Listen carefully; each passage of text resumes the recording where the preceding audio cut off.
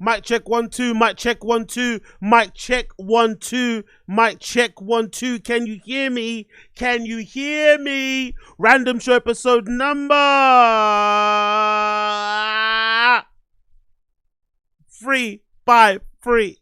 We're back in the zone. We're back in the sector. What's going on, people? What's going on, people? What's going on, people? Welcome back. Random show settings with I, your host, Agostino Zinga. I hope you're doing well. Hope you're doing well. Hope you're good. Hope you're good. And everything else in between. You get me? We're here. We're out here. We're out here. We're out here. Wagwan. Wagwan for the Wagwan.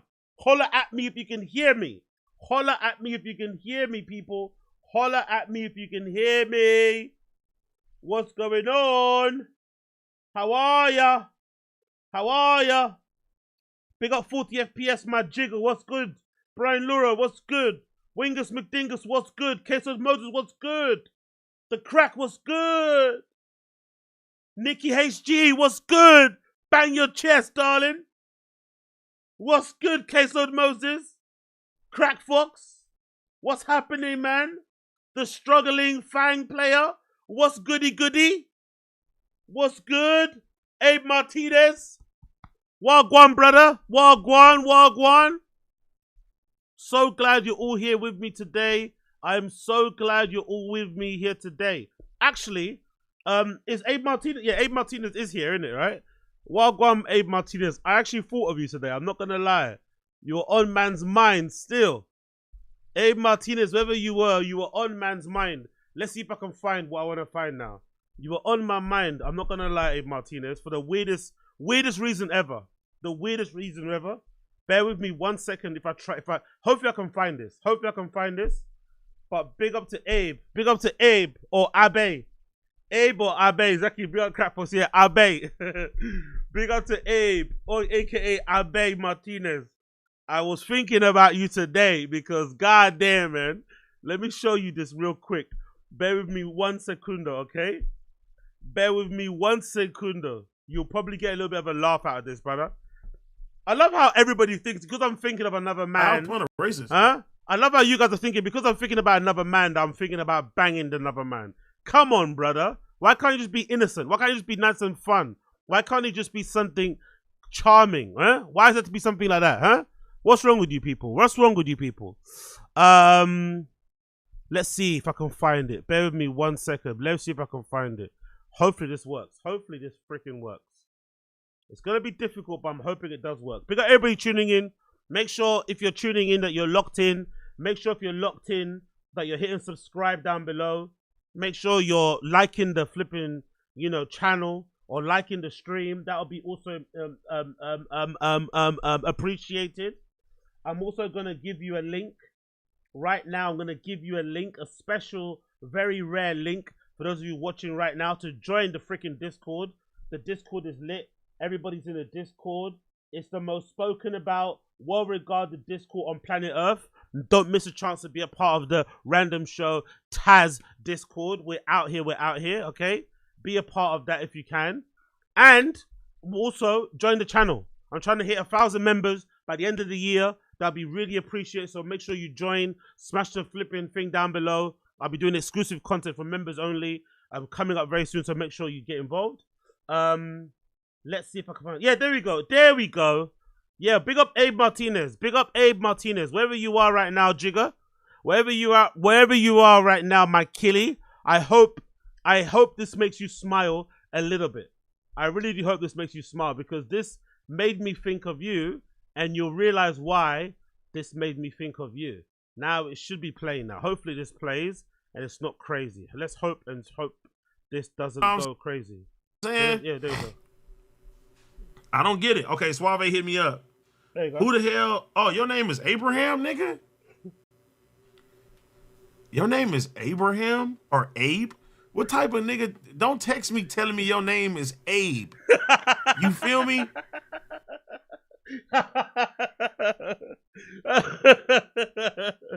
Big up Abe Martinez.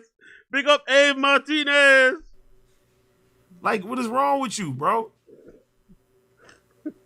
Like I don't know. No, y'all please let me know. Like I don't like I really I'm not bullshitting. I really don't know what the mod wars is. Every time the mods will get into it, I'm looking at shit like this. Hey, you want to help with the channel? Here, get a wrench. You get a wrench, you get a wrench, you get a wrench. And then you'll hear like, oh, they're blocking people and they're doing this and they're doing. I'm like, wait, what the hell is going on? You feel me? Shout out to Yazzers, because Yazzer's been with. There's one more. There's another one too where he mentions you again. There's another one too where they go into a bit of detail. Let's see it again. I was like, right, I recognize that name. What else did they mention it? There we go. Here we go. Look at that. Another mention of our friend Abe Martinez. Suave gonna text me talking about his name is Abe. Like, nigga. Yeah, that's cool. That nigga Suave name is Abe.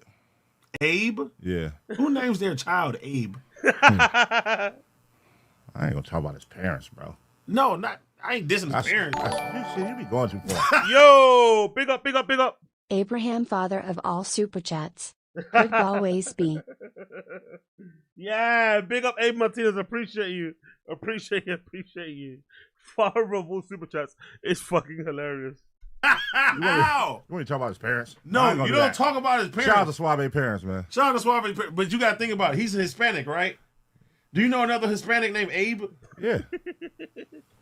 What's wrong with that? So a Hispanic can't be named Abe? I ain't never met Their name is Gabe. I know Gabe. Hispanic named Gabe. Yeah, put a G in front of that. Why it can't be Abe? Abraham. Who made you the dictator of what a Mexican name could be? I love how they said Abe, Gabe, and dictator with no pause. Gabe, dictator with no pause. Followed back to back, by the way. No pauses there. Gabe and dictator. I love that. Dictator Gabe. Call me Dictator Gabe. Naomi King, where you at?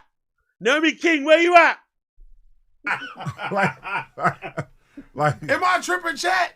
Is Abraham a Hispanic name? It could be a Hispanic name. What do you mean? If a Hispanic person give it to him, it's a Hispanic name. I don't know about that, bro. What do you mean? That's his fucking name. My nigga Abe. You crazy, bro.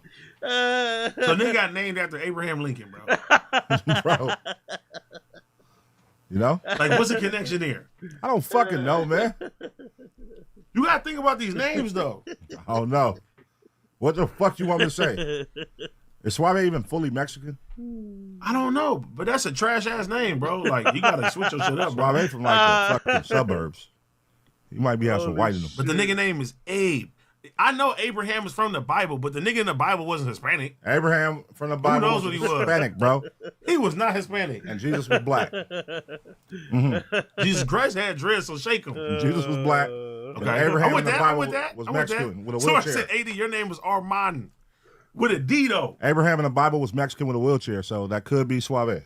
That's hilarious. That is fucking hilarious. You taking it too far. Oh my god. Anyway, big up the people with names. Big up the people out there with names. Big up the people out there with names. You are appreciated if you have a name. You are appreciated if you have a name. Cool. Let's get into the show. Byron the Kid, episode number whatever it is. Who gives a fuck? Watch along. Let's fucking do this. Let's see what these fucking dorks are talking about today. Let's get in tune. Get yourself a little drinky. I got myself a little Red Bull, because actually Quella mentioned the other day, actually I should be back in the Red Bull, especially with this, increase in my gym activities. I probably do need some type of an energy boost. So I got a Red Bull, but in true niggery form, I went for a watermelon flavor. I had to spice it up, right? I couldn't be too mundane. I couldn't be too Caucasian out here. I had to be real niggery and get a watermelon flavor. The only thing I'm missing is a box of fried chicken. That's the only thing I'm missing. I got a nice watermelon flavor Red Bull. All I'm missing is some fried chicken. What a time to be alive. What a time to be alive. Let's go. TFATK Army, where you at? Where you at? TFATK Army, where you fucking at? Yes, we did, cause we back at it again. It's the fighter and the kid. This is really the fighter and the kid. Come on, baby. Guys, I'm back here in the sunshine. What I did was I spent Thursday, Friday, Saturday in Minnesota, as you know, in a blizzard. And Sunday, I forgot how cold this country. Does he have dentures in? Does he have? Oh look! Oh, he's back on the sneaker hype, huh? I wonder what's happened now. Brendan's wearing cool sneakers again. He's got a pair of Jordan 1 highs. These aren't the reimagined pair. What are these again? So the ones that had the crinkle on the collar. What are they called? If you know your Jordan 1s, let me know. But there were retro that came out recently. It's still an OG shape, and they did like a fake crinkling on the collar, which is why it's got this little kind of grey color here. So Brendan's back to wearing sneakers again, huh? I wonder what's going on now. Not pretend to be a mechanic with like dirty shoes. I forgot what cold is. Also, I hate the lisps. The little whistle that Brian has, by the way. Is it really loud? I think the levels are really loud, right? Let me lower Fire the Kid a tad. Let's put it over here. I think Chin is redlining this shit. I went outside. I think Sunday it was 0 degrees in the sunshine. Wow. And you're just like, people live in that. Oh Lord, do they live in it? And they're like, fine. Meanwhile, I'm like, get me the fuck. I got back and I got in the sun. I was naked on my veranda. Yeah, that's the one. Big up. Yeah, I think it's that. Big up Asad Aziz. I think you're right. I think it is the lost and found ones. I think it's that one. That's the one that's got the crinkling on the collar. Lost and found Jordan 1. I'm pretty sure that's the one. Yeah, it is the one. That is the one. Yeah, it's got the yellowish. It's got the stained midsole, the crinkling on the upper as well. Yeah, those are really good. Those ones. I don't mind them. So yeah, Brendan's back on the sneaker hype. Yeah, he's back on this. How much do they go for on StockX actually? What are they going for on StockX? I'm looking on my phone now, and you can buy a pair on StockX. Let's say Brendan's size is probably 12, and it's probably a size 13 or something. I don't know. He's probably a 12. I bet he's probably a US. I think it's a US 12. They're about £400. Okay, so he's back to wearing sneakers. I wonder what's going on. The sun. Did you stay in the? But I hate the sweatpants though. Sweatpants with elasticated hems. Get out of here. In the Mall of America? I did not. I stayed at the Cambria, just a little bit out, and decided to try to walk to the Mall of America. Oh, no, that didn't go well. Come on. Yeah, that didn't go well. Did Nick go with you? Nick went with me. He, as thick as he is, Nick is thick Nick Simmons, very funny comic. Yeah, he's great. Oh, he's great. Wow, Brendan doesn't mind him now. Remember, that's the done count guy, isn't it? Nick Simmons is a done count guy, I'm pretty sure. Brendan, let's see if someone's got it. How's it say? Is it don't count? What's that? I don't know how. It's not spelled like that. It's spelled done count. It's spelled differently. Oh, what was it, man? That's it, done count. Let's see if it's available. He didn't like him at first. Brendan didn't like him, the guy with the straps. So I guess Brendan's his friend now. They're cool. Him and Brendan are cool now. But that done count guy, he did not like him. He did not like done count guy. I think that's Brian Callen's new opener. One of his new buddies, the super ripped guy. No, not ripped, he's jacked. He's fucking huge. Yeah, this guy here, done count guy. Do you guys remember this saga? Do you guys remember this saga? Or this arc? No, I don't think it's here.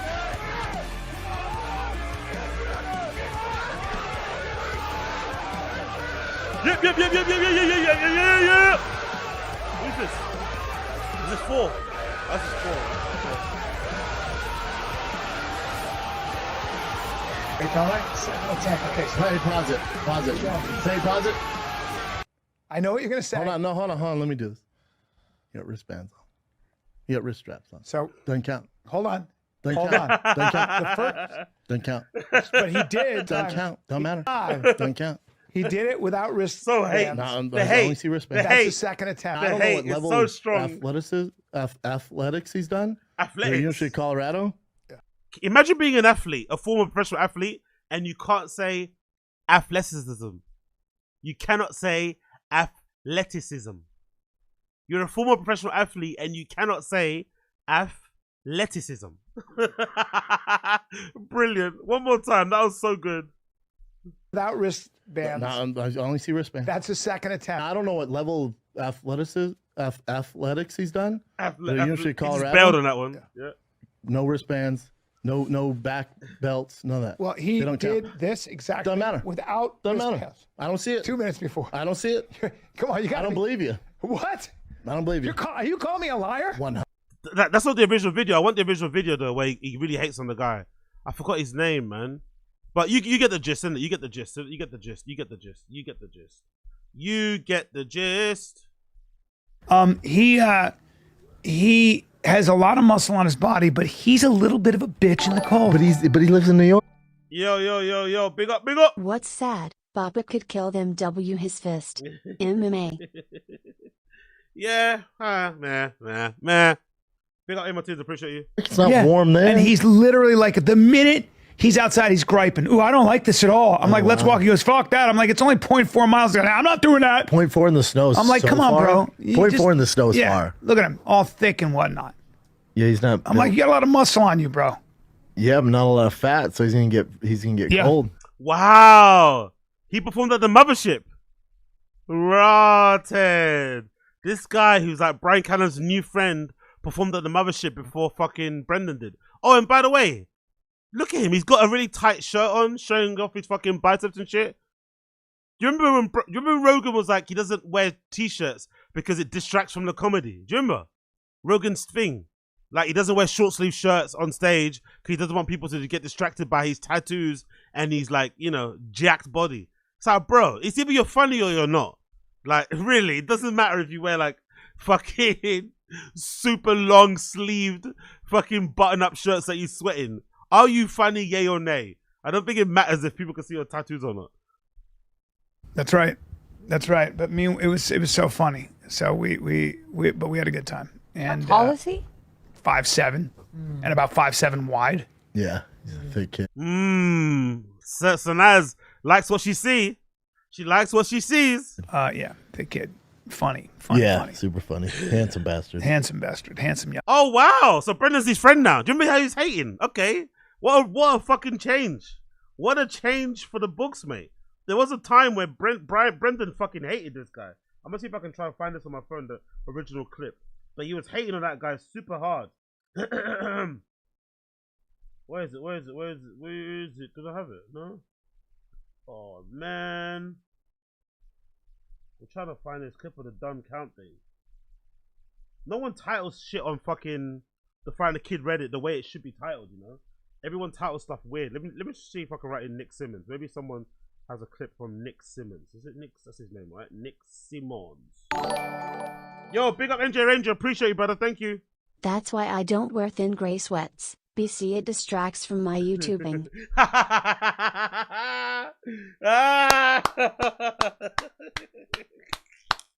Yeah, exactly. Yo, big up Blood Clot. Big up Blood Clot NJ Ranger. The G of all G's. Let's do it. Was it Nick Simmons, right? Let's see what we got here. I want to see the original clip. Is Nick Simmons one of our guys? Maybe it's this one. That one's a challenge, right? Let's see if Nick Simmons is one of our guys. Maybe it's this particular thing. Apologies for the fucking... Lolo Changs predicted it. LOL, Nick Simmons, SNL podcast. Wow. Yeah, look, they did predict it, innit? They did predict it, didn't they? They did predict it. He's going to say Nick was only able to do it because he's wristbands and he's got no RRM. I can't wait to see Shaw's rebuttal post. Yeah, that was so funny, man. He hated that guy off the bat. Brendan's always hated Brian Callen's openers anyway. He hated Malik B. That was Brian Callen's opener to begin with. He saw a picture of Malik's chiseled body and was instantly hating. And he hated this Nick Simmons guy, but now they're friends, I guess. Now he's calling him a handsome bastard. Nice, good to see. A nice change. Let's see if I can find it. That's the video where he challenges Brendan. I think without the straps, but let's see. Has someone got the original clip in here in the comments? Maybe someone might have the original clip here. Doesn't look like it. Doesn't look like it. Does not look like it. Cool. Let's just go and watch this quickly then. Okay, we're in Fuel Gym in Coeur d'Alene. That's Chad Schmidt, who is the manager. We got Kevin Mack. We got Nick Simmons. All right, Brendan, you said that my lift is not. Yo, he's fucking massive though, innit? You can tell from just looking at the video. That's a wide ute, bro. That's a fucking jacked guy. God damn. impressive. You said you could do 120 pounds easy, and I'm not a bodybuilder. I'm just a guy who likes fitness. So you should be able to outdo me easy. So I'm going to do this weight, and let's see if you can do it. Challenge on you. You have a couple of days to do it. Let's go. Challenge on you, Brennan Sharp. I love how Brian is like making this like jovial and friendly, but he doesn't know, or he doesn't realize that Brendan actually didn't like the guy. He was kind of jealous. But Brian's trying to make it fun and have a bit of banter. Brendan didn't, I don't think he received this the greatest. Let's see what happens. I'm excited. Second attempt. Yep. Second attempt, babe. Here we go. Second attempt. Second attempt. 1, 2. Let's go. If you've done this before, this is very impressive, by the way. Obviously, it's easier if you're shorter, right? And you've got like lots shorter limbs, but it's still crazy impressive. This guy's strong. He's strong as fuck. I don't like how wide he's spreading his legs though, so we can see his whole piece, but I like it. Push it. Push it. 7. And his form is immaculate too, especially under tension. His form is immaculate under tension. His form is immaculate under tension. Or under stress, whatever. Good. More. Push it. Okay, we're in fuel. That is fucking serious. Brendan was like, nah, man. Nah, bro. We're not on that vibe. Let me see if I can find, maybe this guy might have actually the original clip. Let's go to this person's page. 1 second. Apologies for the delay. Let's see if we can find something. Maybe. Nah, obviously not, unfortunately. Obviously not. Let's continue then. Let's go back. Let's see what these niggas are saying. Man. But yeah, it was Did you stroll around that mall? I did stroll around the mall. That mall's weird because whatever there's like There's an aquarium. Sure. And there's a weird amusement park and a Lego park. Yeah. Sure. And, they have all nothing to buy. And then there's you can buy stuff if you like mall shit, but there's 6 floors and most of the floors have all the same shops on them. Yes. It's just like Groundhog Day each floor you go to. Yeah. Like there's like 7 Zoomies. That's right. Okay. I know. There's like 4 Cinnabons. The worst. The worst. Oh, dude. I just hate malls like that. You're just like, I don't like that one because it's too much. Why do you need a mall that big? Well, also, it's where the whitest of the white people live. And so you'll see it's something weird about the northern. Also, going to any place and visiting the mall, it has to be like top 10 worst things to do, no? No matter where you're going in the world, going to a mall, unless you're somewhere, I don't know, unless you're in the Middle East or the Far East, or Southeast Asia, where they might have like a really crazy mall with a waterfall that goes from the roof all the way down type of thing. But most of the time, you probably should avoid it anyway. You know, why are you going to a fucking shopping mall anywhere? Like, you should avoid them at all costs, especially if you're on vacation or you're doing a job somewhere. Like, why would you waste your time going there? Climates when it's cold and there's no sunshine, so you stop getting any vitamin D, and also they don't eat. A lot of Americans don't eat well. So what happens to cheese up there. Dude? My joke was there are white people and then there are white people. These people are like my joke was I've seen more color in chalk. Yeah, like they. Don't tell that joke ever again, please. Don't tell that joke ever again, please. And then on top of that, there's this goth culture. So there was a lot of transgender shit going on too. In Minnesota? Yeah. Well, think about who their governor is.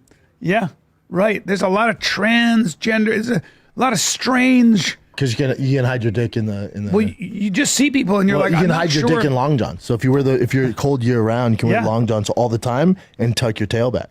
But they're big people too. They're a big. Hey, yo, who the fuck is my guys? Who the fuck is this person? Who's this? Who's this? Do you guys know who this person is? How do you spell his name? Like that, yeah? Is it? What's his name? Do you guys know who this person is? Who the fuck is Josh Seiter? He just died. Someone called Josh Seiter has died. Everyone's talking about it on X right now. Who the fuck is Josh Seiter? political activist and jurist doctor. This guy's dead allegedly. Let's see. There's someone posted a statement on his Twitter page. Oh, look at his pinned post on his account.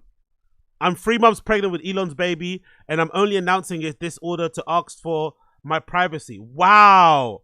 He was taking the piss out of Ashley fucking St. Clair, and she sent him some juju. She sent him some juju, and now allegedly he's dead. Holy shit. He was out here taking the piss out of Ashley St. Clair and Elon. I guess trying to rile up the libs, I'm assuming, right? If he's dressed up in makeup with those fucking dress on, I'm assuming it's him trying to rile up the libs or whatever. And I guess libs sent some lib juju his way, and now that nigga dead. God damn, bro. That is pretty wild. You know, leave Ashley St. Clair alone, man. She ain't troubling anybody. Yeah, look, here's a statement on his fucking page. If my fucking internet will fucking load. There you go. Josh Seiter. Josh was found unresponsive in his hotel room in Mexico early this morning. He was pronounced deceased at hospital staff a short time later. We'll update the public with more details in the coming days. God almighty. Yo. Holy shit. Who the fuck is Josh Seiter? R.I.P. to Josh Seiter, though. Who the fuck is that? Let's say a few quotes. Let's see. Who the fuck is... Who is Josh Seiter? Who is that? 37. He's an American. Oh, there we go. He faked being transgender. What? Let's read Wikipedia. I have no idea who this guy is. What does he do? Why is everyone talking about him? Okay, there's not much. There's not much there about him. There's an article here from US Weekly. Okay. Bachelor Nation's Josh Seiter says he pretended to be transgender as an experiment. Yeah, right. You loved it, mate. People that do this sort of stuff to rile up libs are just afraid of doing it for real. I'm not gonna lie. People that dress up in drag or dress up and try and be trans are just doing it because they're afraid of actually, you know, being themselves 100%. So they do it as like, oh, it was a meme. I was pretending. It was an experiment. It was a troll. Yeah, sure it was. Sure it was, brother. Bachelor Nation's Josh Seiter. What is Bachelor Nation? What the fuck is that? That show? Bachelor Nation. ¿Qué es Bachelor Nation? Is an official website for the producers of The Bachelor. Okay, cool. Bachelor here. So that guy was in The Bachelor, I'm assuming. Ah, okay. I'm getting it now. That guy was in The Bachelor, and I guess people liked him, but then they found out he was right wing, and they decided to lean into it as a grift. Blah blah blah. I assume that was what happened. Let's read the article. There he is, there in drag or trying to look transgender, I guess. Bachelor Nation's Josh Seiter is now saying that he pretended to be transgender for months as an experiment. For the last few months, I've been conducting a social experiment online to expose how... What? To expose how gullible and how delusional the left is. Huh? They're gullible and delusional because they're accepting you for who you're presenting yourself as to be. Because they're telling you to be your true self. Because they're encouraging you. Like, what? How does that mean they're being gullible? Okay. Hey, yo, big up NJ Ranger in this chat. He was a moron who did Crowder-style social experiments getting dressed up as a trans. I don't know why. Anyway, he's smiling up at us now. Okay. Shrugging. So he was on The Bachelor, but he's also a Crowder type guy. Okay, I get it. So he was a Crowder type guy. Okay. But his thing, instead of like debate me, bro type things, his one was like transgender stuff. Like, I identify as a woman. Like, that's sort of weird dunk that guys do. I identify as an Asian woman. Like, all right, bro. All right. Seiter 37 said on Tuesday, October 15th, the whole idea of postmodern gender ideology is ridiculous and absurd, and I tried to be the most extreme version of it and take it to its logical end to show how ridiculous it is that people can actually believe that biological men are magically transformed into women because they're having a gender crisis. Or that's just how you want to self-identify. And if people respect you enough, love you enough, they will then start to refer to you as those pronouns, isn't it? What's wrong with that? Like, live your life how you want to live it, man. What the fuck? What type of experiment is this? Let's see how accepting and welcoming and loving most people are in modern society. Let's see if they respect me for who I'm presenting myself to be. Let's see. What? Did he want people to like go after him or something? Like, I don't see the point of this fucking thing. And also, where were you doing the experiment? Were you doing the experiment in the Middle East? Were you doing it in parts of Africa? If not, then you're not really doing an experiment, really, are you? Seiter was eliminated during week 1 of Caitlin Burso's season of Bachelor in 2015. First posted about being transgender in May. Wow, he got eliminated from The Bachelor in week 1, and he was still this famous. He did a lot, man. He squeezed a lot out of his 5 minutes of fame. You have to give him credit for that. He got eliminated in week 1, and he was able to stretch it for that long. Okay. I no longer want to hide who I am. I no longer want to deal with the mental turmoil that comes with suppressing such an important part of me. So I ask that your thoughts and prayers and patience as I transition. Seiter then began posting videos of himself wearing makeup, jewelry and women's clothing, and discussing the transgender experience in a manner that made some people question whether he was mocking it. In a video shared last week, he said that he thought long and hard, no pun intended, about whether to have bottom surgery. Yo, big up Asad Aziz. Man went on his own undercover mission that no one asked him to do. Exactly. I've also been suggesting the last 3 months as a social experiment to prove it doesn't even taste good. I'm not gay though. Exactly. And key point is the 3 months. I've been doing this undercover. Little did you guys know, undercover, I've been fucking going crazy on Grindr. I've been smashing a different guy every single day for the last 3 months, just so I could get a feel. Just to get a feel for it, you know? Oh, man. Right-wing people are fucking mental. Right-wing people are mental, man. Like, what are you trying to prove by becoming transgender? Like, just be yourself, bro. If you want to be trans. No one cares. Oh, my God. Our manhood don't negate our womanhood. That's him dressing up the way he is, by the way, to go out in public. I don't know. He looks like he likes it. That smile looks kind of genuine. I'm not going to lie. He looks really happy there. He looks really fucking happy. So I don't even know why he was trying to hide it and pretend like this was just a prank. Seriously sad how so much mockery of transitioning is harmful to a community that already faces the hurdles we live in today. Your behavior throughout your transition was offensive and appalling. Another person chimed in. This is not the first time Seiter generated controversy. He was accused of faking his own death. Really? Okay, so he's dead now. Or maybe he died. Maybe he faked it again. He faked his own death August 2023 after a statement alleging that he had died was shared on the Instagram account. Okay, so this could be fake.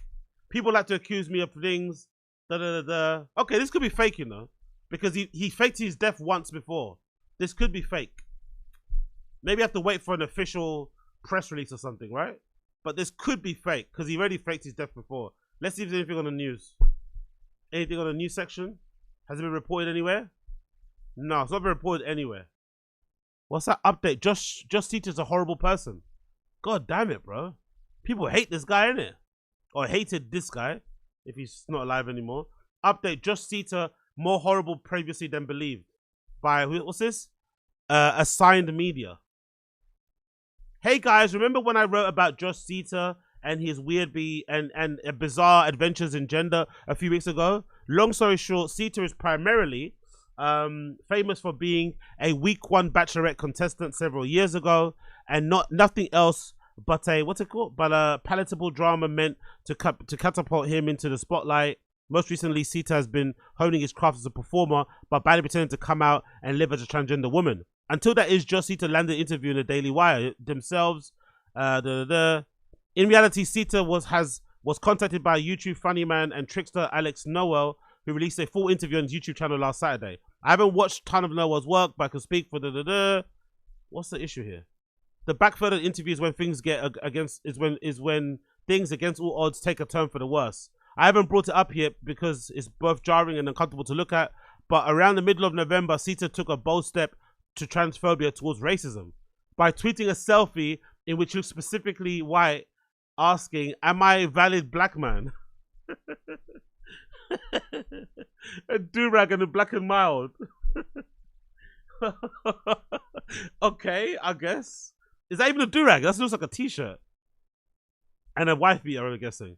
Tough luck for Seiter though, because Atlanta did a much funny transactional bit last decade. Seiter, while badly pretending to be a black man, suggests that the police don't over-police marginalized communities.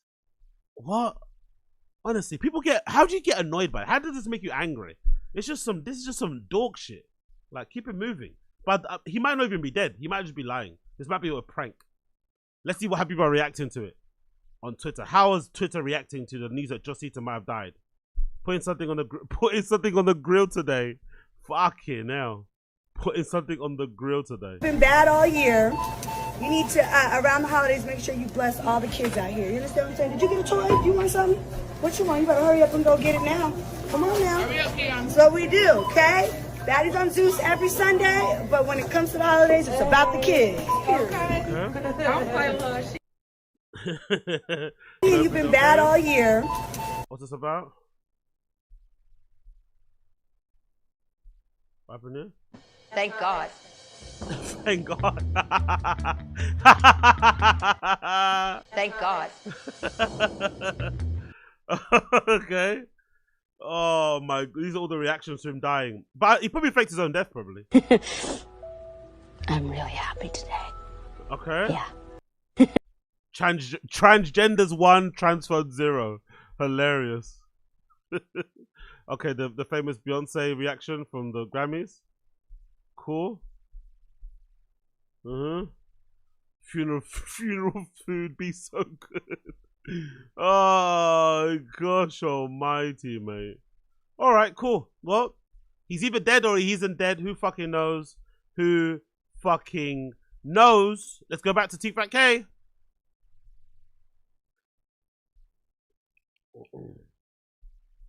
People. So if you have a guy who's decided he identifies as a everyone's woman, built like the Cookie Monster. he's a giant Cookie Monster. Everyone's built, but like he's Cookie got Monster. some habit. I saw a. And then when you do see like an attractive person, you're like, but get out. That's right. That's right. Why? That's right. I'll Rosa Park this thing right and now. a lot of my fans. What? Rosa Parks? What? Huh? What point are you even trying to make? What's that joke meant to be about? I'll Rosa Park this thing right now if you see an attractive person. What? Let's go back again. I didn't get the context of that. What? Shit going on too. In Minnesota? Yeah. Well, think about who their governor is. Yeah. Right. There's a lot of transgender. There's a lot of strange. Because you can hide your dick in the. Well, you just see people and you're like, you can I'm hide not your sure. dick in long john. So if you're cold year round, you can wear long johns all the time and tuck your tail back.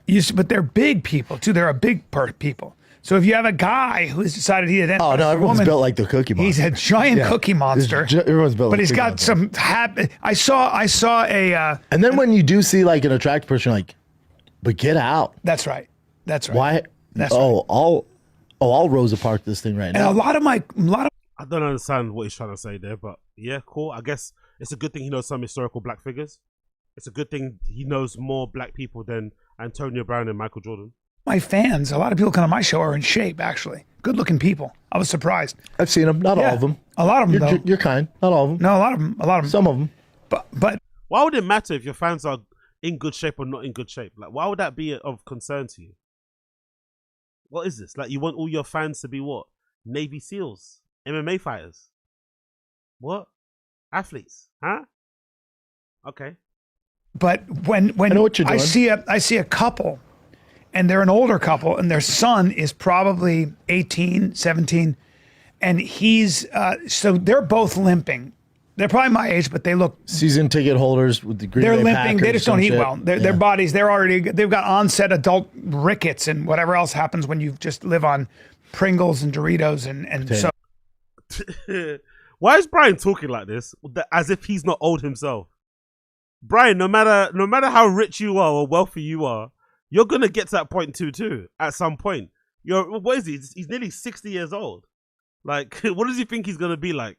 He thinks he's gonna be that. He's gonna be doing the young man. I want to be a man on comedy on stage forever. You're gonna get to that point too, brother. Have some respect, man, for your elders, because you too are an elder. Right. Yeah. And they're and with no vitamin D, so they're white as the driven snow, walking with this drab. The outfits are very uninspiring, right? They're like this. I don't like your attitude towards Minnesota right now. Well, and then their son, who was a big, tall, thin boy with broad shoulders. Thin? thin, but like a tennis player, professional tennis player thin. Like looked like he could have been something like a runner or an athlete. Just big Norwegian bones. Sure.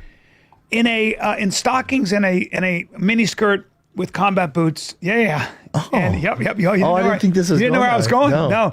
And then a mesh kind of little halter top, long hair, jewelry. And you can feel the parents going, I know. Oh man. When they're dying inside, but they see, they go, yeah. This is Jennifer. Well, this is Jennifer. And then the makeup was very.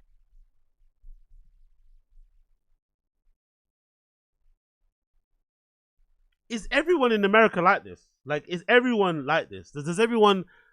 Maybe I understand there's got to be difficulty in raising a kid to be trans or whatever.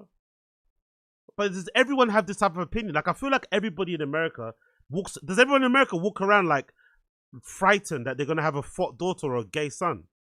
Like, is that the first thing at the front of your mind? Making sure your kid isn't gay and make sure your son isn't gay and your daughter isn't a thought. Like, why would that even matter? Like, why is that on the front of your mind? Why is that your biggest concern? Why are you more concerned about them being a valuable member of society? A loving person, a trustworthy person, a reliable person, an honest person.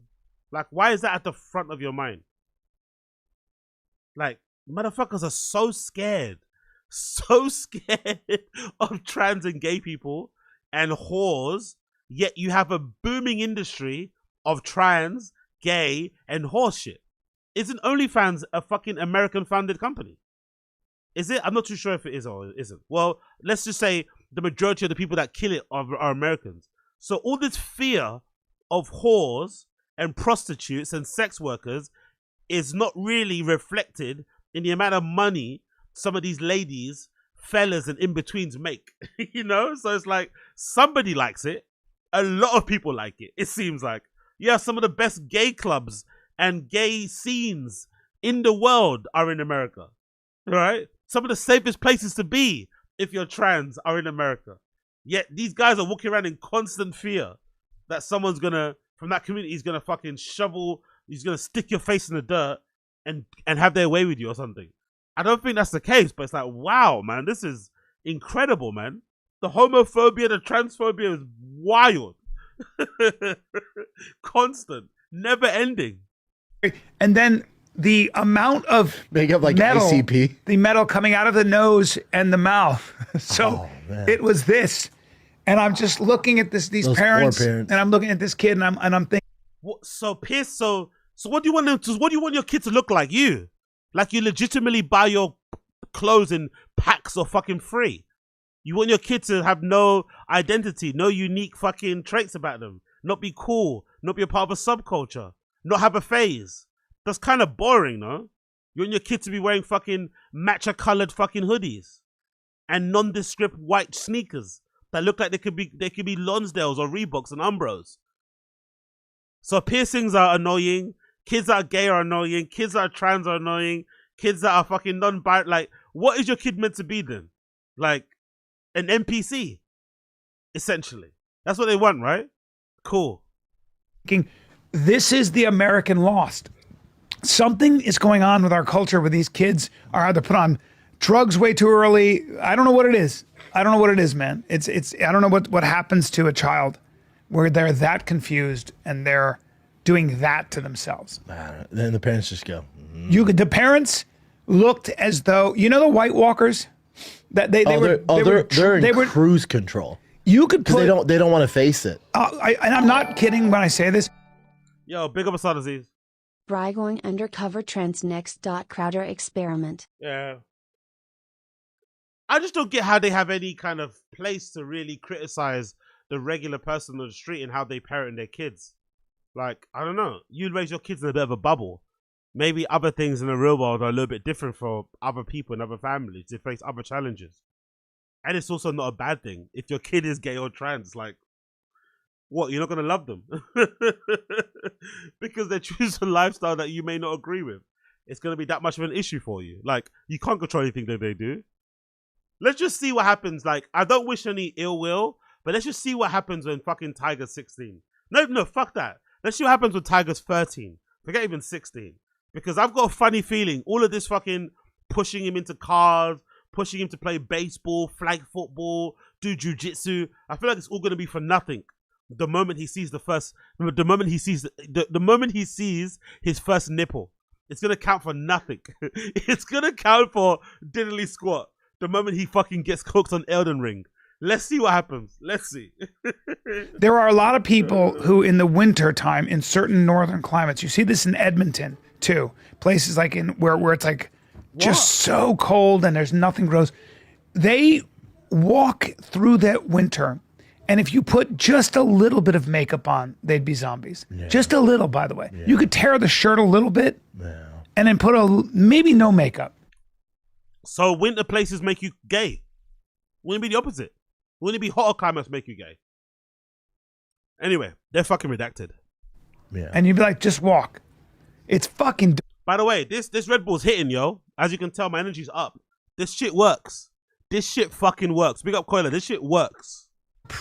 Yeah, but that's anywhere. Like, there's great parts there. Even in LA, like, I met this baseball dad, and he's the head of corrections at a prison out here. Okay. Near Skid Row. Okay. And oh boy, he doesn't talk much. You can tell, but you can just tell he has those eyes where he's seen some shit. Yeah. So we sit down for dinner. I'm like, oh hell yeah. And he doesn't talk much. So I was trying to get out of him, and finally I'm like, how was your day, man?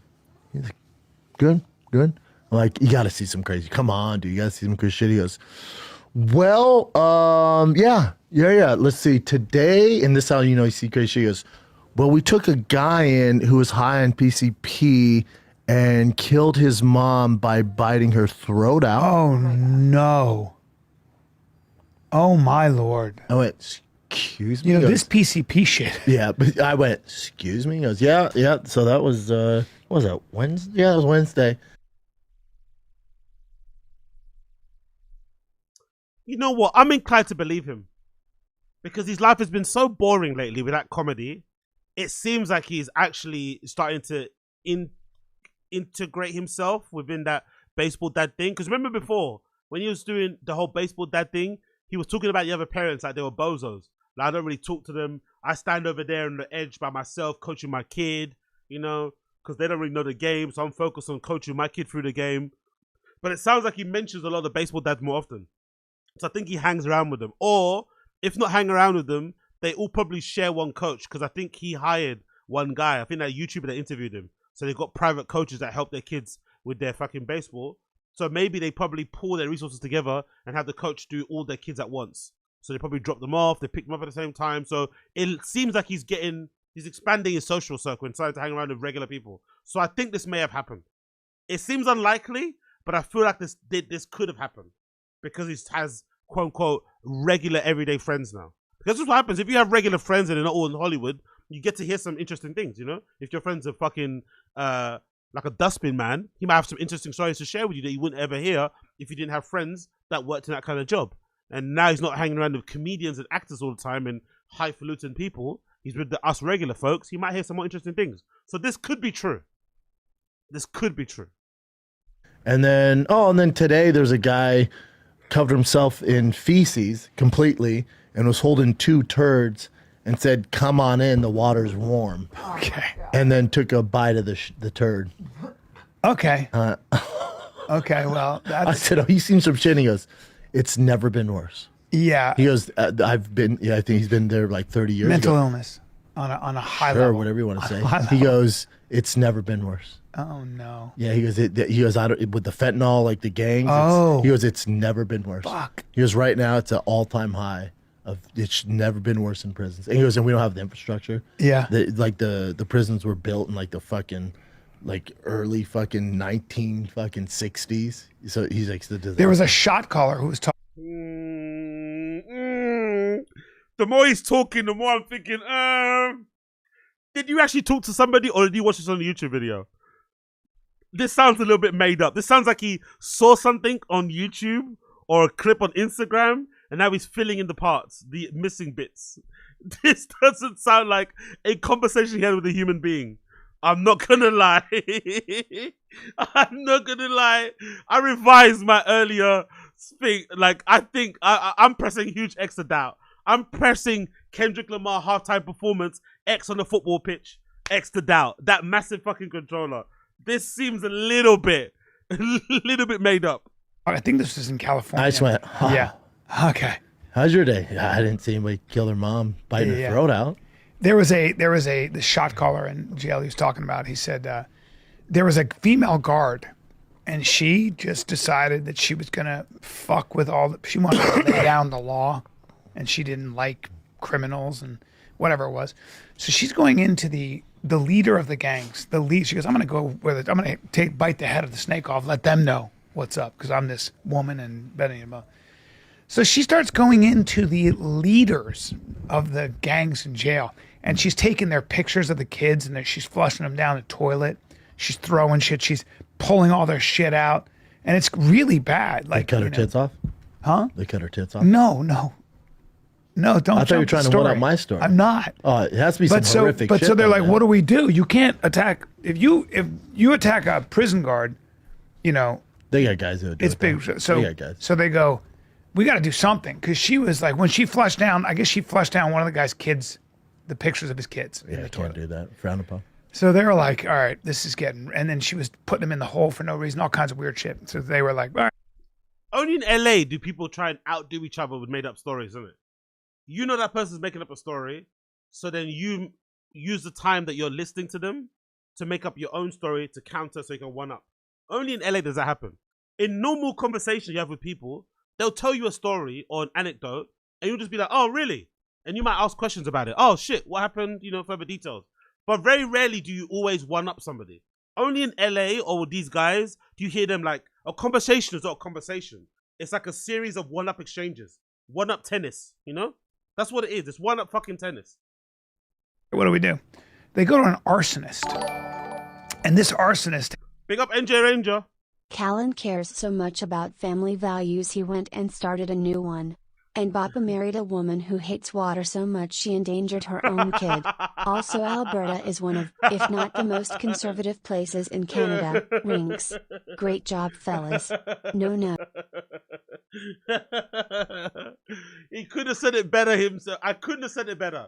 I wouldn't have said it better. On the fucking money once again. Yeah, I love it, man. Honestly, that's I've been thinking about that a lot actually the other day. I was like, rah, man, like, why are conservative people so oblivious to that part of the conservative like thing, the traditional side, being like, you know, following the Bible, having a family, being dedicated to your wife, whatever. But it's like a bunch of them have like baby mums, a bunch of them have divorces under their belt, a bunch of them have like kids out of wedlock, but they get really angry when they see two guys kissing. It's like, bruh, isn't that one of the tenets? Isn't that one of the main core principles or things of being a conservative, is that you have somewhat of a conservative outlook on certain things. You skew more traditional. What is all this like multiple baby mums, multiple kids, multiple families all over the place? How can you be a beast of a dad if you have two families? Surely somebody's getting somebody's not getting your full attention. It's impossible, nearly. But, you know, I guess we'll have our blind spots. Big up NJ Ranger. It started a fire, and he killed a kid. Died in the fire. So they said to him, "You're always going to get stabbed. You're dead." Yeah, big up Young Old Vibes.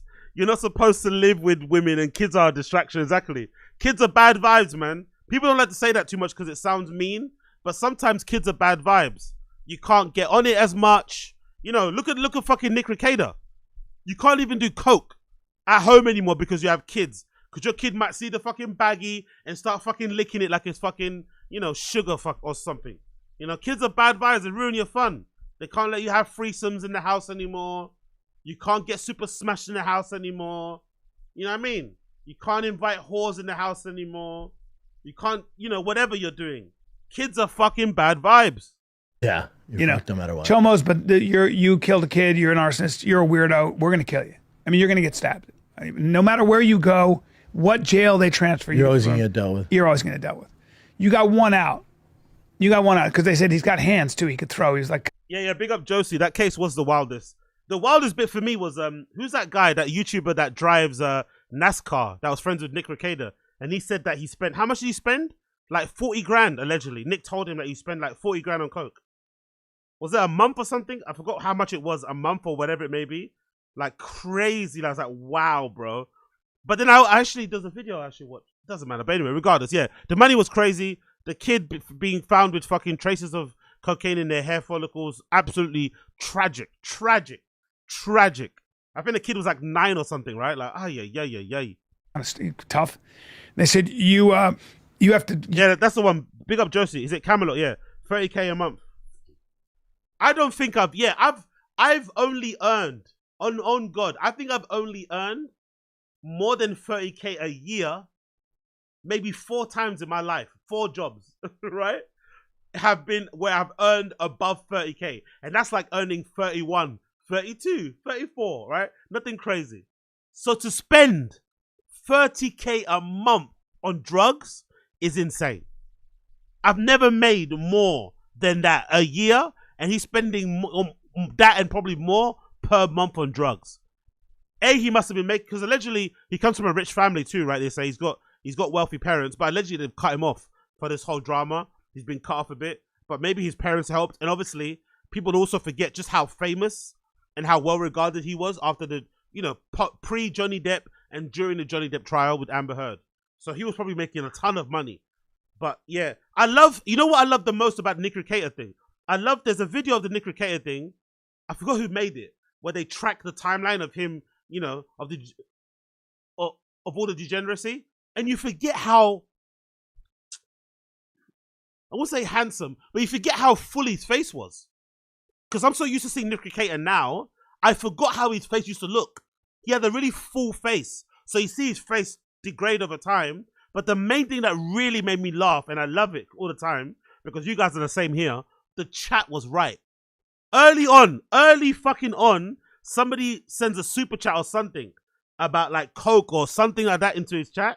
And he's like, I don't do coke. Like, this is early on, before anybody knew that was an issue. He doesn't look fucked up. He's like, I don't do drugs. And they got proven right many years after the fact. But some eagle-eyed stream chatter was like, this guy's a cokehead. I can see it in his eyes. And he tried to lie and say he wasn't. And then it got revealed that he was having these fucking orgies and swinger parties and boulder this, boulder that. Oh my God. Legendary, man. Honestly. Legendary, but it's just heartbreaking that there's kids involved. You know what I mean? Like that story of fucking Aaron M. Holt making his kids SpaghettiOs while fucking, Nick Recator's plowing his wife. Like, ay. Go beat the shit out of this prison guard, this female prison guard. He has some added time, but that's why you get it. Yeah, and that's what he did. He beat the fucking shit out of her. Didn't kill her though? No, she had to be held. No, you don't want to kill. But they knew that if they beat her up badly enough, she'd be transferred out of the jail. She'd be transferred out of the jail. Yeah, ain't that right? Oh, what a line. Big up Josie. What a fucking line. Ain't that right? Trad dad to degen. Ain't that motherfucking right? I forgot that's the other part of his personality. Not just the law stuff, but also the traditional values, right? Being a great father, being a great husband. Like, ain't that fucking right? Trad dad to degen. God. And it happened all in front of our eyes. And we got video evidence. Big up Kiwi Farms. Video evidence depicting every single thing. Whoo. By the way, I've been on the Destiny thread on Kiwi Farms. Woo. Yeah, that'll bum you out, bro. Don't go on the Destiny thread on Kiwi Farms. That'll bum you out. That will bum you out. She got hella vacked out of that jail. And that was just an interesting thing. And they were like, that's how we do things. Yeah. Well, I don't know. Guy's crazy. He's an arsonist. Yeah. It's like, whoa. Prison life, Fuck, man. prison life, dude. Prison life. Hey, man, comedy, please. No joke. Anyway, I came down on Minnesota a little hard. Yeah, you're a piece of shit. A little bit. I like Minnesota. You don't sound like I loved my crowds. Good luck when you go back. I'll tell you this about the Minnesotans. I'll give you this. When they do stay in shape, there's some beautiful people because they're big Norwegian. Yo, big up Brian Laurel. Cocaine's a hell of a drug, isn't it? But isn't it funny, like, there are drugs like that, innit? What is it? Heroin also. Heroin has taken away a lot of great artists over the years. Really, really great artists that we've lost over heroin. But I guess with other stuff, because heroin's more lethal, innit? Heroin, you get a lot of people dying way more. You don't really hear a lot of people dying with coke that much, but it destroys your life over a prolonged period of time. Same like alcohol.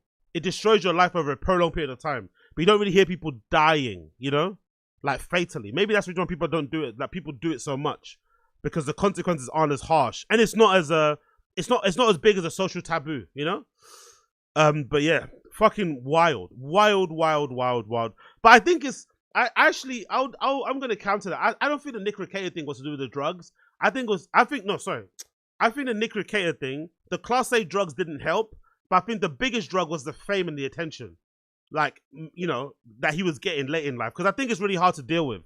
I think it must be really difficult to be like a middle-aged man who's like just a dude, and then suddenly you're like world famous.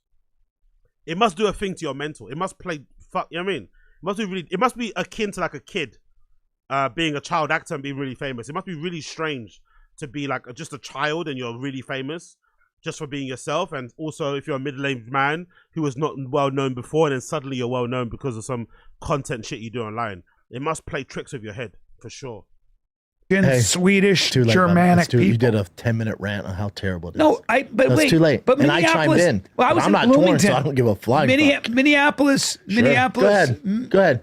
St. Paul. Yeah. Good place. Terrible. Really great. Terrible. In the summertime? Oh, dude. In the summer? Better in LA. It's a good time, bro. It's a clean, beautiful city. It's a good time. Yeah. All right. Okay. Anything else? Well, love the dead. What nationality do you think you see the most in? What two nationalities do you think you see the? Oh, is that Chin, by the way? Is that Chin laughing because of dead air?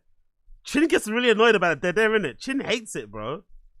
Chin is always making a point to remind them that there's dead air. Chin really fucking hates it. He had a little giggle when there was dead air there. He didn't like that at all. Let's go back a little bit there. Chin did not like the dead air there. Swedish, Germanic people. You did a 10-minute rant on how terrible it is. No, but that's wait. too late. But and I chimed in. Well, I'm not torn, so I don't give a flying fuck. Minneapolis. Go ahead. St. Paul. Yeah. Good place. Terrible. Really great. Terrible. In the summertime? Oh, dude. In the summer? Better in LA. It's a good time, bro. It's a clean, beautiful city. It's a good time. Yeah. All right. Well, what nationality do you think you Chin see hates the it. most Chin in? hates the dead air, man.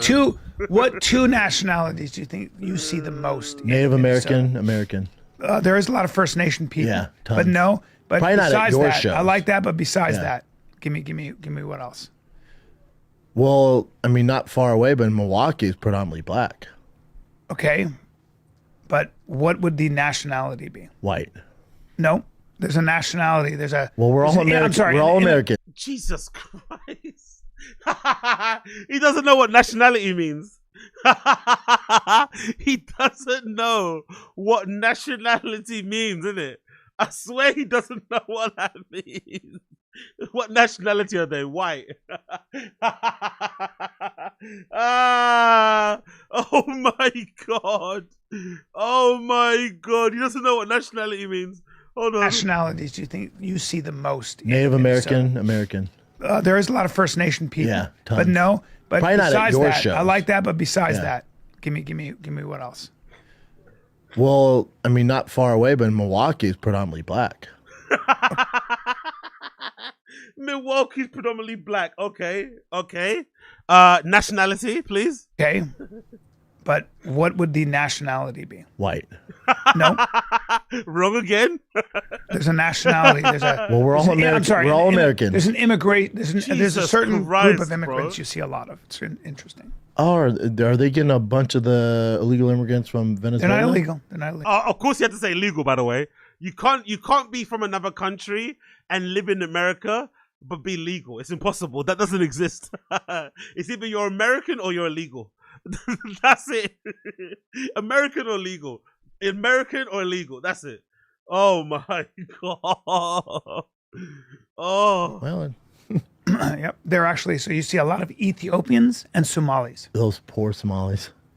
He has no idea what an Ethiopian or Somali person is. He probably could not tell apart an Eritrean, an Ethiopian, or a Somali person. No way, shape or form. He probably doesn't even know where it is on a map. Pretty sure. He probably doesn't even know where Africa is on the map. Somalis. They go from just that tropical climate to that. That's what I'm saying. They come from East Africa. But they probably prefer, like, it's safer here. Yeah, I mean, but that is... Safer here. We say safer here or here? That accent or that speech impediment is wild. Safer here. What? What nationality do you think you see the most? Went back too far. Well, I mean, not far. Wow. Far. Are they getting a bunch of the illegal immigrants from Venezuela? They're not illegal. Well, Yep. They're actually, so you see a lot of Ethiopians and Somalis. those poor Somalis.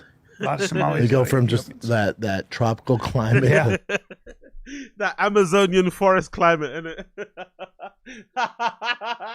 That Congo climate, innit? Yeah. That's what I'm saying. They come from East Africa. But they probably prefer it. They're like, it's safer here. Yeah, I mean, yeah, but that is that Get your coats out. below zero. Well, what's a coat? Yeah. You'll find out. Yeah, that 30 below. What's a coat? That's actually quite funny. I'm not gonna lie. That's actually quite funny. A Somali person not knowing what a coat is. It's actually quite funny. Shit. Yikes. Oh, dude. I can't. God bless them. God bless them. Well, the newest season of Love is Blind is in Minnesota. Is it? It's all handsome people on there, like all good-looking people. Like I Boy, said, good-looking people in Minnesota. Some of them. No, you went hard on the paint. You're trying to recover now. It's too late. Yeah, I went a little harsh. But I told my wife, I was like, if they're gonna do Love is Blind, put fat people on. If it's actually blind and you make a connection, put some hefties on there. Well, because they have great personalities. They're gonna get picked. They're gonna get chosen because you can't say anything. The only one, there's a black girl on there who's a dime. I'm about to say, if we better say there's a black girl on there that's a bit ugly. Oh, that Brendan hates fucking black people narrative. I would have ran with it. If you would have said there's a black girl on there that's a bit dicey, I would have ran with that narrative. Yeah, I think that's her. She's an NBA dancer. Yo, big up Chris Mack. Yeah, of course, man, of course. Free Congo, always and ever. Free Palestine, free Congo. You get me? Everyone that's oppressed out there, freedom. Down with the oppressors. The one. Oh no, the one all the way in the back, Chin. I see it. No. Chin, Hey, Chin, the one use your that eyes, danced Chin. for the fucking Use your eyes, NBA, Chin. bud. Use your eyes, Chin. Use your No, eyes, not Chin. those other three warlocks. The one that danced for the goddamn NBA. Dude. But she kind of gave her hand because this one guy's like trying to decide between her, this other girl who's a warlock, and then also likes women. I'm like, bud, the writing's on the wall. In the first fucking date, he was like, "Oh, are you athletic?" And she's like, "Oh, well, she's like, "I'm into basketball." She like, they can't say how they look. It's against the rules. And he goes, "Oh yeah." She goes, "I'm into basketball. And I like dancing." He goes, "What kind of dancing?" She's like, "Well, I dance professionally." He goes, I'm in. He goes, "Professional like ballet?" And she goes, "I dance for an NBA team." Right there, I'm like, I'm picking her. I'm signing. I don't need to, because the NBA is not going to hire some fat girl or some warlock. Well, so I can't believe you're I love this anti-fat thing that Brendan has when he was just fat the other day and he only got skinny because of Ozempic. I love this like arrogance and confidence he has when he knows fully well how hard it is to lose weight because he was on every fad diet under the sun. He was lying about being disciplined, lying about not eating this, not eating that, fucking failing at fucking, any discipline when it comes to fucking maintaining his diet. And then suddenly this magical drug comes along and by coincidence, he also looks the skinniest he's ever looked in his entire life. Coincidence? I don't believe in coincidences. But then he must have forgot about that. Maybe a CT from basketball. I don't know. But then he's trying to decide between the two girls. I'm like, buddy. I think that's her right there. Yeah, I think they buddy. push. I think they push people. I think they script it. She's also a doctor. Wow. No, this isn't What? scripted. You think a reality TV shows is scripted, Brian Callen? What a brainbuster there. You think it might be scripted? You think there's elements of reality TV show that are scripted? Whoa. She's not a doctor. She's a healthcare recruiter. No, she has a doctorate. She does? Yeah, she goes over all of it. Yeah. Jesus. Yeah. All Have you right. seen the show? No. Then shut the fuck up. Well, do you think it's scripted, Brian? It says healthcare Do you think recruiter. it's scripted? You don't know what you're talking about, though. Healthcare recruiter. No, but she has her doctorate. She's a smart ass girl. Yeah. Go ahead and bring that up. Let's take a little break, B. Yeah, people who are Okay, losing. we can skip this. Fuck the ads. I want to know. Go ahead. Now, by the way, She has a doctorate. By the Go way, you're ahead. bringing up something interesting because there's one of the great, phenomenal show is there's a show on, I think it's Netflix, on bringing up. Hold on. You guys just keep talking. There's an amazing show on, I think it's Netflix, on the choosing of the Dallas Cowboy cheerleaders and how hard that is to make it. Like how like these girls are high level dancers, dude. It's so good. The show came out a while ago. Oh, man. it did? It's like 5 seasons in. Is it? Yeah. Is it? Yeah. Well, it's very good. I watched the newest season, and it's damn good. This is from Reddit, by the way. Oh, look at Brendan's face as soon as Reddit's mentioned. Look at Brendan's face as soon as Reddit is mentioned. Look at his face drop. This is from Reddit. Look at his face. Oh my god. Yo, it's like he saw a ghost. It's like he saw Kalila. It's like he saw fucking Kalila. Yeah, she has a doctorate. She's not a doctor. Yeah, but still, she's a doctor still. That's a big She's deal, PhD. actually. So, yeah. Hey, PhD No, so is it's not the same. So oh, yeah, but it's still a doctor. No, I didn't say she's a doctor. Right. She has You a said doctorate. Yep. No, he said he said that she. No, hold on. Let's go back. Did he say she's a doctor? I'm pretty sure he said she's a doctor. Warlock. Well, so I can't believe you. But then he must have forgot about that. Maybe CT from basketball. I don't know. But then he's trying to decide between the two girls. I'm like, buddy. I think that's her right there. Yeah, I think they buddy. push. I think they push people. I Look think at they her. script it. She's also a doctor. Wow. No, this is. You see? He lies like he breathes. He lies like he breathes. He fucking said she's a doctor. Chin went on Google, found a Reddit thread where somebody said she's got a doctorate. She's actually not a doctor. And Brendan still tried to act like he didn't say she's a doctor. Oh my god. Brilliant work there from Chin. Brilliant fucking work there from Chin. Chin Su Yi, well done, fella. Well fucking done. Let's go back a bit. Hold on. Where is it? Is it? I'm attracted to the person I'm with. Where is it? Oh, It's so good. The show came out a while ago. Oh, man. it did? It's like 5 seasons in. Is it? Yeah. Is it? Yeah. Well, oh god. it's very good. I watched the newest season, and it's damn good. this is from Reddit, by the way. Yeah, she has a doctorate. She's not a doctor. Yeah, but still, she's a doctor still. That's a big She's a deal, PhD. actually. So, yeah. hey, It's a big deal, but it's not the same as being a doctor, is it? Let's get technical, as Jordan Peterson would say. Let's get precise. Let's be precise. PhD No, so it's is not the same. So Oh, yeah, but it's still a doctor. No, I didn't say she's a doctor. Right. She has You a did. doctorate. Yep. You She's did say very that. educated, and she's an NBA dancer. Yep. She told this dude, Dude, that's a big deal. Yeah, she's a smart girl. In the first She has a doctorate in psychology. in the first 2 minutes, she tells She's not a doctor, though, is she? To be a doctor, you got to be practicing, I swear. Having a doctorate is a certificate, isn't it? Or am I bugging? I swear that's the difference. Isn't a doctorate the certificate, the qualification? And practicing it is when you are a doctor. What do I know? I don't know nothing. this dude, I'm like, buddy, you don't need eyes to see Right. how hot she is. Dance NBA, Cheerleader. has a doctorate, Yeah. has her shit together. Pick her. I'm in. What do you think? What do you think Slojo's doctorate is in? Maybe Slojo did was Slojo a beautician? Did she go to university, Slojo? I'm not too sure. Did she go to uni? Where is she? Where's my girl Slojo? There she is. Did Slojo go to uni? I'm not sure if she ever posted anything about uni, but did Slojo ever go to college or something? Or did she just go straight to the school of fucking oh yeah, I'm joking. She got a PhD in Hotery. Is fucking hilarious. PhD in Hotery is fucking hilarious. She got a PhD and get those tits out, innit? She got a PhD and get those fucking tits out. Oh, let's go. And then he's trying to decide between two girls. The one girl's like, he's like, is there anything I should know? And she's not attractive. And I'm like, man, hopefully he figures out because her voice isn't bad. I'm like, hopefully he figures it out. And she goes, well, there's something I just need to get off my chest. You know, she grew up super religious. And then she's like, I kind of was trying to find myself. I found, like, I'm just attracted to the soul. I looked at Joe. I'm like, watch this. She's into chicks. And she goes, so, you know, I dated a woman for a while. And he goes, oh. And she goes, your last relationship was a woman? She goes, yeah. And he's religious. You can tell he's like, she's going to hell. But he's just like, oh, he's trying to play it cool because he knows there's cameras. He goes, oh, that's interesting. He goes, so your last relationship was a woman? She goes, yeah. And then he goes, But if we got married, like, would you still be into women? The answer's of course.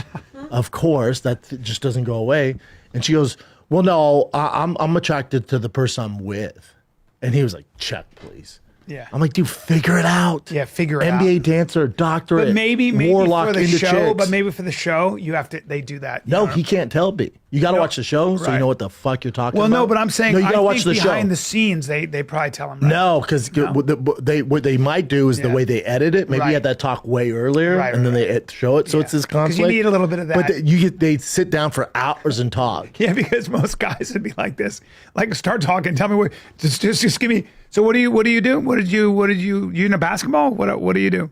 Wait, who am I playing? The lesbian warlock? No, you're the hot girl. Oh yeah, I dance for in the NBA team. I'm in. Yeah, I'd be like, oh, show's over. I'm in. Oh no, I'll marry her right now. I'll marry her right now. I choose the you. producer like, hey, so this is the problem. This way you stay single. You keep choosing. I go, yeah, no doubt. Okay. Yeah. Well, I'm still picking her though. That's fine, but can you just kind of play along for the next 3 weeks? Sure, whatever you want. But I'm picking her. Yeah. That's exactly how it goes. Yeah. Although some guys would be into it. You're into girls, really? A lot of guys are not for wifey. Dude, I've had friends of mine. No, these guys. Friends of mine, These guys are looking for not for wifey. Not for wifey. I love when my friends are like, what? They're so boring, isn't it? They're so fucking boring. Like,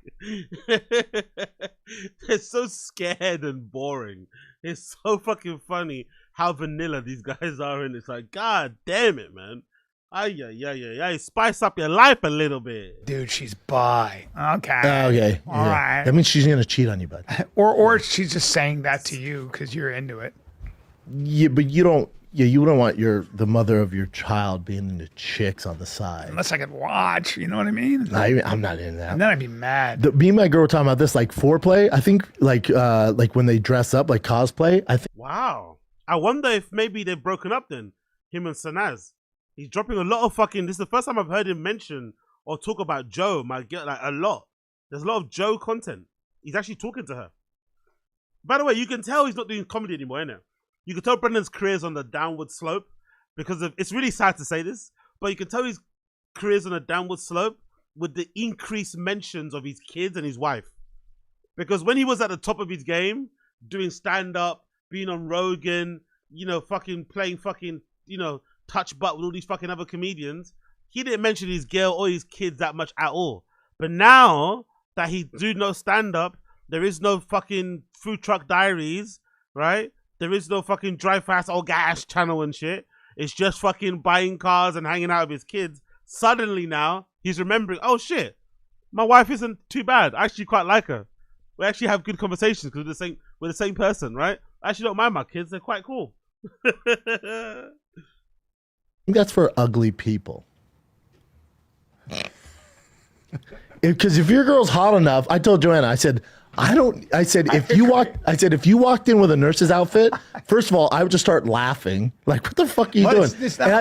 And she goes, you don't know? I go, no, hold on. You know me, I know you. You'll never. If I dressed up as a doctor, if we're getting hot and heavy, I went, hold on, give me a second. And I came out of the bathroom dressed as a fucking weak ass doctor uniform. I go, you wouldn't laugh. That's not a turn on. Funny, you wouldn't laugh your ass off. She goes, funny. I could not stop laughing. I go, exactly. Yeah. I said, it's usually for or I said, or it's like some people have their significant other like wear a wig. Yeah. I go, can you imagine if I went, babe, it's just not doing it for me. Can you get some wigs? I went, that just means you're not cutting it anymore, man. Right. I get it. These are so boring, man. So boring. What Only do they do? thing worse than a lesbian GF is a lesbian GF who lives with you. Make sure you live with your gay homies to focus on your business and grind set. Red pill baby.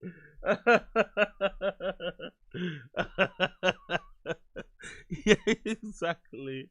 Who wants to live with a fucking, who wants to live with a freaky ass bi girl? Exactly. Be up Wingers. Appreciate it, Wingers. Be up NJ. Food truck diarrhea was more entertaining than this dead podcast.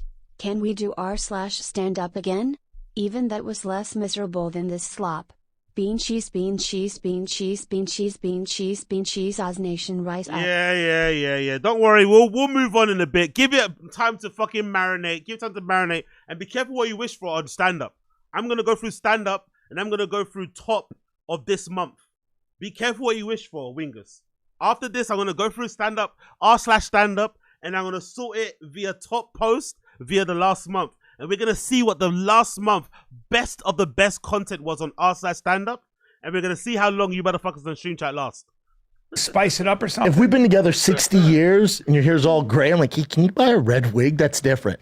But if we're under 50 and I have to ask you to dress like a chameleon or what the fuck, or a Catwoman, hey, man, you're just, you're just not getting these rocks off. I know a guy who had a girlfriend who wanted her, they would do this thing where he would break into the house with a mask on. She's not hot enough. And she'd be like, if I have to dress up, I love how he thinks when people play dress up, it's because they are trying to make up for not being as attractive, when it's actually just an add-on to whatever attractive the person is. It's just a kink, no? It's just an interest. It doesn't mean because if you want your wife to dress up in a nurse's outfit, she's not hot enough wearing her regular clothes. It's that person's your wife, you love them, you're obviously attracted to them, and if they wear a particular outfit that you're into, you know, whatever, it might get your rocks off. I love how you can't comprehend that it's not to do with, oh, you are having ugly base and you're trying to improve yourself. Especially when you see how gaudy some of these outfits are. Nurses, doctors, they're really gaudy and whatever, kind of trashy looking. It's not as if they like make you look better. They might make you look more sexually appetizing or whatever, if that's a fucking phrase or a word. But I love how you can't comprehend kinks. You cannot comprehend kinks at all. What do they do then? She just lays there in starfish position. And that's it. Moans and grunts. That's it. Just about it. Nothing else happens. Okay. Seems exciting. Go to the gym. Oh, buddy. That's her way of saying you're not attractive anymore. Can you dress up as the hamburger? Well, I'm like, what are we doing? Role playing is never, I've never understood it. Even lingerie, like if your girl's bad enough, just undie. Hold on. So is he saying kinks? Is he mistaking kinks for foreplay? Is a kink is not a foreplay? Am I not, or am I mistaken? Having a kink and being into, like, I don't know, nurses and doctors and shit, that isn't, obviously I guess it's a form of foreplay, but it's more so a kink. Like, is he trying to say he also isn't into foreplay? So he doesn't like kinks and doesn't like foreplay. It's just straight bang. That might explain the fucking that might explain walking into my truck, you know? That might explain Trug Walk. Because Trug Walk did really confuse me, because I felt like Annie Lederman was more annoyed at the fact that Brendan just like randomly asked her, hey, come suck my dick in a car. I feel as if like Annie Lederman was confused about why he'd think she was that type of girl, and they had no prior like flirtation or relationship. He just came out of the blue and thought, yeah, let me just get this girl to suck my dick. So maybe that's an indication of how his brain works. There is no foreplay. He sees woman, I have dick, you open legs. You know, there is no like, you know what I mean? Like, let's fuck now. It's like, not even let's. He just fucking drags you, you know, by your hair if you're slow Joe. But this is a strange conversation. Really strange. Very revealing. But by the way, Callan, say what you think. Say what you like, Callan. Open your Pandora's box of kinks, because we know what Callan likes. We know what Callan likes, and it starts with the letter N and ends with the letter O. We know what he likes. He's in a T, and we're good to go. I've had girls like the other thing I could never understand. I had a girl like be like, do you like whipped cream? Do you like food? No, you know I like it don't on. Put whipped I like it on pie. Yeah. Yeah, I like it on pie. Unless you have a fucking not pumpkin. on your genitals. I don't give a fuck. No, the fuck are we doing? Unless you have a pumpkin pie, keep it to yourself. I mean, what are you going to get me all sticky? Yeah. Like, what's that movie in 8.5 weeks or 9? No, Varsity Blues, where she puts it all over tits. Yeah, the funny thing about this is that I have a feeling that Sainaz is really into stuff like that, dressing up. I have a feeling Sainaz is into that sort of shit. So I wonder if this is a signaling that they're kind of over, because he's talking about his girl a lot in front of Sanaz. So maybe this is also a conversation to indicate that, hey, we're done. Because she looks like the type of person that'll be into a lot of dress up. Or has some sort of kink. The plot thickens. Lady and Landman. 9.5 weeks too. They're like pouring food all over. I'm like, oh God. I don't get into that. What, ice cream? Like, get out of here. No, if your girl's hot enough, you don't need food. You don't need wigs. I don't need to dress up as a burglar. It all takes care of itself. Maybe if, like, can't you understand the concept of adding to that? Let's say if your girl is a smoke show, cool, just looking regular with an oversized t-shirt. Why can't you add to that? There's no adding to it, just as it is. God damn it, man! It's definitely the type of guy that just eats his fries with no fucking sauce, no ketchup, no mayo, no burger sauce, no barbecue sauce, no nothing. Just by himself is fine. Like, what's wrong with you, man? With your dry ass French fries mouth, man. Get a dip or something, man. Spice it up a little bit. Cover it in olive oil or something. Do something. You're doing. Maybe if the girl's like, I don't know. What? Here, I'm gonna put chocolate syrup on my nipples. Nope. Donnie, no. We've talked about this. Mickey Rourke has had some work done. Is that how he talks to his dog? Donnie, no, we've talked about this. What? Is that how you train your dog? Donnie, no. Come on now. We've talked about this, Donnie. Remember yesterday? What? Poor guy. Oh, yeah. Look at Mickey Rourke. No. What did he do to himself? No, we've been over that. Oof. We've been over that. Oof. Yeah. Oof. All of them up there. Vanity, dude. Fillers. What do you mean vanity? You got your fucking eyelids done, mate. You got your eyelids done about vanity. You know what that means. You're constantly talking about getting your fucking hair done as well. And you have this weird body dysmorphia thing talking about how men's fucking physiques. How you criticizing Mickey Rourke for having fucking vanity or body dysmorphia or indulging in plastic surgery when you got your eyelids done? You are not allowed to speak, my friend. Oh, God. Yo, can you imagine? Could you wouldn't be able to take yourself serious. Your girl's like, hey, do you mind dressing up as a construction worker? I'm like, let's see what Brian does now. Is he gonna lie? Because Brian for sure has kinks, and most of his kinks involve women screaming, allegedly, right? Most of his kinks involve him chasing after a woman down the street. So let's see, allegedly, what he says. Let's see if he lies. Okay, dude, I wouldn't get out of the bathroom without laughing. Like, there's gonna be no boner. No, there's no boner. I'd be like, this is stupid. Can we just let Brian talk? No. Oh. Okay, we gotta get him out. Yeah, get him out. Kick him out. Jesus, Mickey, what are you doing? Oh, the dog's crying. Get him out. Kick him out. Oh, the dog's getting gadoosh. The dog's gonna get gadoosh soon, isn't it? The dog's gonna get gadoosh. Poor Donnie. What are you doing to yourself? Jen, can you take that off so Brian gets over it? What's up? Can you take Mickey Rourke off so Brian quits focusing on What it? happens? He's looking after your dog, Brendan. That's why he's not focusing on his job. Clearly, the dog is running a riot where Chin is, and Brendan's like, can you take this off the screen? Bro, I'm looking after your fucking dog that's tearing apart this studio. Maybe you look after your dog and I can focus on producing the show. Maybe. Look at Brendan how he's looking at him. Could you take the thing off the screen, please? Can you get your fucking dog? You've been on the show way too long. Wow. Johnny said, fuck your wires. Literally just stomped. I like that little dog.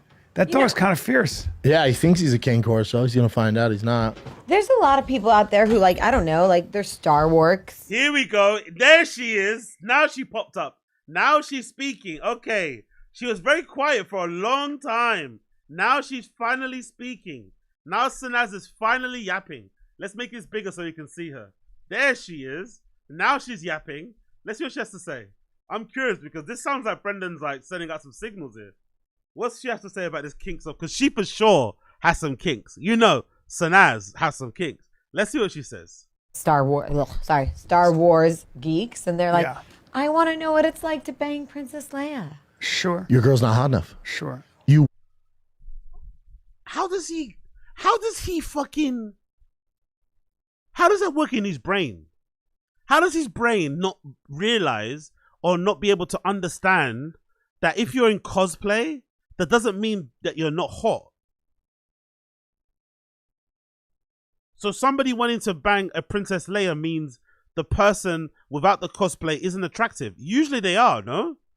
That exists. There's like a whole industry scene of like OF girls that dress up in cosplay and shit. Or even at Comic Con conventions where people go and there's hot girls there dressed up as like, you know, whatever. Female characters in whatever comic, anime, whatever it may be. So if you're hot in cosplay, you're not hot. Okay. Wish your girl was Princess Leia. Or she might, or you might like that look. Princess Leia. Cinnabuns on the ears. Yeah. I think Sinaz has done that before in the past. That's why she's mentioning it. That's a very, very specific mention. Princess Leia. I think Sinaz has been a sexy Princess Leia 1 or 2 times in her life and got some good reactions or responses. Look at how Brian's looking at her as well, by the way. Look at how Callan is looking at her, huh? You want to see what her Leia is like, huh? The ones that get me are the furries. I don't even think that's real. It's real. I No, it's don't real. even think. There's a whole. I've seen people. There's a whole. No, I know they're there. People I know they do it. No, they fuck. I'm sure. But I had a buddy that I'm was saying asked to I do it. don't. I think that I really think that they just like being. I had a buddy. Yeah, sure you did. The guy that can't comprehend kinks suddenly has a friend that's involved in the furry community.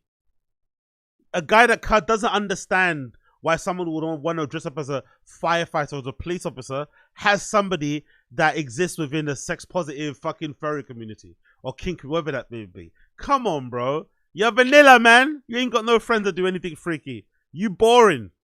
In this thing, and they pretend to be that way, but I actually don't think that's what turns them on. It's just a community. It's another community, and it's a thing they can act like this is what I'm into. And I'm like, yeah, that's a good point. Big up Jesse Black. That's a very good point. His wife cosplays as a Kardashian. Exactly. His wife is basically dresses up like somebody that she's not. Essentially, right?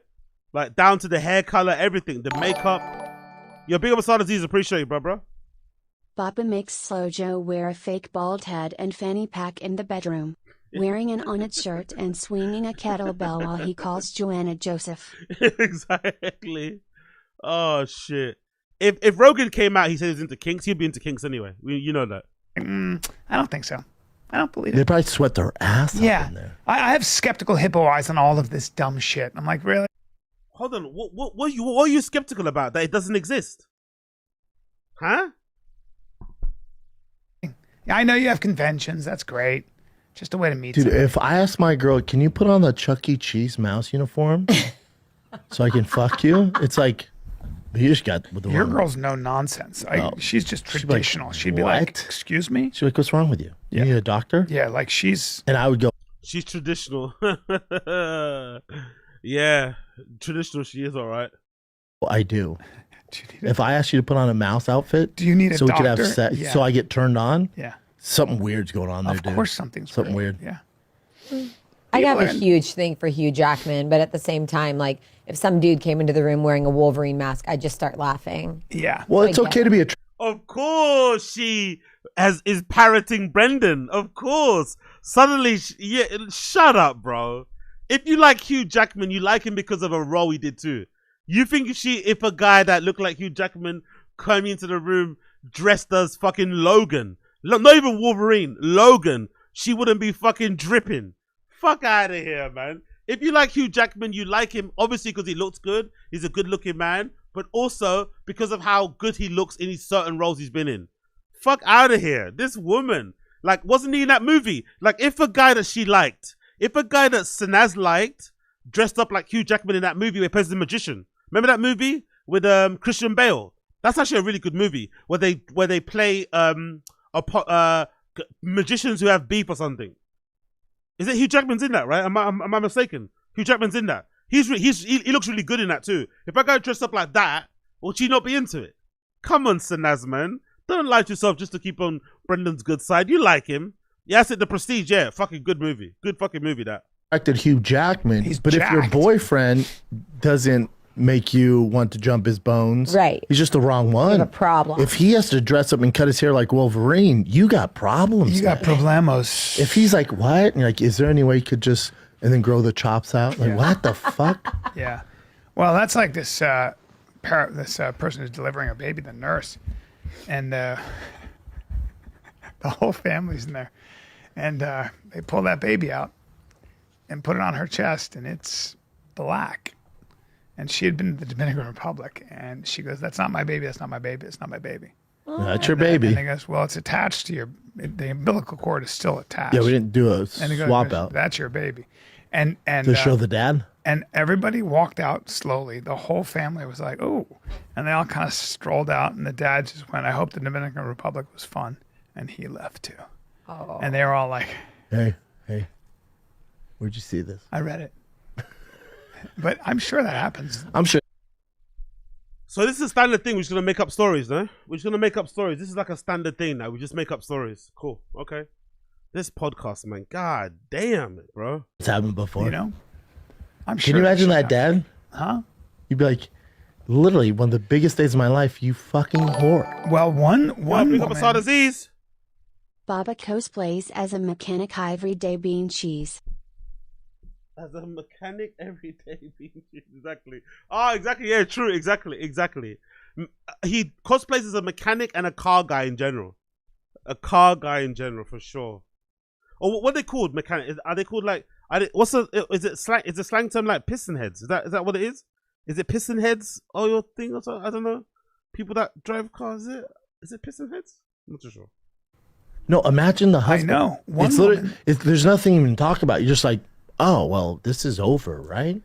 So, like everything we've built is over. Well, that's what happens. One woman. Or you get smart and you're like, Dominican, they can play baseball.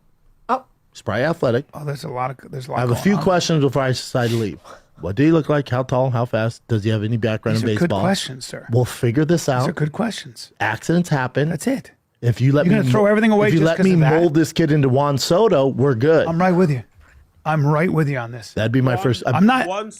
My genetics are just okay. They're just okay. Just okay. If she's been in Dominican Republic with some guy who is with what the hell's his name? Oh fuck. Romero or something? Who was married to J Lo? A-Rod, Alex Rodriguez, or something like that. I mean, hey man, we got a shot here. Yeah, but it depends how hot she is. Does Brian think Alex Rodriguez is with J-Lo still? Has he been sleeping in a hyperbolic chamber? Fucking hell, bro. She's not pulling an A-Rod. Chances are, like, he was the guy that did this. What is that? Well, they don't have taxis, so you get on The pedal bikes?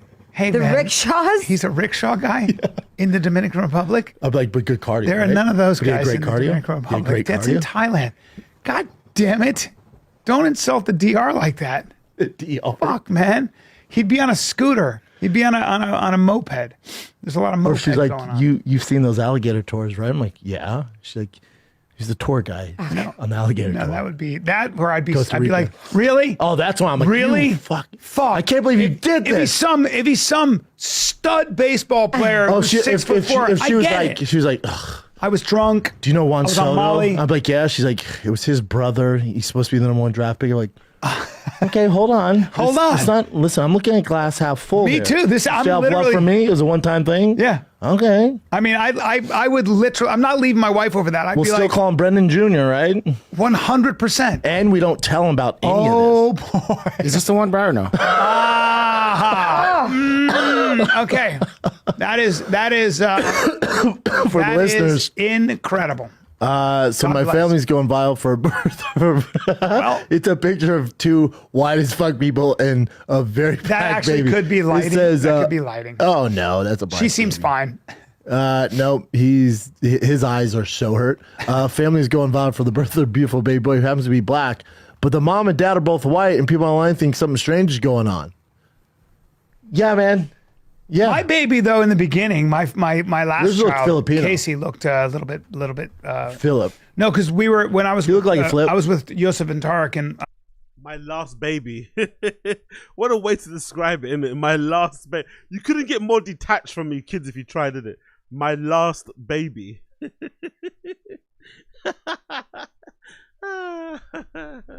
can just tell a lot about how somebody parents, based on the verbiage, the language they use. He don't look after them kids at all. my buddy VJ, was a big, handsome black guy, and Yosef was like, did a video of looking at him, then looking at my baby, looking at him, and it was very funny. But my baby looked like he could have had some. But now That's a he's very cute kid. Very cute kid. Well, that's different than this, Brian. That's Like amazing. That's actually yours incredible. is silly, right? Yeah. That's a black baby. Those are 2 white people. Yes. Paul is the father. Rachel has African American DNA. Okay. That's all a lie. All good. Dude, if you're her, you're like, dear God, Dexter this thing and make sure that he has a 0.1% chance of having a black baby? So one woman did some math, and she said she realized she had sex with a guy, and so the baby was coming. So, but she she had sex. She hooked up a guy 9 months ago. Yeah, probably had sex that same week, so it looked like it was that. No, it was like a couple months. So what happened was, her husband, she knew the time. 20 minutes in, bro. This half an hour in, actually, this podcast is brutal. This podcast is fucking brutal nowadays, man. What the fuck happened? Just end it, man. Just end it. I mean, it wouldn't make sense to her husband because she was pregnant. But she knew she was pregnant. She'd gotten pregnant 3 months before, 2 months before. Okay, cool. So what she cheated on her husband, or I'm sorry, she cheated on her husband? Yes. So what she did is she went to the doctor and said, "You have to induce me. I'm actually 10 months." Oh wow! And they induced her, and it was dangerous because she wasn't ready to have that baby. So she had a preemie just to make sure that the husband didn't get suspicious. That's where you run into. Did it work out, problems. or I don't know. I guess who the fuck knows? But good. Oh, new angle alert! New angle alert! I don't know why the fuck this exists, but new angle alert! New fucking angle alert! I don't know why this angle exists, but big up Chin using his time wisely. Now we've got this angle. Why? Who knows? But by the way, yeah, if she's like, listen, I got good news, I got bad news. Bad news, cheated on you at the DR. Now, I was drunk, I was on Molly, and maybe I wasn't even on that, but here's what he looked like. And you just see some dude who's, just... Big up Wingus, I appreciate you. Appreciate you, Bringus. Appreciate you. Waiting for the opportunity. I mean, he's like 6'6". 6'6", fucking like super athlete. I'd be like, I kind of get it. I'm really mad at you right now. I'm really mad at you, but I kind of get it. Yeah, be up Gamebred. Yeah, we'll go into that after. We'll do stand-up, r/stand-up, because what's it called? What's his name? Is it Wingus? Wingus said we wanted to watch that, so I'm going to brutalize you guys and put you through some punishment and we'll watch r/stand-up together. And then we'll go on to catching up on Daniel Green. And then I think I want to watch also the CoffeeZilla video on Adam 22. And now my kid is going to be super athletic and taller than me by the time he's fucking 13. That kid's going to turn 16 I'm gonna have to live and be with. like, I got some questions. I'm still raising him, though. I'm still going to raise him. What are you going to do, walk out on the kid? Oh, it's not mine yet. Are you serious? Yeah, it's not mine. Now I'm going to start my life with somebody else who's not going to be a whore. But unless you had kids with her before. You had 3 kids with her before, and now you're going to walk out. What do you do, right? That's tough. Now the kids have a brother. Yeah, it's like, you know what? This shit happens. Sometimes as a man or as a human being, take the L, eat some crow, and just lose that one. Sometimes you lose a couple. That's a big one. Is that fair? That's big. I don't think that's fair. One. I think you show your kids that their mom's a whore, and you restart a life through hard work, and You restart a life. You mean you restart your life? You restart a life. What? ¿Qué? ¿Cómo? Just you don't show your eat kids' crow. mom's a whore? Yeah. You're like, your mom, giant whore. Well, it's going to come out, right? So what you have to do is you have to say, eventually we were your on kid a looks break. like Francis Ngannou at 12, and the rest of the kids are eating shit. The official story would be like, we broke up for a year. She got together with somebody, had a kid, and then we got back together. That's what I would say. It depends how old the other siblings are. Yeah. If they're young enough, I'd be like, we adopted him. Oh, there you go. Yeah. You could do that too. We adopted Only him. the kid will have her. Yeah, but that they'll find The out. kid's not going to look like the mom. No, they won't. They couldn't. Destroy all records. It's a lifelong lie. Be a disaster. Be worse if it was twins. All these things have happened in history, right? All these things have happened. We're talking about it's happened. It's happened. Let's take another little break. This podcast is brought to you by... Oh! Okay, 10 more minutes and then we'll swap over to Arthur Stand Up. 10 more. Hang in there, people. Hang in there. Advisor investing involves risk. Offers subject to T's and C's. It's all happened. Someone's gotten away with it and they're just listening like, whew, buddy. Yeah. It's stressful. Sure. But, it is what it is. I think you're the perfect candidate for it. Me? Yeah. Whatever do you mean?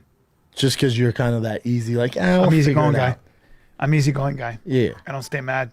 Yeah, and you have that cuck personality where you're like, it's kind of hot. And then I get in my Where Tesla. most guys would probably murder a bitch, right? Right. You're gonna see glass half full. I'm like, maybe he's an athlete, and having no clue who the dad is. Right. Probably a TSA worker. But in your head, you think it's Alex. So it's a TSA worker now? Good chance. It was a rickshaw guy, now a TSA worker? Yeah. And am I on my Tesla when I have all these thoughts? Yeah.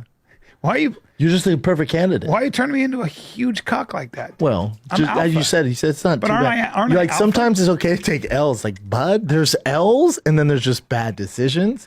That's a bad Sometimes decision. you gotta jump ship. Yeah, if your wife fucks another dude on a trip And gets pregnant and has the it's kid. not an L. That is not an L, No, bro. that's a disaster. Is that a That's catastrophe? life-changing decisions, dude. I'm trying to remedy the situation. Like, how do you even fix that? I mean, what is, you go to therapy. Is Brian so understanding because he's done this before in the past? Is that why he's so understanding about this dilemma? Because he may have fathers, or he may have, because Brian's got a couple of abortions under his belt, isn't it? You know for sure Brian has a couple of abortions under his belt, allegedly. You can just look in his eyes and see. He's definitely aborted a couple. He's definitely paid for a couple Plan Bs. Maybe more. Take the kids that are yours and move the fuck out. You got to do it, I guess. That's the price you pay, right? Yeah. It's going to affect the whole fam. Yeah.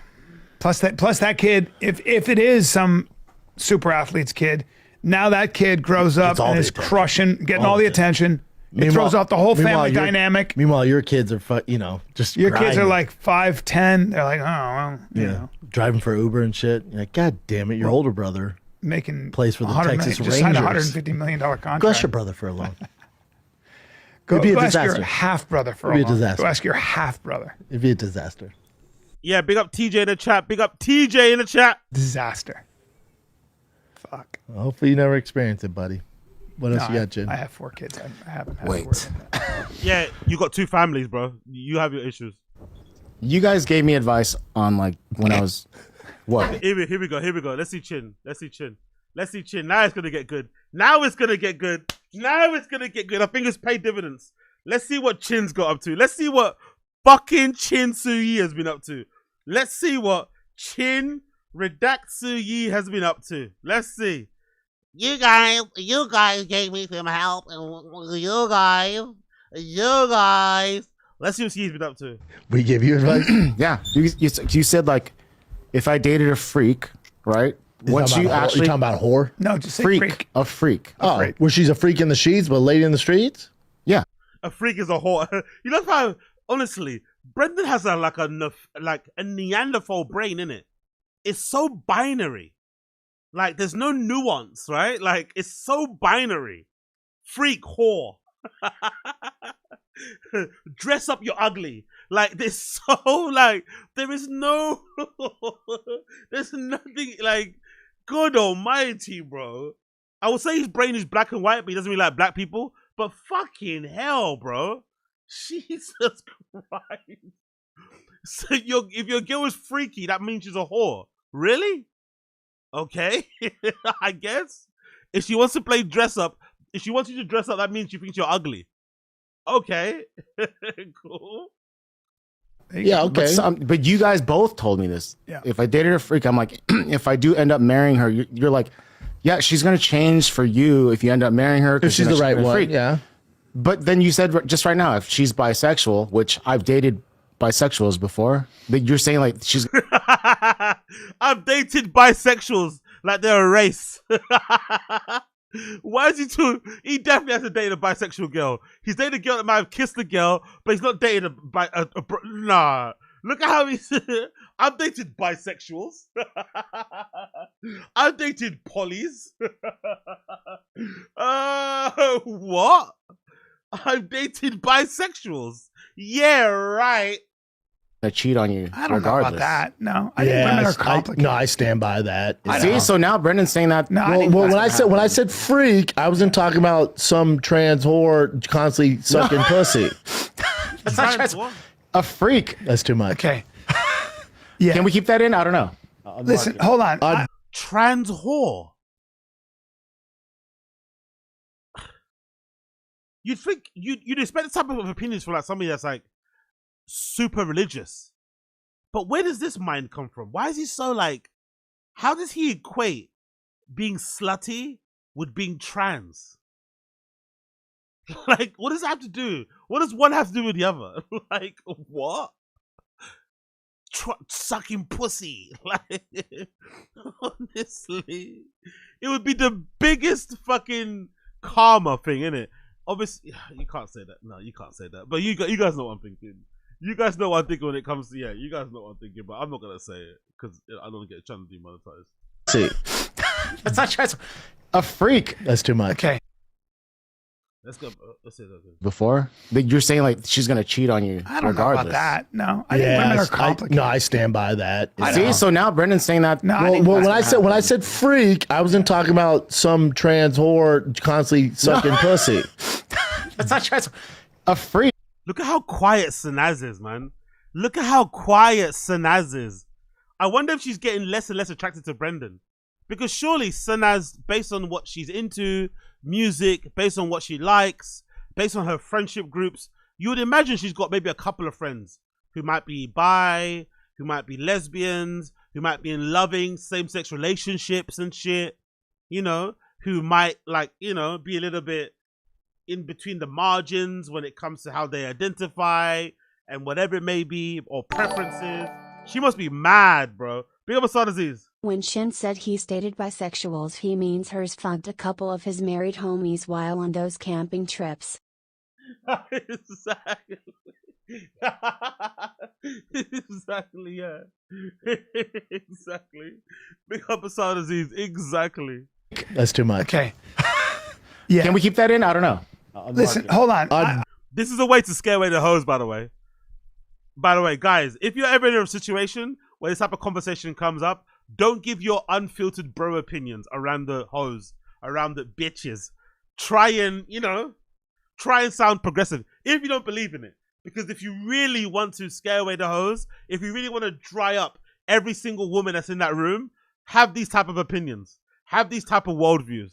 And I guarantee it will really, it depends on where you are in America, I guess. If you're in a place that's a little bit more, a little bit more open-minded, maybe it's different. But I think by and large, most women have, they may have an admiration for the gay culture, gay scene. They might have some gay friends. They might secretly think they're an ally. So when you come out and start saying these type of things, they might look at you like you're a fucking bigot. They might look at you like you're a fucking homophobe. So avoid these conversations.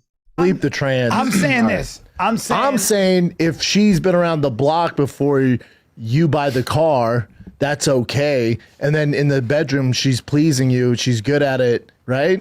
Yep. That's fine. My question is, she's pleasing you. She's good at it. Man talks about sex like a Jehovah's Witness. I'm gonna make a call. Hold on. No, let me finish. If a woman's a freak, okay? Yeah. It doesn't mean. Also, you're a freaky sitting on a chair like that with your legs crossed. Being nearly 60 years old and sitting on a chair like that with your legs crossed because you're the size of a fucking Coke bottle is pretty freaky.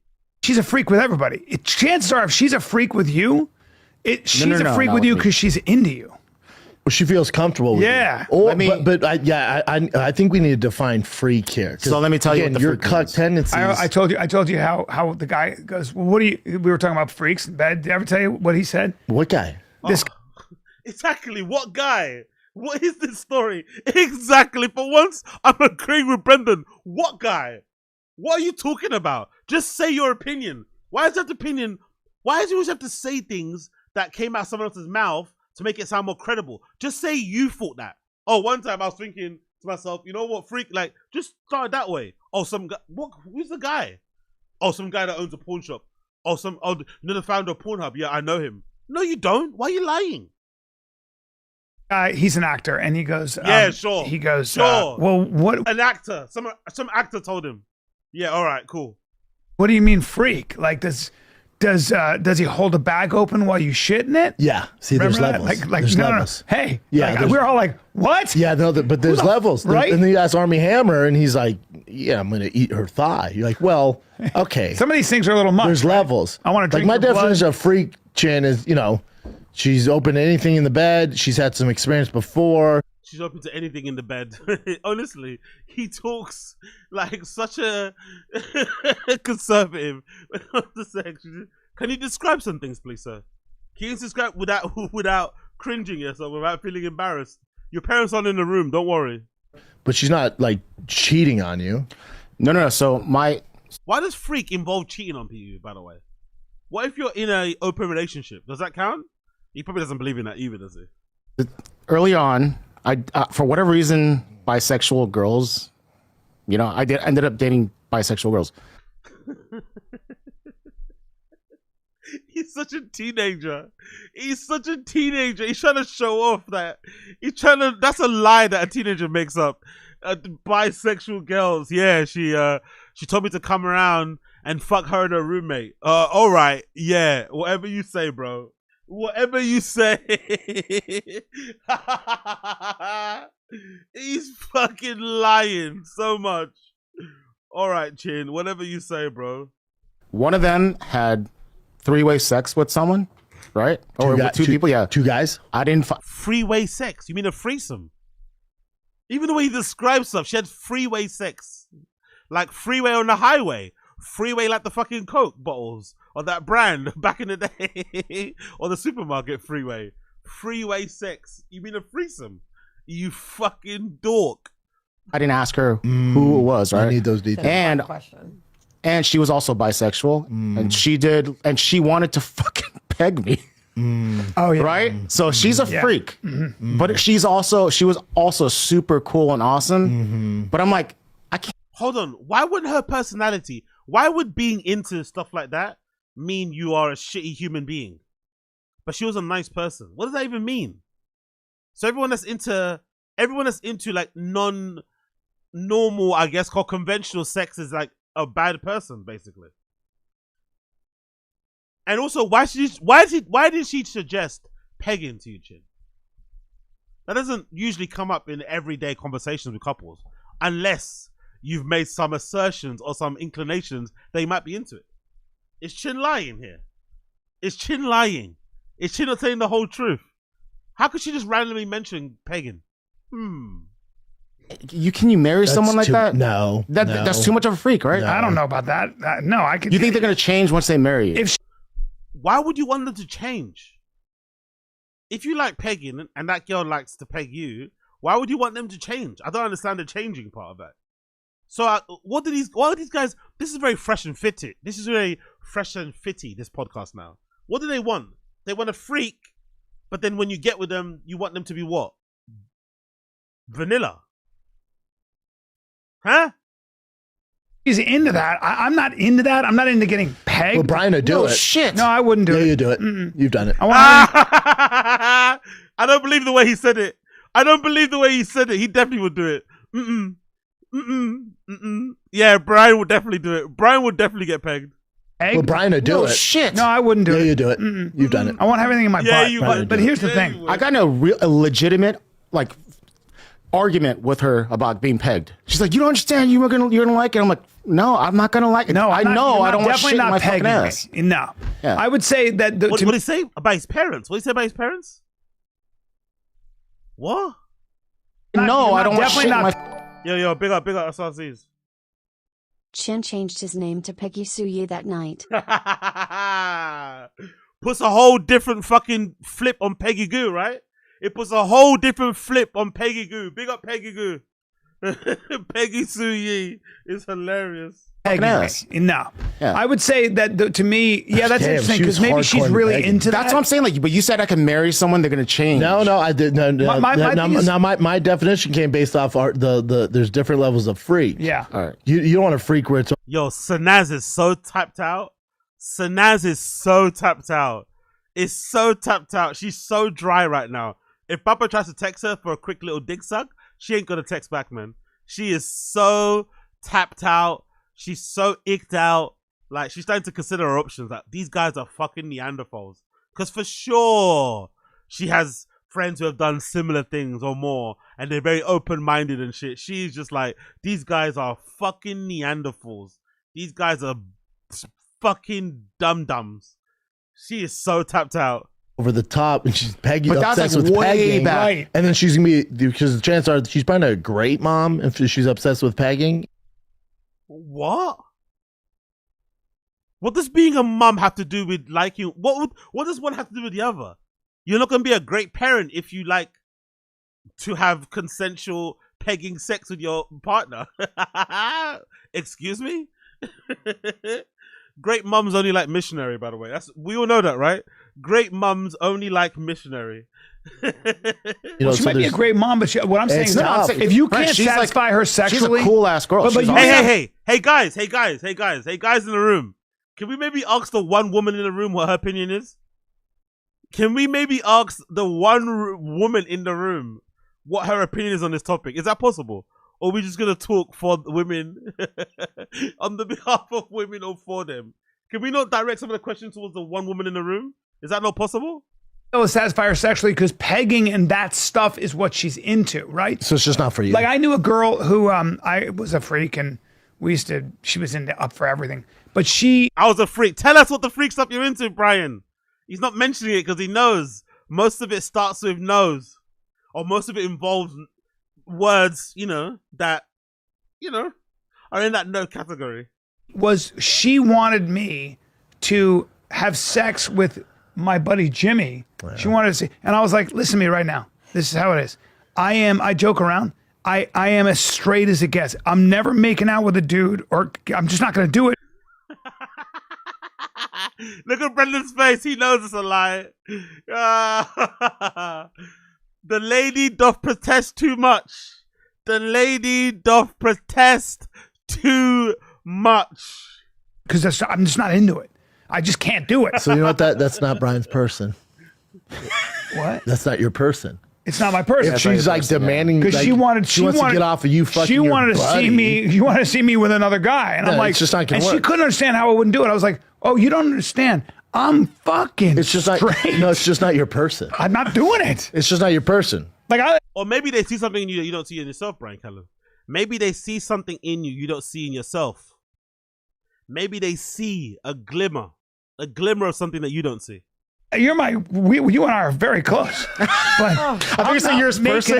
If you and I were on all the Molly, I'm never going to be like, no, never. It's not happening. It's not in our DNA. I mean, is it? No, you're just smiling a lot. I don't think it. Nah. No, if a girl demand that, it's the only way you could be together. It's just not. Right. Why are you looking at me like it's not our, you wish, Playboy. It's just not, it's not your person, dude. It's just. Yes, I don't know if there is someone for her, to be honest with you. Oh, there are probably guys that like to get pegged. And there are, but none looking. Oh, really? Okay, big up Gamebred Footballer. Podcast cringe. Okay, cool. We'll do podcast cringe after this. Let him finish this topic and then we'll move to podcast cringe. Those are guys that are called gay. Yes, but none looking for the same thing you're looking for, Jen. Yeah, I want just a regular wife. Just a regular girl. Aww.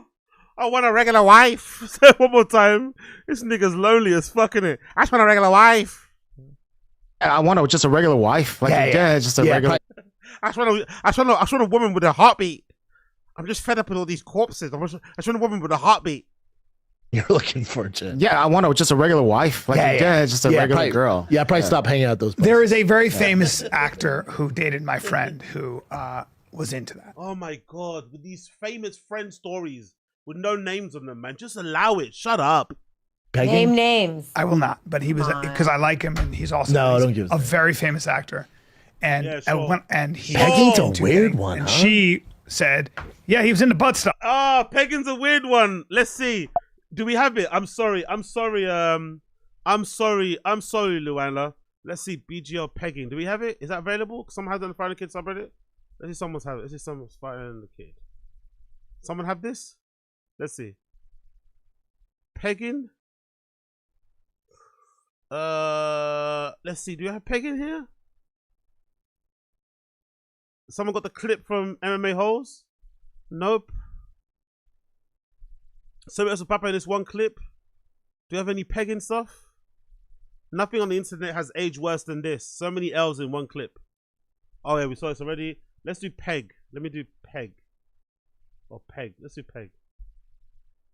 Is there anything? No pegging then? Someone must have. Is that MMA? I don't think that interview still up, is it? Pegging? No, it wasn't pegging. What was it? What was the thing that BGL's girl said he likes? It was like you stick some sort of like metal stick or some metal rod inside the fucking dick or something. Do you guys remember? She said that she likes that sort of shit. I forgot what it is. And I think you meant to beat it and it makes like a vibration. Some sort of sound. What's that called? Is it called sounding? Is that what it's called? Sounding. Let me just write BGL. Let's see what we get with BGL. Oh, come on, man. Is it sounding? Oh, we got nothing. Damn. No, it's just not. There's nothing here around that. Oh man, I wish I could find it. BGL wife. Let's see. The fighting the kid. Let's see what comes up there. So what you've about trigger warning. It's the BGL AMA. Another shot fired. Oh man, I forgot. I wish I had the clip. I don't know what the clip is. It's from MMA Holes, isn't it? Does they still have that interview? Is it still up?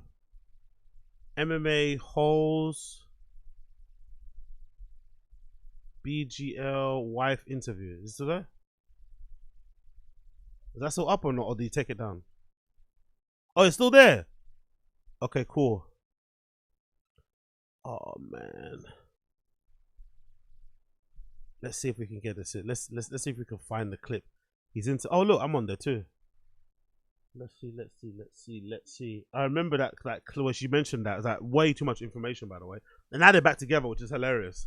She fucking aired out all Ladies this and gentlemen, from the Welcome Back Studios of Arizona, we are the MMA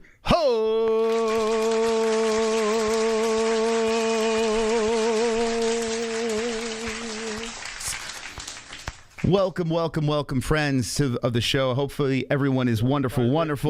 We have a spectacular show planned for you guys tonight. We're doing something a little bit different. We've dabbled down the road of the Boppaverse. You know, Brendan Schaub. You familiar with that guy, right? We met a man named Mark Harley who had a lot of things to say about Brendan. And this is a good era, isn't it? Then it got really weird. This is a good fucking time, man. This is an underrated era of Boppaverse, man. This was peak Boppaverse.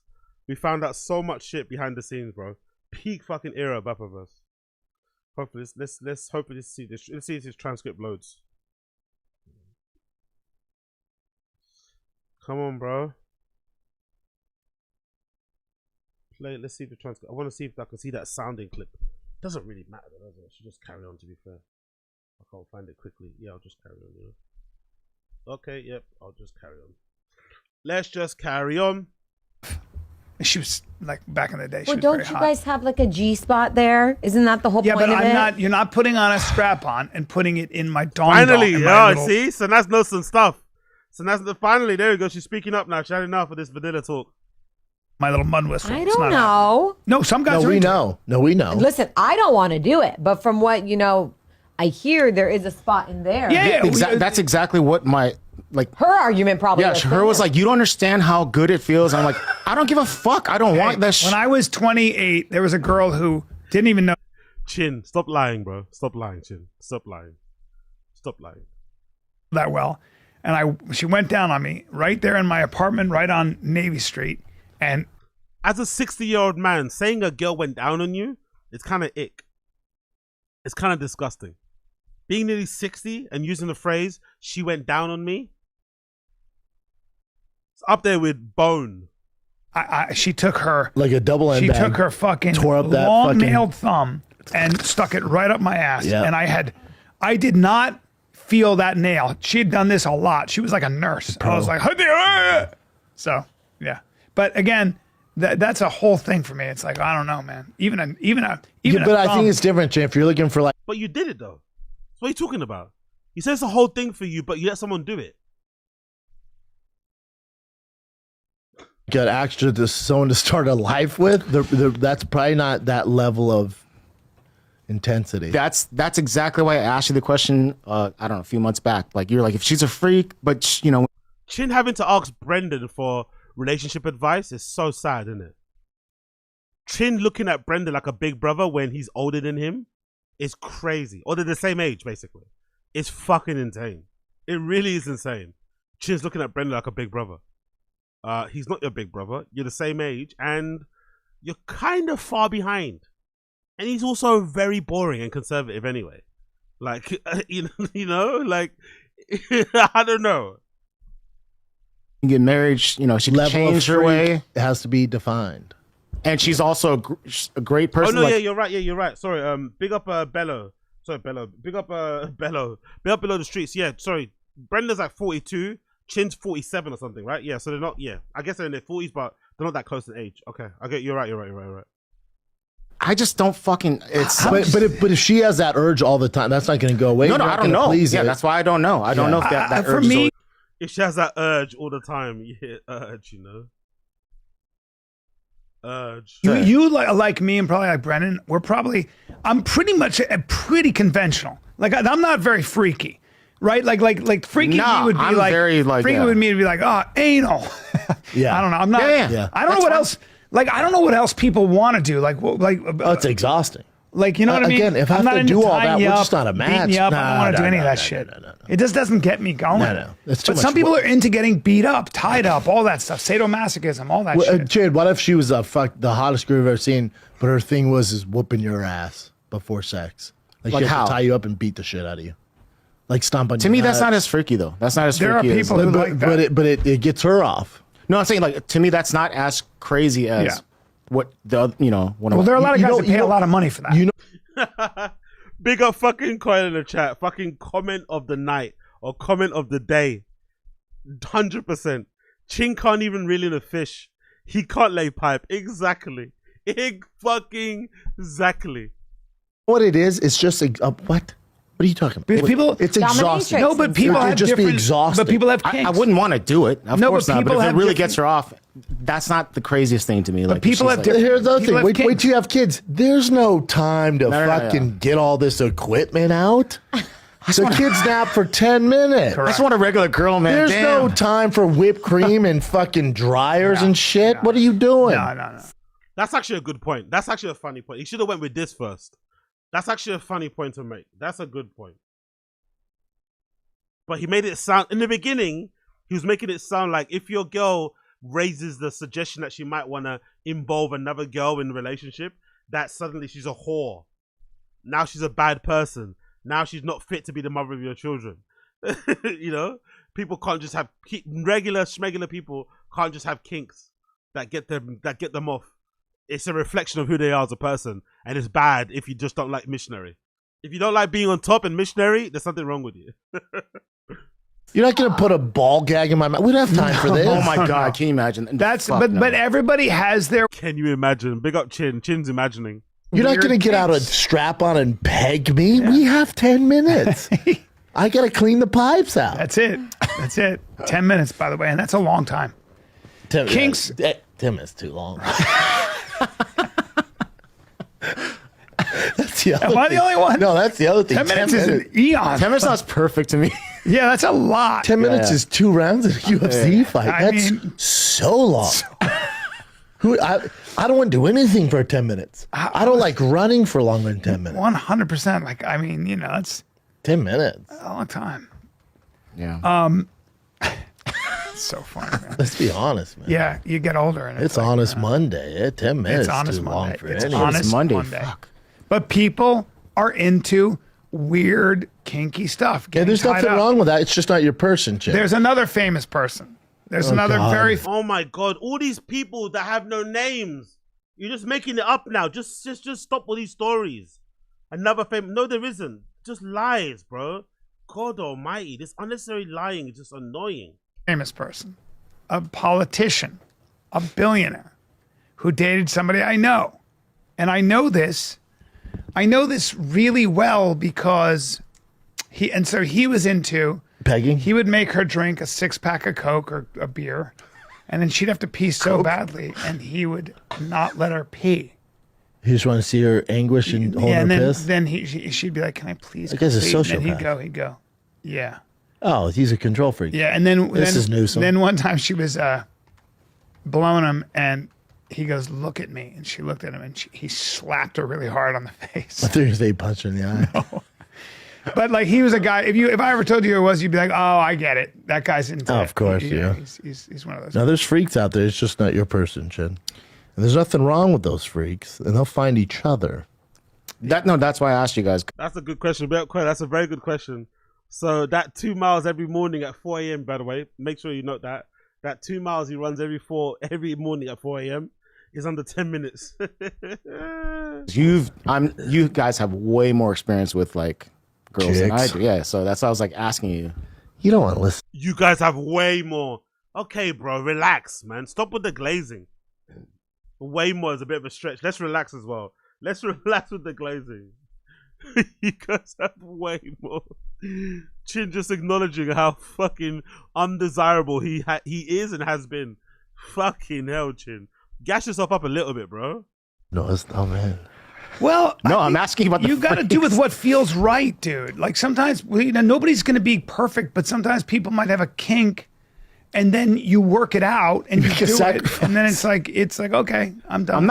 I'm not doing pegged. I'm not doing that shit. Yeah, you so are. The fact that we even had an argument about it, like she was really like adamant. Like, it'd be funny if he's still with her.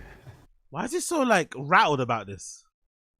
I guess Chin has also got that mentality where he thinks because she suggested he should get pegged, he thinks she suggested he was gay or something. He took it as an offense, all right? Like Chin's got the brain of a child, isn't it? He's 50 years old, but he's got the literal brain of a child. He got rattled when she said, "Hey, do you want to peg? Do you want to get pegged?" You can just politely turn it down and maybe look for somebody else, but it's not like a reflection on you because she said she wants to get pegged. But I think these are also the type of dudes who get uncomfortable when their partners buy like sex toys, isn't it? Because there's some guys that think that. Some guys think if your wife buys a sex toy, that means you're not pleasuring her in the bedroom. Which is an interesting way to think about those type of things, isn't it? How big? She's smoking hot. She's dude. I was obviously she was my girlfriend for a while, so I was attracted to her. Right? How big was his dick? No, he asked smoking hot. He actually said I was attracted to her. Yeah, she'd have to be a 10. He'd have to be a 10. It'd have to be a 10 for me to even consider having that conversation. No. I don't Part give a he fuck. leaves out is he had a beard. Dude, she could be a 10. I don't give a fuck. I'm not getting pegged, man. I don't know. If she was a 10 and she's like, I just have to do it once. Yeah. No. He was a guy, but he identified as a girl, so he wanted to peg. And when you're in a relationship, can you drug me so I don't remember? Or? Oh well, they have hole talks. You know what that is? Where they shoot your shitter up with Botox, so you can't feel. Yeah. So you put a little something. You can do that with lidocaine. You put some. Oh my god, man! What is this conversation, bro?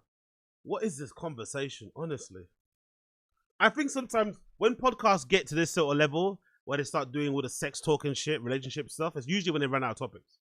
When they're really like scraping the bottom of the barrel. When you start talking about sex or relationships ad nauseum, it's usually what next? Who's gonna pay for the first date?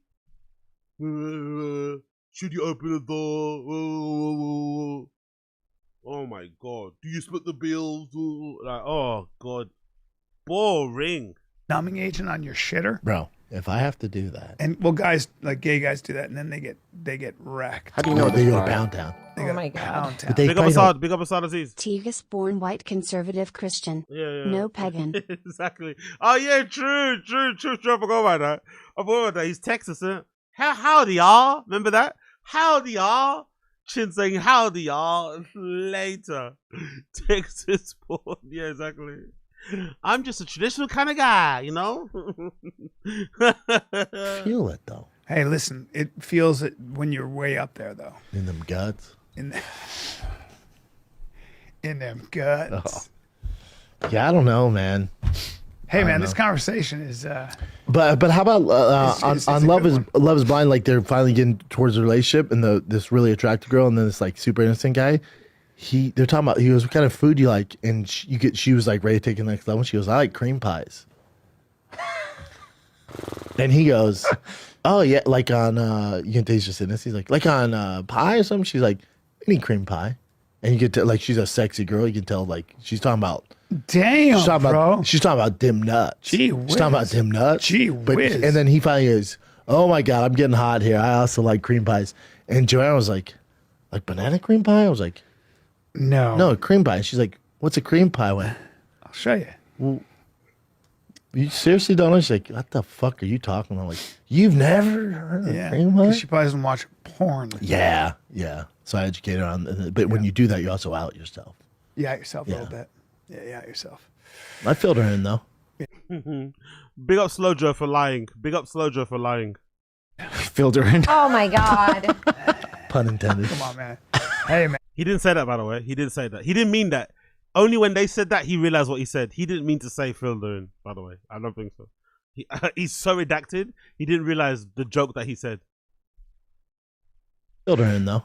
Yeah. Filled her in. Oh my God. Pun intended. Come on, man. Hey, man. I'll be here all night. Be here all night. Before we end this, though, I told you. So I dated like. Fucking hell, Chin, man. God almighty, just get on Tinder or get on something and go fucking crazy for the weekend. Spend less time with little brows in the studio and just spend a fucking weekend swiping. You'll figure it out, bro.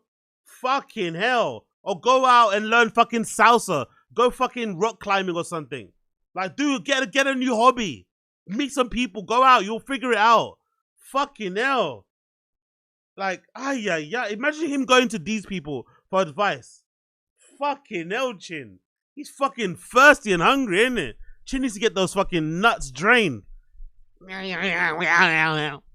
Maybe spend less time going to fucking musical instrument conventions with your old high school buddies and go out on the lash on the town. Fucking hell. Enough with this shit. Oh, I'm fed up about being forced to fucking learn about his ex-girlfriend that didn't exist. 3 girls that were into other girls. So yeah, here's the thing. What's going on with that, first of all? You got a bad But secondly, there's ticker. one, no, but there's also one girl that she made out with another girl in front of me. Yeah. But she said she's not bisexual. That's cool. That's fine. Wild All right. night. Are they younger, Chin? This is like when I was, Are you meeting them all in the same place? What is he talking?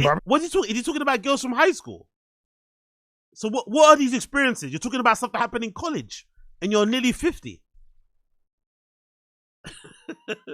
Fucking hell. There's a big gap in his fucking experience, isn't it? Sanaz, look at Sanaz. Sanaz cannot wait to move on. Please move on.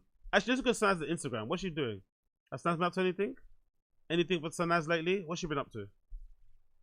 What's Sanaz doing? Sanaz, what are you doing, babes? Posting some pop punk shit? Stormy seas above the mountain. Flyer. Cause I know you will, but you know me better. First love is slain, it sure gets so hard to see. I'd go alone, but I fall so easily.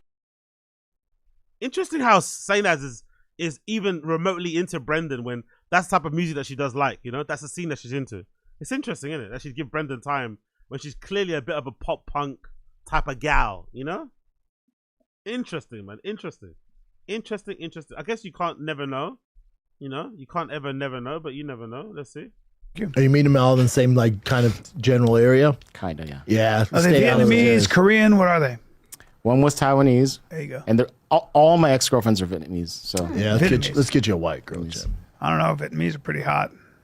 Yeah. B, let's take a little break because I want to take. Okay, cool, done. Let's switch over to podcast cringe, man. That was fucking brutal. That was fucking brutal, man.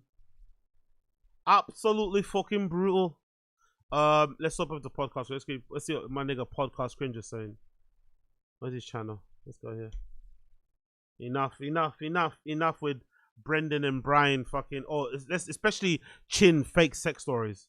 Oh, a new Bert Kreischer. Let's go.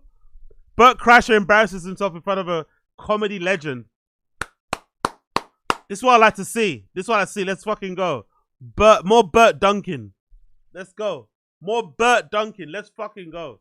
Big up podcast cringe. Let's fucking go. More fucking Bert Duncan. Whee!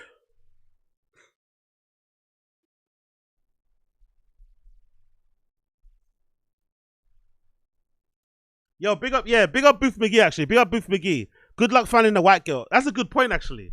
Chin probably has more luck. No, Chin probably has more of a chance of finding an Asian girl that will put up with his nonsense than a white girl. I think white girls will be less understanding of his quirks and how odd he is. I think an Asian girl would want to make it work just for the pure fact he's Asian. Just to kind of, you know, keep that thing going on. But we even saw with Jobo, even Asian girls have their limit. Even Asian girls have their limit when it comes to dating somebody within their own race. So I think Chin probably will be better off doubling down on what's worked prior, because he said all of his ex-girlfriends have been Vietnamese or Asian. Just double down on that.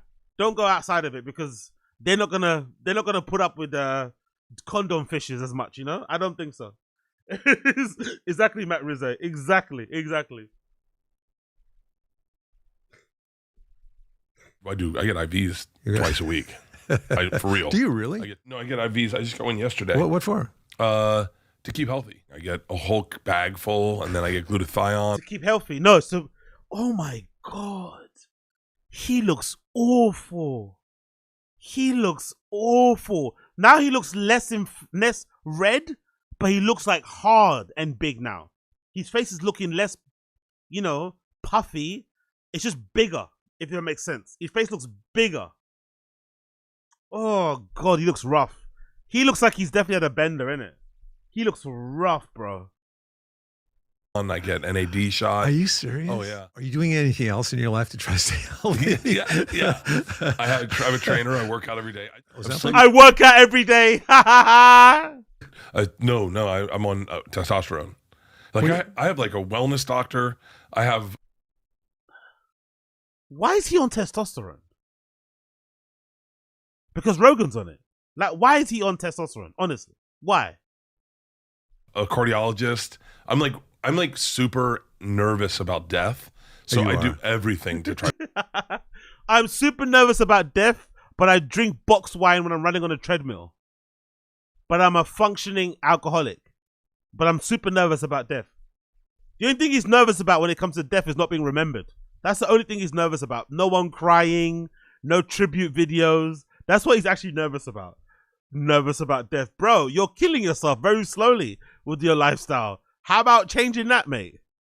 Do you still drink a lot? A lot. Yes. You're not that nervous about that. Exactly. This is when I was younger. Are you kidding me? That's you on the right? Yeah. Are you serious? Yeah. Dude, you let yourself go.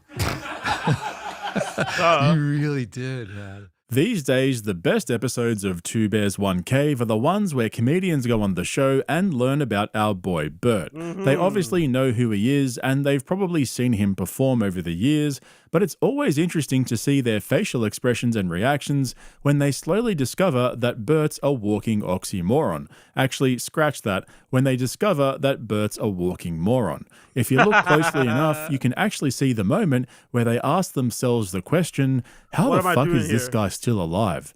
Unfortunately for Tom Segura, these episodes with Bert and a guest generally perform the worst, with some of the most recent episodes of Two Bears, One Cave achieving the lowest numbers in years. Wow. It turns out that not everyone's as desperate to hear about Bert's life as he is to talk about it. It reminds me of when Theo Von left The King and the Sting with Brendan Schaub to work things out on his own, only to end up building one of the most listened to podcasts in the world, while our boy Brendan the Business Shark Schaub started losing viewers like a casual poker player bleeding chips at the casino. Eventually, this partnership will turn sour as well once Tom's satisfied that he's milked every last drop from Bert's teats. And there's a lot of milk in there, so don't hold your breath. For us, though, this is quality viewing. Seeing another celebrity discover the inner rot in Bert's soul is therapeutic at this point. It's like those nights when you're sitting at home after work, stuffing your face with takeaway, washing the guilt away with a couple of beers and a bowl of ice cream for good measure, and then the latest episode of My 600-Pound Life comes on, and you... That episode I turned off so quickly. Remember, there was a clip. That episode I turned off so quickly, I couldn't get through it. With him smacking and eating into a microphone. That might be one of the most unliked or disliked Two Bears, One Cave episodes of all time. It must be up there. I couldn't even last more than a minute. It was horrendous. I couldn't do it, man. Realize, you know what? It was unreal. so bad after all. And so on the latest episode of Two Bears, One Cave, our boy Bert was joined by comedy veteran Kevin Nealon, who's appeared in several Adam Sandler movies, as well as a bunch of TV shows, but like almost all old school comedians, he started out as a struggling stand-up comic, making his way up through the Johnny Carson show and then Letterman, before joining the cast of SNL in the late 80s, where he stuck around for 9 seasons. Watching him interview Bert was like a throwback to late night TV, except it's Bert's podcast and it's 2025, not 1998. But just before we go through the cringiest bits, I have an announcement to make. The Podcast Cringe merch store is now open, and today I'm wearing my comedy assassin. Oh, nice! Haha, hilarious. He's got merch now. The Podcast Cringe merch store. Sick. Podcast Cringe merch. That is hilarious. I love to see it. Love to see it. Is now open, and today I'm wearing my comedy assassin t-shirt and hoodie designed by Kidney Theft. If you haven't heard, Austin, Texas is the comedy capital of the world. It's home to the top 250 comedy assassins. Everyone's on notice. The real killers are here now, roaming the streets. I hate the white drawstrings, by the way. I hate drawstrings and hoodie anyway. That's quite a cool piece of artwork. I'm not gonna lie. I would probably have it without the comedy assassins. I might have comedy assassin on the back, probably, if that makes sense. Comedy, yeah, maybe I'd have comedy assassin on the back and maybe get rid of the text. But I think that graphic or the artwork is really cool. Maintain. Or actually have an assassin, maybe like a ninja or something.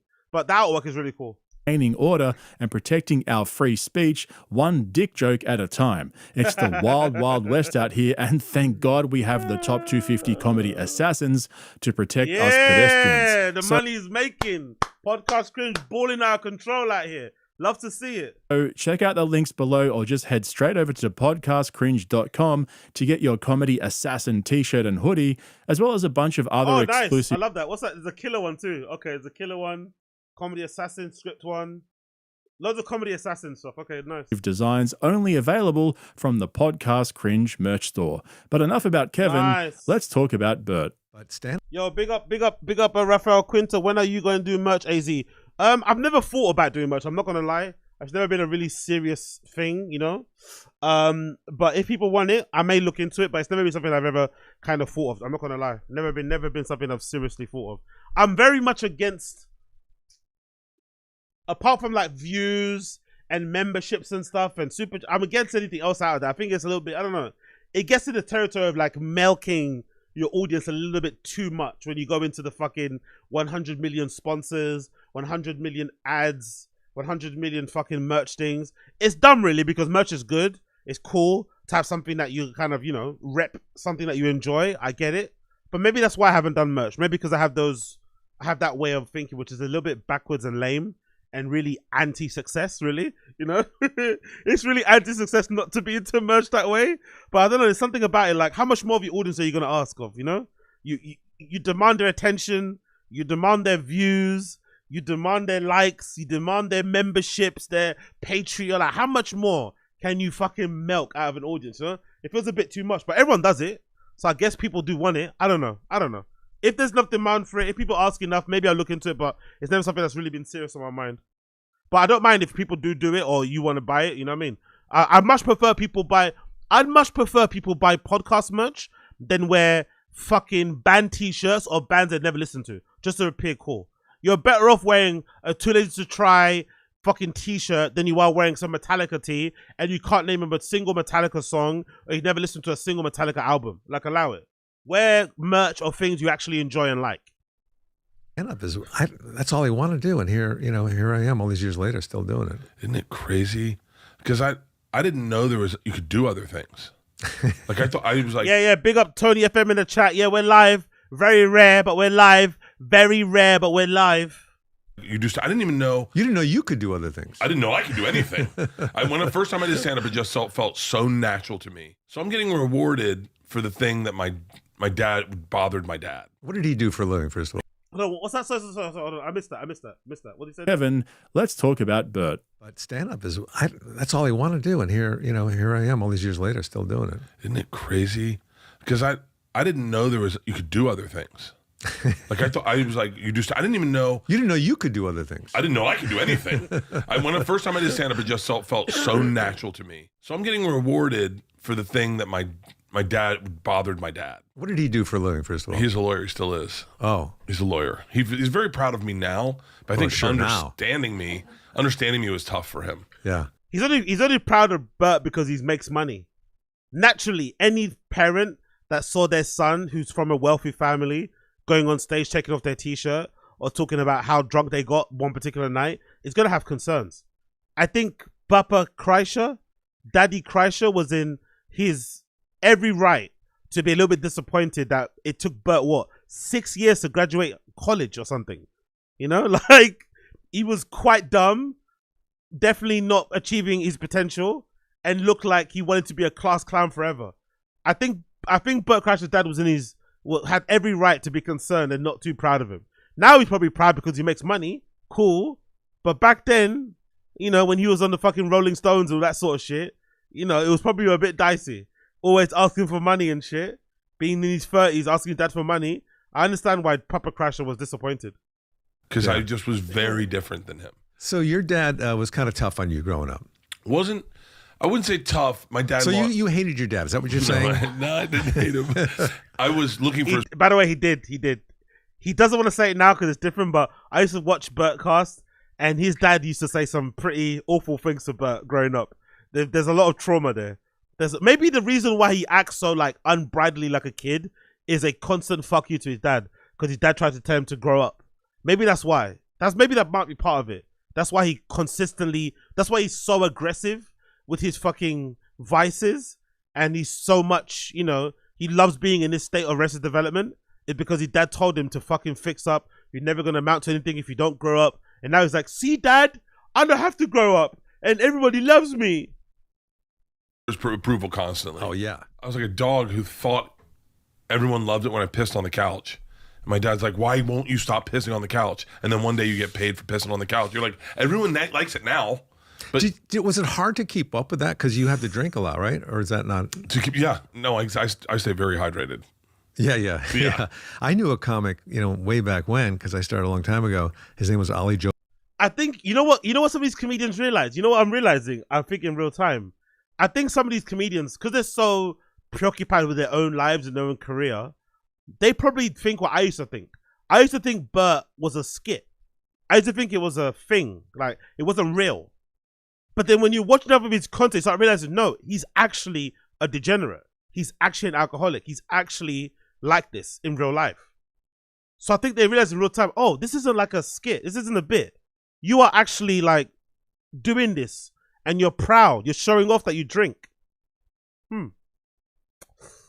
Yo, big up Young Old Vibes. Amazing. Landed safely. We love to hear it. We love to hear it. We love to hear it. Safe travels, you know, wherever you go on to next. But we're glad you are on the ground. On the ground, madam. We're glad you're on the ground. Joe Prater.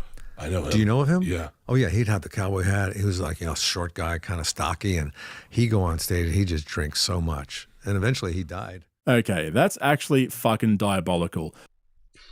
Yo, big up Manuel. Most comedians have arrested development.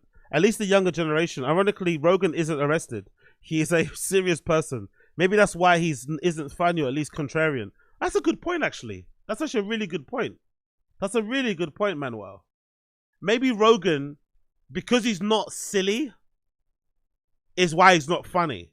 He is quite a serious and intense person. He only really gets silly on Kill Tony when he drinks. But if you watch enough Kill Tony, or even go on the Kill Tony Reddit, you see people get annoyed because when he gets drunk, he gets silly. When he gets silly, he just gets loud and obnoxious, you know? So he doesn't really have that in him. But also, he just might just be the guy that never was a class clown, you know? Because Rogan is funny on podcasts, but he's not funny in like a traditional stand-up razzing way. Like, have you watched the latest episode of like, what's his name? Of Stavros and the guy that does the fucking Dr. Phil impressions? It's really good. Adam Ray, I think, yeah? I'm like 20 minutes into it. I was like, I forgot what it is like to listen to comedians.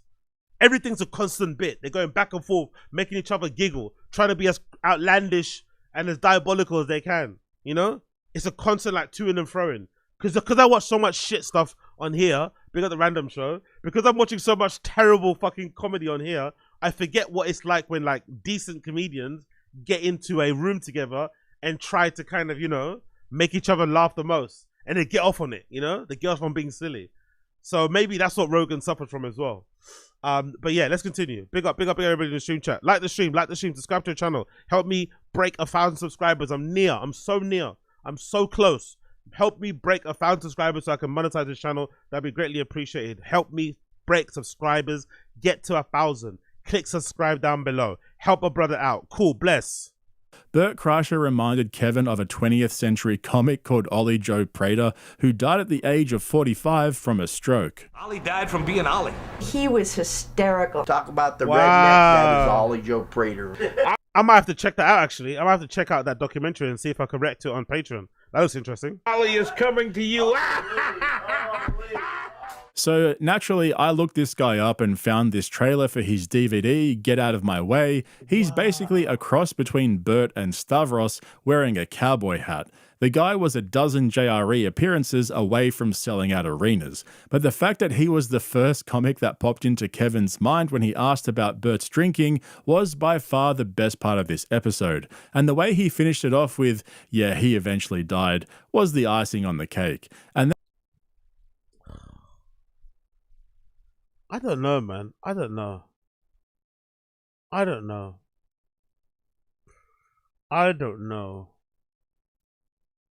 just have a feeling. I don't know why. I have a feeling Bert's going to outlive a bunch of people. I just have that feeling. He's just one of the type of people. Like, there is no reason why in planet Earth, why Bert should ever be even this famous. You know? He's super successful compared to how dog shit his comedy is. You know? He gets on stage and shows people his underwear with shit stains on it. He takes off his t-shirt and have you seen it when he gets on stage? Have you guys seen when he gets on stage and takes his t-shirt off? The reaction from the crowd. It doesn't make any sense. He takes his shirt off and the crowd goes wild.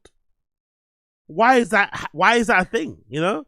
So I think because he kind of beggars belief, right?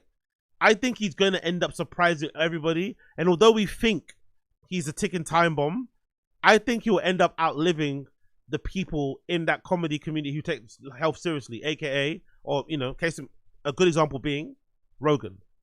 I think so. I think he's gonna end up outliving people like Rogan. I could be wrong though. And that's how they got onto the topic of Bert's health. Whenever someone brings up his problem drinking, he straight away tries to convince them that he's a super healthy guy who gets regular checkups. We've heard him say, "I'm the healthiest I've ever been," at least a dozen times now, while simultaneously looking like an inflamed parody of himself, wheezing like he's having an asthma attack, except he doesn't have asthma, he's just breathing normally.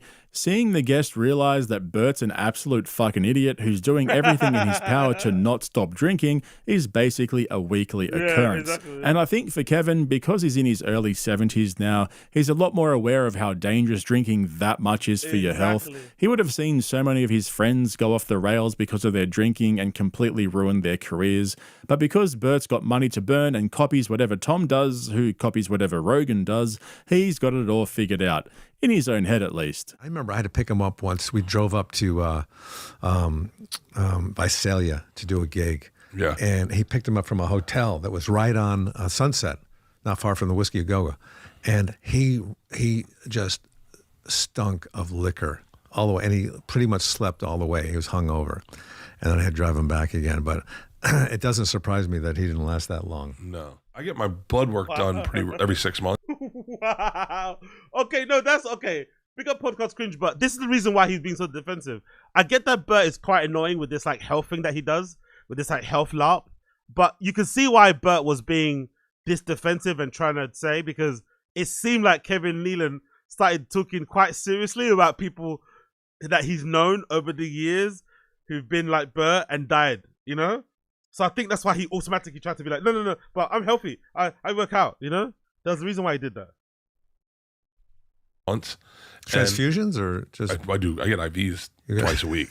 For real. Do you really? I get 2 IVs twice a week. No, I get IVs. I just got one yesterday. Yeah. Big up Rafael Quinta. Of course, man. Of course. Mwamba. I haven't had Mwamba in so fucking long. I haven't had Mwamba in so fucking long. What's the other one? Pondu and Madesu. what's the other thing as well? Is it Kwanga? That's Kwanga, right? Is it Kwanga? Kwanga's the other thing as well. Kwanga's really nice. A lot of those Angolan food. But yeah, big up the Angolan dishes. So fucking good, man. Today. What for? To keep healthy. It was like B12 or something? I get everything. I get a whole... Oh, I love how he's... Oh, okay. I love the thing here. He asks him, why do you get IVs done so much? And the real answer is because he's hungover. Everyone's doing it, especially in LA. Like I see a lot of kids. When I got an influencer snark, people are always posting videos of them, of all these kids doing it. Maybe it's a bit more beneficial when you're a child because you've got the energy anyway to bounce back. But it's a thing that everyone does. Rogan does it. Chappelle does it too. Dave Chappelle, where they get these IVs to get all these, to hydrate and nutrients to obviously combat the effects of a hangover. You're still going to get a hangover, but I guess it helps to sort of like speed up the recovery. But that's the main reason why he's getting these IVs done. He's not getting them to be healthy. He's getting them because he drinks a lot and he's trying to recover as quickly as possible to get back on the road and keep drinking. Bag full, and then I get glutathione. I get NAD shot. Are you serious? Oh yeah. I won't say his name. I have a friend. I know who you're talking about. It's Tom Segura. It's Tom Segura, isn't it? That's your friend. Yeah. And his he was the one that got me on IVs. He gets IVs all the time. You go somewhere to get that done? No, they come to me. They come. Wow, you're fancy. That's real money, man. That's real money. Having the nurses come to you, that's real money. Because I looked it up. That shit ain't cheap, bro. Those IV fucking services are not cheap. Especially having them come out to you. Woo! Comes to me. No way, you're like Michael Jackson. Oh, yeah. You ever do the propofol? I would at night? love that. Oh, my God. I would love propofol. I would love it. So he's looking at him like, you're actually serious, aren't you? I love when Bert freaks out comedians because you'd imagine comedians are quite self-indulgent. They also are into some wild shit. But even Bert like worries people. Like, I wonder. No, didn't someone say that? Wasn't it Joe List? Who was it that said they didn't really like hanging around with him? And I think it was Joe List, but Joe List is sober because that was that whole pizza thing, isn't it? Wasn't Joe List a little bit like, ugh, this guy's it's a bit too much. No, I think even Mark Norman, who likes to drink, I think he might have even scared Mark Norman, who also likes to drink. I think so. I think Mark Norman looks at him like, this guy is like, you're intense, bro. You're intense. You're doing this to try to stay healthy. Yeah. Are you doing anything else in your life to try to stay healthy? I have a trainer. I work out every day. I just bench 325 You look like pounds. you've kind of slimmed down a little bit. Was that like? No. I'm on testosterone. Like I have like a wellness doctor. I have a cardiologist. Oh, he's so insecure, isn't it? He's so insecure, man. He's trying to make this guy believe that he's healthy. Bro, we can see you. We can hear you. And some of us can probably smell you, even from here. I'm like super nervous about death. So I do everything to try to... Do you still drink a lot? A lot. Yes. You're not that nervous about death. I get to the gym, I work out, and then as soon as I'm done working out, like went to this morning, I get to the right gym. when I got outside, Right. This sauna shit as well, man. Niggas think they accomplished something by sitting in the hot room. He thinks he accomplished something by sitting in the hot room. All right. I could drink tonight. It's one night. What are we going to do? What are we going to quit everything? We got an IV. We worked out. We saunaed. We polar plunged. We feel good. Have you ever had any heart issues? No. I don't think people realize that the amount of shit Bert takes and still looks like a hopper ball with limbs. I mean, he should look really good. Same with Tom Segura. I'll come back to Tom in a moment. That's a really good point. That's a really good point. Your body doesn't lie. If he does what he says he does, he would look way different. He would look way fucking different. We know that to be true. Because Bert tries to throw him under the bus as usual. This is the Joe Rogan hangover. It's the Austin Comedy Starter Pack, TRT, vitamin IVs, sauna, cold plunge, kettlebell swings, and lots of drinking and smoking cigars. These guys will waffle on about how important it is to eat organic foods and stay away from processed shit, while swapping out nicotine pouches mid-sentence, followed by a sip of whiskey and a puff of a cigar. And then they'll call in a vitamin drip the next morning, rinse and repeat. Exactly. The blatant hypocrisy and bullfuckery they display on a weekly basis on their podcasts is funnier than anything any of them have ever done on stage. We're talking full lolcow status at this point. Like, for Bert to look the way he does while taking all the stuff he just rattled through, he'd have to be drinking like a fish and eating takeaway 3 times a day. I mean, the guy has daily sessions with his personal trainer. So this is one thing I wanted to know. When I saw... I don't believe that, by the way. I don't believe that. Because he already lies about his drinking. He'll say, oh, I didn't drink for like 3 weeks. And then they'll break it down. Oh, actually, I had a glass of wine, but that doesn't count. What? How do you say you didn't drink for 3 weeks, but you had a glass of wine doesn't count? How does that make sense? So the way he rationalizes things in his brain and describes or says it back, it's just not the way it actually happened in real life. So he may have trained with his trainer twice in a week, many weeks ago. Now that it gets reinterpreted as, I do 2 a days. No, you don't. If you did 2 a days, you wouldn't even have time to drink. You'd be so tired, you'd be sleeping all the time. Come on, bro. So you're losing weight. I'm sure everybody says this to you. But, you know, your belly is kind of your brand and stuff. Yeah. What's going to happen? Sadly, I'm not going to be able to get Joe Piscopo ripped. Yeah. Like I've tried. This is when I was younger. Are you kidding me? That's you on the right? What do you mean you're not going to? You've not tried, and you've never tried consistently to do anything. What's he talking about? The only time he consistently tried to do anything was during Sober October. How do you know what you're capable or not capable of when you spend most of your time hungover?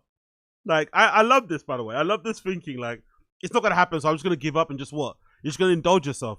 I'm never going to be ripped, so let's just be fat. Okay. Look at the pictures of skinny Bert Kreischer. It's funny, man. Yeah. Are you serious? Yeah. Dude, you let yourself go. You really did, man. 29. Leanne. You fooled her. Oh, you fooled her big time. Well, you should have seen her. Jesus Christ, man. Yuck. Yuck, yuck, yuck, yuck, yuck. Let's dog on my kids, dog on my wife. Yuck, yuck, yuck.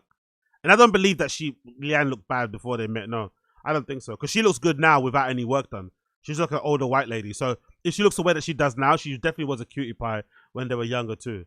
Bert's the one. If anything, Bert was always a bit of a zero. You know, he didn't even look. Bert looked skinnier, but he didn't look cuter when he was a kid. You know what I mean? He always kind of had like an older looking guy's face. So he was always punching above his weight. Let's be honest. No, I've lost weight. I've lost like 50 pounds, but I still have a belly. Do you ever have any desire to go back to that? No, I don't think I ever could. I think I was like 190 pounds then. At 6 foot? 6'1", yeah. Okay. And so, but right now I'm about 240. If I got to 220, I'd still be morbidly obese. I love this rationalization, by the way. What's the point of trying to get skinny if I'm still going to be big? Huh? You mean be healthy? Forget the skinny part. Can we just focus on maybe not drinking as much? Is that possible? Because the thing about Bert, he drinks so much. If he actually stopped drinking for like a month, he will see the difference so quickly because of how much booze, so how much fucking fluids are inside him. If he actually stopped drinking for a month, he dropped so much weight so quickly. But he seems to enjoy it, so let's see how far it goes. Let's keep on drinking till the wheels fall off. I can't believe he's 6'1". Yeah, I heard that. I didn't want to say that. I was like, who cares? Maybe he is 6'1". Maybe. Who knows? Who gives a fuck? He still looks fat as shit. Beast, technically, but I don't. But I'd feel better. I feel better. Like getting out of a bed are the things I care about. Of course, Bert gets his producers to pull up photos of himself on Google, and true to form, Bert instructs his minions to pull up a Tom Segura before and after photo as well, because unlike Bert, Tom started out fat and lost weight, yet still doesn't look like he works out. And don't get me wrong, Tom looks good for a 65-year-old. I'm not trying to rag on him for getting in shape and taking his health seriously. What makes it so funny is that he spent so much money on trainers, diet, and supplementation, yet at the age of 45, he still looks fucking average. That's a good point, you know. I never thought about that, actually. He looks like he lost weight, but he doesn't look like he works out. Which is probably the Ozempic thing, isn't it? That's where the Ozempic comes in. You just look like you've shriveled, but there's nothing else. Because you can tell when somebody's working out. It's pretty obvious to tell when somebody's been working in the gym. Never thought about it that way. Tom Segura before and after. This is wild. I mean, Tom's on Ozempic, so he's lost a ton of weight. He told me his trainer was teaching him how to eat properly, and he never weighs himself. Is that BS? Yeah. Look at how fat he is on the left, and then look at him on the right. Well, he's grown some hair too. So I think what Tom was doing was that he was working out, it wasn't working, then he tried Ozempic, but carried on working out. but now he's told himself, his brain has told him that he lost it by working out. So he doesn't credit. He thinks he was always going to get there. No, you weren't. You got there quicker because of Ozempic. But I love how he never admits this, by the way. He tries to act better than everybody else, but doesn't want to admit that I don't think he actually, does Tom talk about his trainer much? The guy he employs to basically train. I don't think he does. He makes it seem like he does all it by himself or something. Legitimately just trains himself when he's got somebody to train him, that he takes on tour with him as well, who might be in love with him, and that the most important thing, he took a little prick to the stomach. He should dye his chest hair. Look at that, man. He was a mess. I noticed how he's covering up the love handles, though. Oh, yeah. Yeah. Yeah. Yeah. For the life of me, I don't know why Tom posted this picture of himself with no shirt on. I mean, it's really doing nothing for him. He should have just stuck to yelling at poor people for not being able to afford their rent. Instead, we have Tom Segura 2.0, or as I like to call him, Joe Rogan Light. By the way, Bert likes to shit on Tom for taking Ozempic to lose weight, but according to Tom, he only tried it for a bit before getting off and taking a more old school approach, hiring a personal chef to follow him around and cook all of his meals for him. You tried them? I did try it once, yes. How did you feel? I just didn't eat anything, and then I got off with it. I didn't like that. Oh,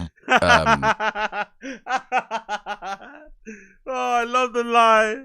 I tried it once. Yeah. Sure you did, bro. Sure you did. I tried it once and got off it. Yeah, man. Sure you did. Oh, be it Wingus McDingus. When you work out, your muscles develop as well as fat loss. Good point. Ozempic melts fat, but you still end up looking like a slug. Yeah, for sure. That's what Brendan looks like. He's got that kind of shriveled up, like all the air's been taken out of him type of thing.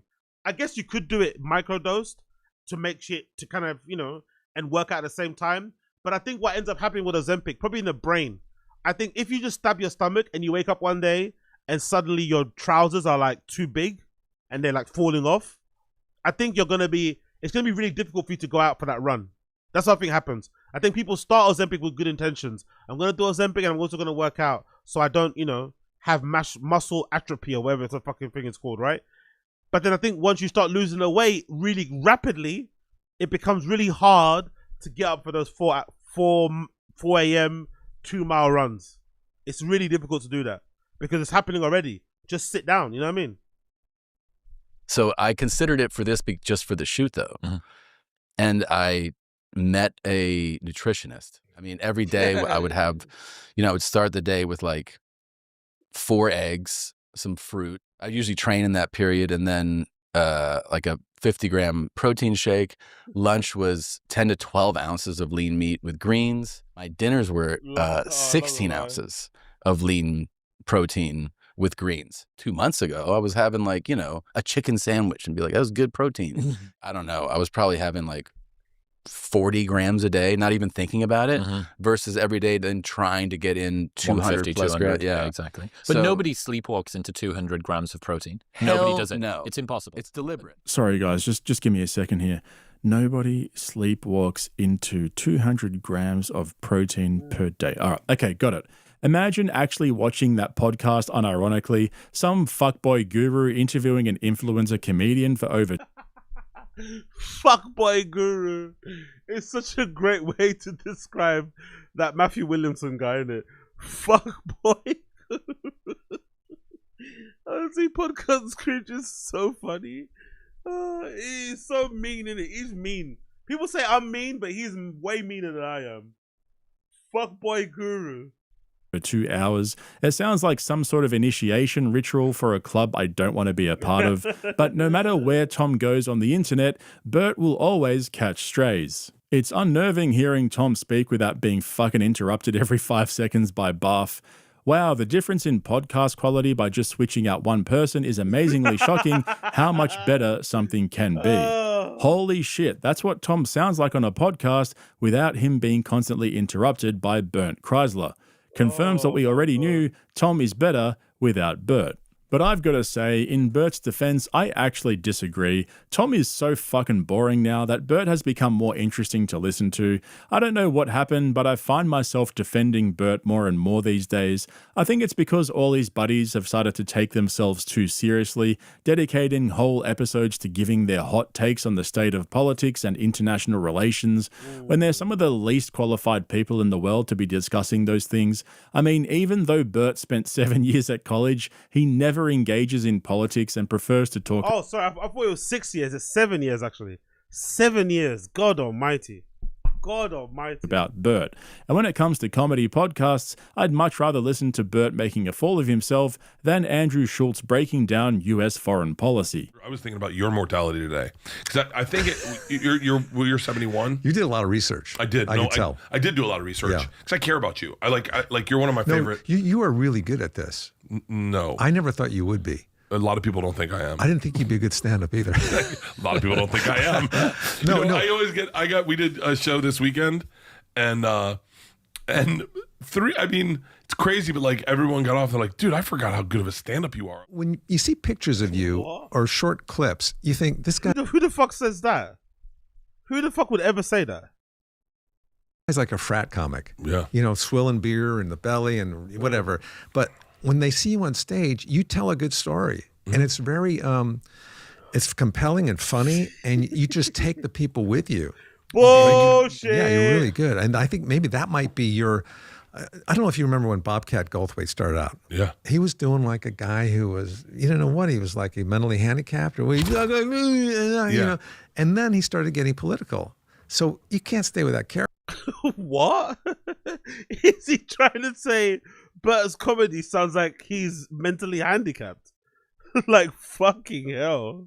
Character, you got to move out of it. Yeah. And I just wonder if, you know, to what extent you'll move out of, you know, the bear thing and maybe have more stories and, you know, and then you can lose the weight you want to lose. Once Kevin realized that Bert was a one-dimensional man-child with the intellectual capacity of a middle schooler. Big up Abe Martinez. Every time I hear Bert 1 year's added. Okay, let's find out.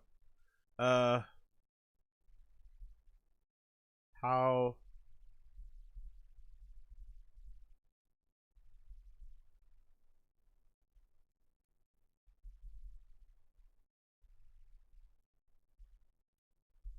graduate college. Let's see what it says.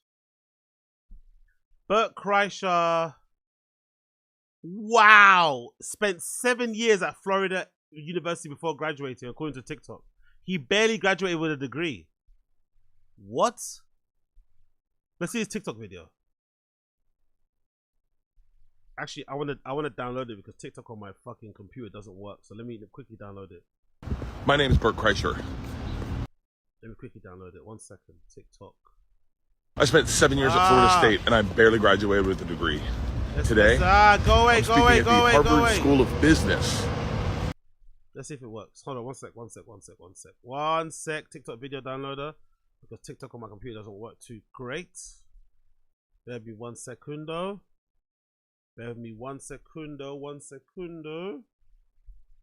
Bosh.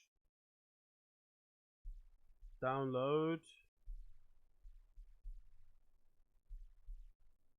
Is it downloading? Of course, download. It's done. It's done already. Hold on, how long does it take to graduate from FSU?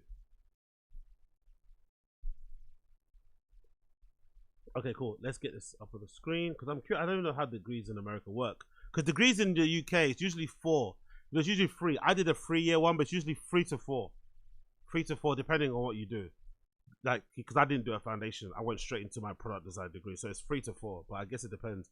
How long does it take to graduate from FSU? The time it takes to graduate from Florida State University depends on the student and individual circumstances. Degree in 3. A program of students wants a degree in 3 years or less. Wow, you can graduate in less than 3 years in America. That's pretty cool. More in 4. A program for students who want to complete a bachelor's degree in 3 years or less, and then pursue graduate studies.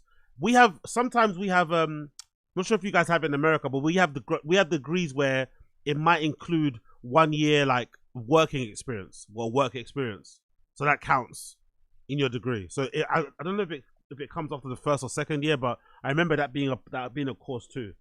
Yeah, is that what it's called? Is it sandwich? That's the one, yeah? Wingers, yeah, that's the one, sandwich. I regret not doing that, man. Honestly, like, the fucking one thing I regret is people listen to people. Do you remember back in the day, Wingers will know this, do you remember back in the day people used to look down on sandwich courses like it wasn't a real degree? The same way they look down on like BTEC courses in like colleges and shit, non-A-level courses. They look down on it. It's like everyone I know that did like a vocation or went to a trade school in college is making way more money than I am and isn't in crazy debt in terms of student loans. They're making fucking dollar bills. They honestly, back in the day, people used to look down on you if you went to electrician school or whatever it may be, or you went to a fucking school to be a mechanic, whatever it was. They look down on you. And those guys and girls are making tons of fucking cash. Honestly, I regret not doing a sandwich course or something along those kind of lines. I went for a straight degree and a fucking wasting my time. Yeah, exactly. Yeah, that's the one. Yeah, job was after 4 years. Be up, Game Bread. Jack, be up, Wingers. Yeah, it was absurd. I learned more in that 1 year in the studio than 3 years I did at uni. Exactly. But that was probably because I spent most of my time drunk. But no, true. But it happens regardless. You learn more. Like, I remember we did work experience in secondary school. I think there was a time that I don't think kids do it anymore. Back in my day, there was I think was it year 10 or year 9. There was a year that you went and did like a work experience. And I did work experience in some like camera shop. Some horrible camera shop on like Tottenham Court Road, near the junction of like Tottenham Court Road and Charing Cross Road. And it was an awful job. It was one of those camera shops where like they have like cameras like from like 20 years ago there and things piled up in the stock room that looks like a fucking dive or like a, you know, like, I don't know, horrible, covered in dust. And the guy in there, you know, and but I learned a lot working there basically. I don't know how long it was, maybe it was 2 weeks. But I learned way more in that about life in general than I would have ever learned in school. So those things were really handy to go in together. Big up Chris Mack. If you're ambitious, there are sometimes programs that are 3+1, where you do all the undergraduate degree requirements in 3 years, and then the extra year you do a bunch of grad work for master's requirements. Oh wow, I like that. That's pretty sick. Okay, I like that 3-1 program. That's a pretty good idea. So they prep you already for the master, because sometimes I've heard people try to go from having a degree to doing a master's, but the work they did at the degree wasn't good enough to get the master's. So they give you that prep at the end so that you're ready to go straight into the master's situation and get all that sorted out. That's really fucking good. I love that idea. That's a really good pathway. Big up big up Mr. Bob. Exactly. Degree in the streets could be valuable. Yep, is that Cambridge? Exactly. YTS. Yeah, I remember that. I remember about that. Exactly. So in America, degree in 3, FSU. What else is it? Move more in 4, graduation review, final graduation required, diploma delivery. So I guess most people graduate under 4. How long is FSU graduation? Just under 2. Okay, graduation 2. Okay, cool. All right. And what did Bert do? Let's see what Bert did. There we go. Let's see what Bert did.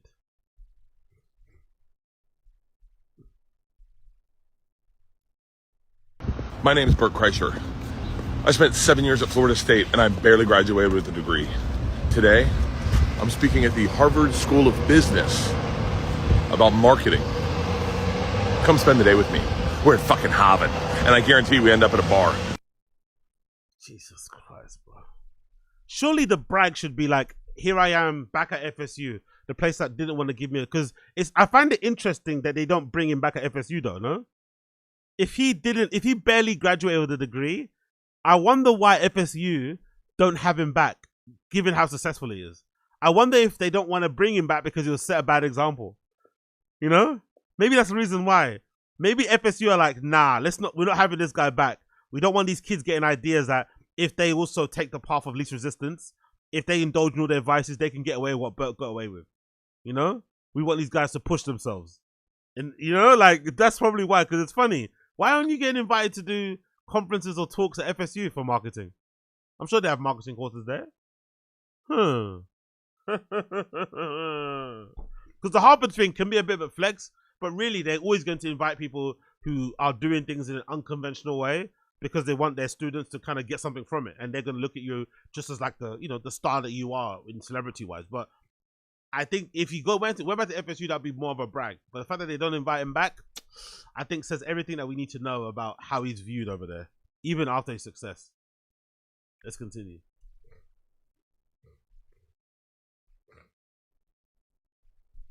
Let's go. He tried to drop subtle hints to help Bert change and evolve his act. Big up Game Bread Footballer. They don't know. Maybe they don't know who he is. Impossible, brother. Impossible. For sure, Bert's definitely reached out to them to do something, and he's just a blowhard. There's no way they don't know who Bert Kreischer is. He's probably one of their famous graduates. I'm sure they have other famous graduates, but he's definitely in their alum. The fact that they don't have him back says a lot. I think they just don't want to encourage or give their students any funny ideas. I think so. Act so he'd have better career longevity and a chance at longer term success. I mean, you have to admit, compared to the way his buddies treat him, that was actually a much more respectful way of getting the message across. But in the most Bert Kreischer way possible, Bert managed... Look at his eyes. Look how glassy his eyes look, man. He's definitely got alky eyes, isn't it? He even has the eyes of an alky. Look at how glassy they look. Jesus Christ. To say one of the most diabolically dogshit things I've ever heard. This is seriously up there with the time he said alcoholics go sober just for the attention and that's why he'll never do it, or the time he stopped drinking so he could keep drinking. They pale in comparison to this. Okay, if I quit drinking tomorrow, then everything comes right back. I'd be like sharp as a tack. Well, you told me the last time I What? What? ran into you is you said you're cutting back on the drink. I cut back drastically. Like for like 3 months I didn't drink and I felt phenomenal. And it was so hard to start drinking again that I said to myself, I'm never going to quit because it's so hard to start. That is the most stupid fucking... What? Hold on. What? And I felt I cut back drastically. Like for like 3 months I didn't drink and I felt phenomenal. And it was so hard to start drinking again that I said to myself, I'm never going to quit because it's so hard to start.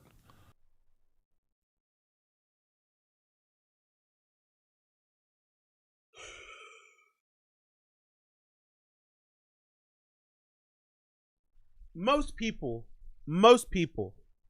myself included, when you go on an extended health break, when you go on an extended health run or health kick, and you indulge yourself in the multivitamins or the booze, that first drink is a little bit ugh.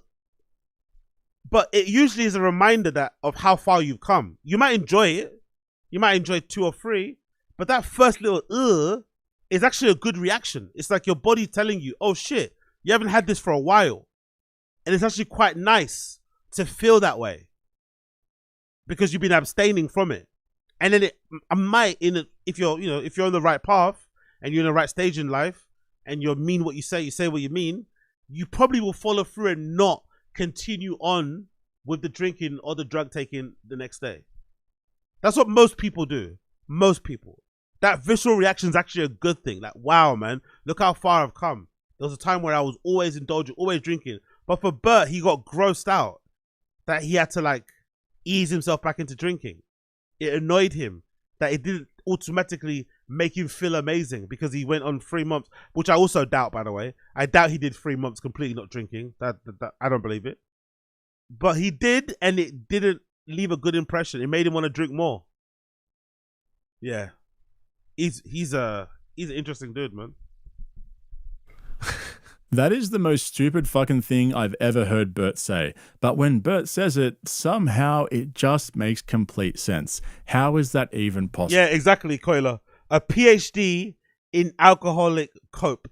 Yeah, big up Chris Mack, exactly. Kevin Nealon questioning all his life choices. You can tell, even in the clips. Obviously, podcast cringe is cutting it a certain way, but you can tell, like, even in the clips of, like, Kevin Leland's brain, like, and that's because he's older and a bit mature, he's probably been through stuff, and maybe Kevin Leland's also had his period in life. Because I think that look he's giving Bert is more sort of like, oh wow, he's been there, but he's over it now. So I think when you've been there, you can look at someone like a zoo animal. You're just looking at him like, wow, what an interesting figure.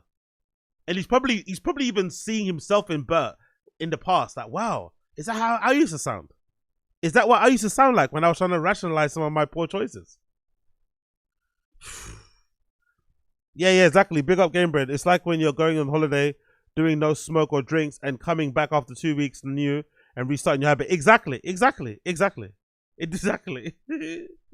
most people, when they have those type of breaks, it's a good thing. It makes them re-question everything about life, right? Or it makes them just calm down a bit. Maybe you were doing it every weekend, and now when you go on a break, you want to do it fucking once every other month or something. But it usually has some positive after effects. For Bert, it made him want to drink more. Interesting. But I'm also not sure if he just says he stuff for attention, to for an effect. I'm not too sure, He might just be doing these things for an effect. Oh, I'm going to say something wacky. People are going to be like, oh my God. I've decided to never stop drinking again because I find it too hard to start drinking again once I've stopped. Fuck me dead. That's actually insane. Exactly. And the worst part is he wasn't even joking. He said that with one of the straightest faces I've ever seen. Not a single lie was spoken. Just straight up honesty. It's almost admirable that someone could be that delusional without so much as a hint of irony. The only thing that could get better than this right now is Bert completely misreading the room and thinking that people were laughing with him instead of laughing at him for being an absolute clown. David Letterman said, you know the guy that does stand-up shirtless? And he goes, yeah, Bert Kreischer. And he goes, he's amazing. He's an amazing comedian. And he doesn't have his shirt on. And he said, yeah. And he goes, and he never mentions it. He doesn't talk about it. He just takes his shirt off. And he goes, yeah. He's like, but he's a great comedian. He's like, yeah. No one's ever said that, by the way. I think Bert might be good when you're smashed in a bar. But Bert isn't even a good joke writer, He tells these stories about his kids doing embarrassing things. He's not that funny. If he had like one-liners, it would make more sense if that was his style. But his style is storytelling. And his stories are usually full of lies. And he looks the way he does. I think unless you're smashed, there's no way you're going to see Bert for the first time and think, oh my God, this guy's an amazing comedian. You just think he's a hack, really. Which is essentially what he is.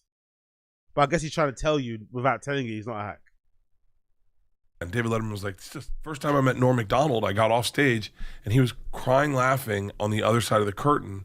And I thought he was laughing. I don't know what he was laughing at, but he just kept going, there's no shirt on. There's no shirt on. There's no shirt. There's no shirt. Yeah, you forgot your shirt. Yeah. Bert Kreischer has almost single-handedly kept middle school humor alive, staying true to his art form and refusing to evolve or change his act since the 9th grade. Nikki Glazer said it best at the Tom Brady roast, "Bert, I love you. You know I'm such a fan of your joke." Not realizing that David Letterman and Norm Macdonald, two of the most well-known deadpan comics in history, were actually trolling him for not wearing a shirt on stage fills me with so much joy and amusement. But like I've been saying for the last couple of videos, I'm starting to appreciate Bert in a different way this year.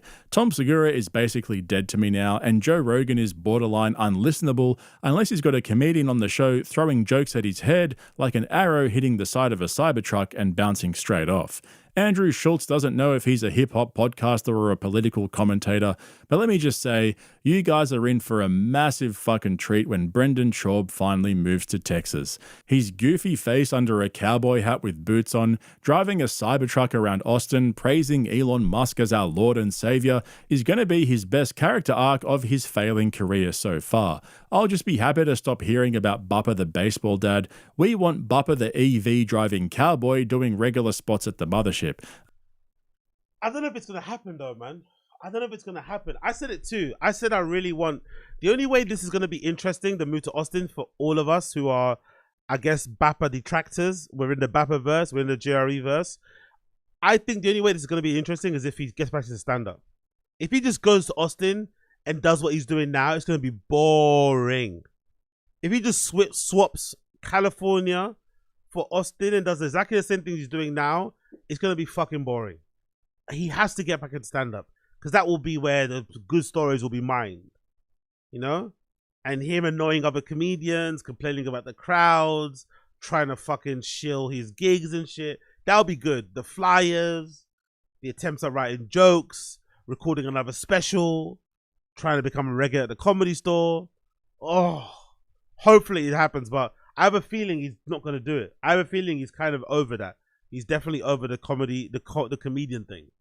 But I could be wrong. I could be wrong. But anyway, that's it for Podcast Cringe. Big up Podcast Cringe. Appreciate him.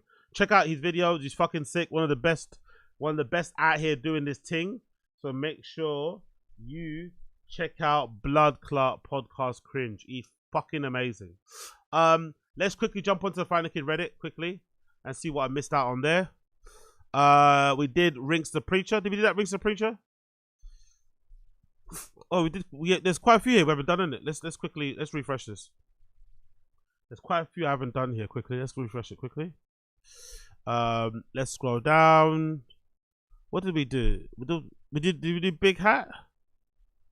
Oh yeah, we did Nothing's Worse Than the Internet. We did that one already. 3 C's. We've done that already too. We've seen that car with the thick iconography on the back there. We talked about the Mr. Shub thing.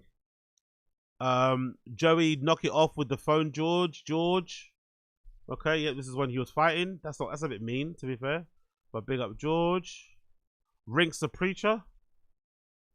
Also, someone's going to do it if you Somebody's don't. going to do why it. not you? Yes. It's inevitable. Yeah. And anybody who did anything like this, including Dana White, how many times do people say to Dana, it's never going to work? How many times do people say to Elon Musk, Tesla's going to fail, SpaceX is going to fail? Motivational it's podcast one thing time. after another. And anybody who does anything is constantly dealing with everybody saying, you're crazy, that's impossible, here are the 1,000 reasons it can't work. And you have to be the one to say, I know, but there's one reason it will work. Me! The no's are way... Okay, fucking hell. Motivational TFATK. I don't know what's worse, man. Fake business TFATK. Motivational TFATK. I don't know. Fresh and fit TFATK. I don't know which one is worse. I really don't know. Togan leaves Austin bound B-Dip out in the cold on Protect Your Neck invite. What's Protect Your Neck? Other time. We'll do another Protect Your Neck, and I'll bring you Oh, is that a Rogan show, I'm assuming, right? in the day early, and we'll get you to the stem cell place. Okay. Ways to well, no problem. You just tell me when. I plan to go with my buddy Abe to Columbia in Come June. to Austin first, Yeah? because we'll get it all gratis. You'll get it for freezies. Oh, nice. That's a good offer from Rogan. That's a good one from Rogan. That's a good offer. If only Chin was friends with Rogan, he might fix his neck. I'll have Ways to well hook you up, and then we'll do a Protect Your Neck. right. We'll do a Let podcast. me know, man. So we I'm gotta do down. another one. Those are fun. Those are fun. We Who do is it? You? John Rollo, Dean Thomas, That's a great crew. and Matt. You It's know John fucking Rollo? amazing. We've You never might have met. met. He's the best. John Rollo's. We've never met. He's not one of our guys. Brendan, the jiu-jitsu black belt, is not invited to Protect Your Neck. That's gonna hurt a little bit, no? It's nothing to do with him, but Brendan's meant to be a jiu-jitsu black belt, and he's not invited to Protect Your Neck. Was the best. Oh, he's funny, man. I love He's him a to great death. guy. When I was a fatty, I was up to 230, and I'm 5'6". damn, that's When a you're thick if you dude. got fat, you'd be like, oh, Brendan's a little husky. I've been fat. When you're my height, I'm pointing to Joe too. He's taller than me though. Dude, I met Joe. He's not that tall. Yo, he's short as shit, right? Fucking hell. I'm pointing to Joe too. He's taller than me though. Dude, I met Joe. He's not that tall. Yo, he's short as Not shit, that tall. right? Wow. Wow. We'll do another. I'm pointing to Joe too. He's taller than me though. Dude, I met Joe. He's not that tall. Yo, he's short as Not shit, that right? Wow. That must be the first reaction everyone has when they meet Rogan in real life. They must be so annoying. Every time someone meets him in real life, they can't help it. Like, wow, like, I didn't know you were that short. You know, they recognize the head. Cause I think that's what you see with Rogan. I think if you notice Rogan, you recognize the head. But apart from the head, it's a bit dicey. B4OF, Me Too's, and 300 pages. Yeah, this is probably the peak of TFATK, isn't it, right? When Brendan's this is the peak of TFATK, because this is when Brendan's brother was his manager, right? His manager. This is the peak of TFATK. Because if you think about it, Brendan was able to have his brother be his tour manager or whatever because he could afford to pay him. He could tell his brother, hey, take some time off work and I'll give you some money. But money is so tight right now, he can't afford that. He has to have a proper manager and no tour manager because he's quit stand-up. But there was a time where they would go out and eat and they would pay for the bill. You know, they'd have like they had employees, they had like fake friends. What a good era, man. That era does not exist anymore, unfortunately. That era does not exist anymore. God almighty. Saint Laurent boots, fancy shirts, Chin doing a fucking redacted pose. How old was Chin in this picture? Chin must have been in his 40s still in this picture, right? Or late 30s allegedly. Bloody hell. What a time to be alive. They could have never guessed it would end even though we all guessed it would end at some point. But I think the end is brutal for them because it was self-inflicted. Their end was all self-inflicted. Papa not be able to close his mouth. You know, I know bald guys that sling dick, not being able to fucking annoy other comedians to the point where he gets ostracized, and Rinks getting accused of the big R word. That fucking destroyed everything. They basically ruined it for themselves, kinda. Maybe it was always going to get there. It was always going to get to this point. But I think they hastened it. They sped it up with some of their poor choices and lack of impulse control. But what do I know? What's the thing here? Papa and Brian are really winning over Pluto TV reviewers. What? What's this? God, I hate this commercial. I fucking hate this commercial. Is this supposed to be funny? What are you gonna do? Use some of that boxing you've been doing? Ha ha ha ha. Jesus Christ, I hate it. I almost wish they'd bring back the bitch Bible bimbo.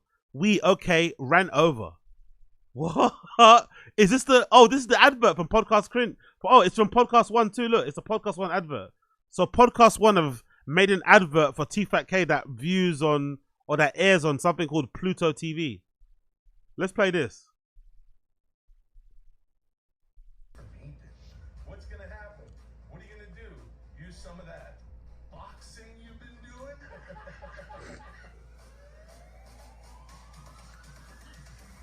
you're an alcoholic, you'll get caught. It's a white belt going against a black belt conspiracies, and you got...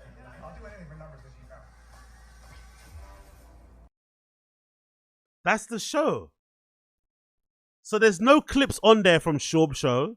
There's no clips on there from the Golden Hour. They're using clips from an outdate from an episode of Will Sasso, TFATK, that he doesn't even appear on there anymore. And then they're using clips of them on other pods that... So we only got clips from TFATK. No pods from Golden Hour or Shorb Show. They actually, you know, give us a reflection of what the show is actually like. Huh. Interesting. Oh, you couldn't hear it. Okay, cool. Sorry, let me put the volume up. Let me play it one more time. It's quite low anyway. It's quite low. Use some of that. Because the person's recording it from their phone from the TV. What's gonna happen? What are you gonna do? Use some of that boxing you've been doing?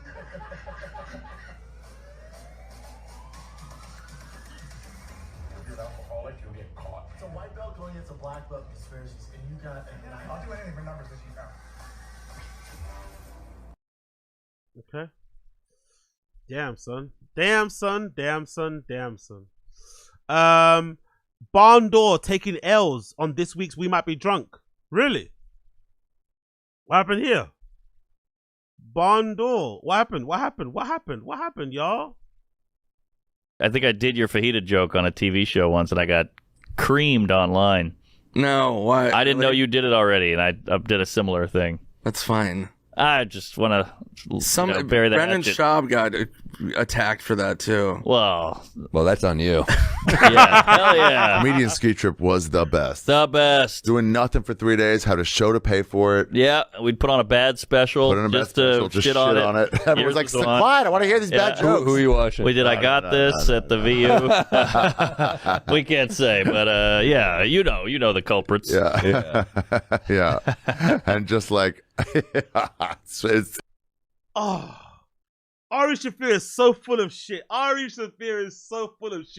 Didn't Ari say on that interview with Matan recently, when Matan kept bringing up Brendan and trying to make jokes about Brendan to Ari Shaffir, didn't Ari say, "Oh, that's tired, that's boring now. It's like beating a dead horse, the whole Brendan thing." But they went on a ski trip, had a bunch of fun, and they started playing Gringo Pappy on YouTube to laugh while they were drinking drinks, having a good merry old time on the slopes.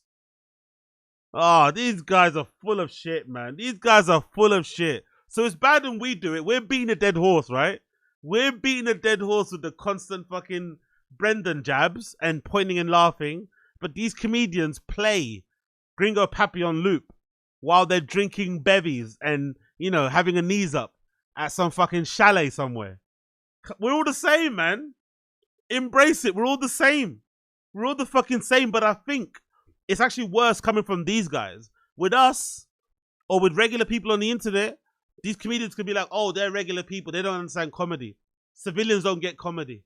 They don't understand how nuanced it is. They don't get it. They don't understand it. They don't understand it. They don't get it. But when a fellow comedian is attacking you, that probably hurts way more. I think it hurts way more when a comedian doesn't think you're funny than if we don't think they're funny. I think they think the audience is dumb, or you just don't get it. You just don't get it.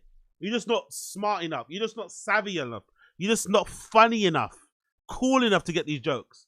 When a fellow comedian is saying, we watch your special and we laugh at it, and not in the way that you think we're laughing, that's gonna hurt. That's why I say on this stream all the time that these motherfucking 250 assassin, Navy SEAL, elite ninja comedians, they are way worse than any person on YouTube. They are way worse than any comedy, community, critique, whatever channel that exists. They are way worse. They say way worse stuff behind each other's backs. And usually about their own friends. Usually about their own friends. It wouldn't surprise me if some of these people are even fucking each other's girls. It wouldn't surprise me if some of these motherfuckers are even fucking each other's girls. It wouldn't surprise me in the slightest. Wow, that's hilarious, man. R.I.P. to Papa. You remember that fajita joke? Can I get it up, actually? Let's see if I can get that fajita joke. Does someone have it? Does someone have that fajita? Do you hear it? Fajita? Let's see. Someone have it? Someone have it? Does someone have it? FIFA Sutherland, Swartzen discusses Schwab stealing his fajita joke. Yeah, okay. Let's play a couple of these ones. I want to see this. I want to see. There we go. Let's go. Let's do this. She was just sitting there like fucking Brian Callen. You know what I mean? Just waiting to get drilled by fucking Shop. Just sitting there. Fucking Shop. Thief or Sutherland. Yeah, that's what I call him. Dang. No, I'm kidding. There was a bit about Shop. Like, I guess he said, people say he stole some fajita joke from me. Did he? I don't care. It was just funny. I know Brennan. I don't care if he did, but I doubt it. I mean, he's had fajitas. Yeah, a lot of people have had fajitas, yeah. But I haven't seen, I don't know if I've even seen, I haven't seen that joke. It doesn't come to mind. No, I mean, who fucking cares? That's hilarious. He's had fajitas. Why would he steal mine? Honestly, Nick Swartzen, man. Hope because he's another one. He's a bit of a boozer like Bert, but he's actually funny. I hope he levels it out and figures out the boozing, because I've seen him in a couple pods looking rough as fuck, man. Hopefully he figures it out, because he's fucking funny as fuck, man. Don't want to lose Nick Swartzen. He's hilarious. Hey Nick, you fajita B?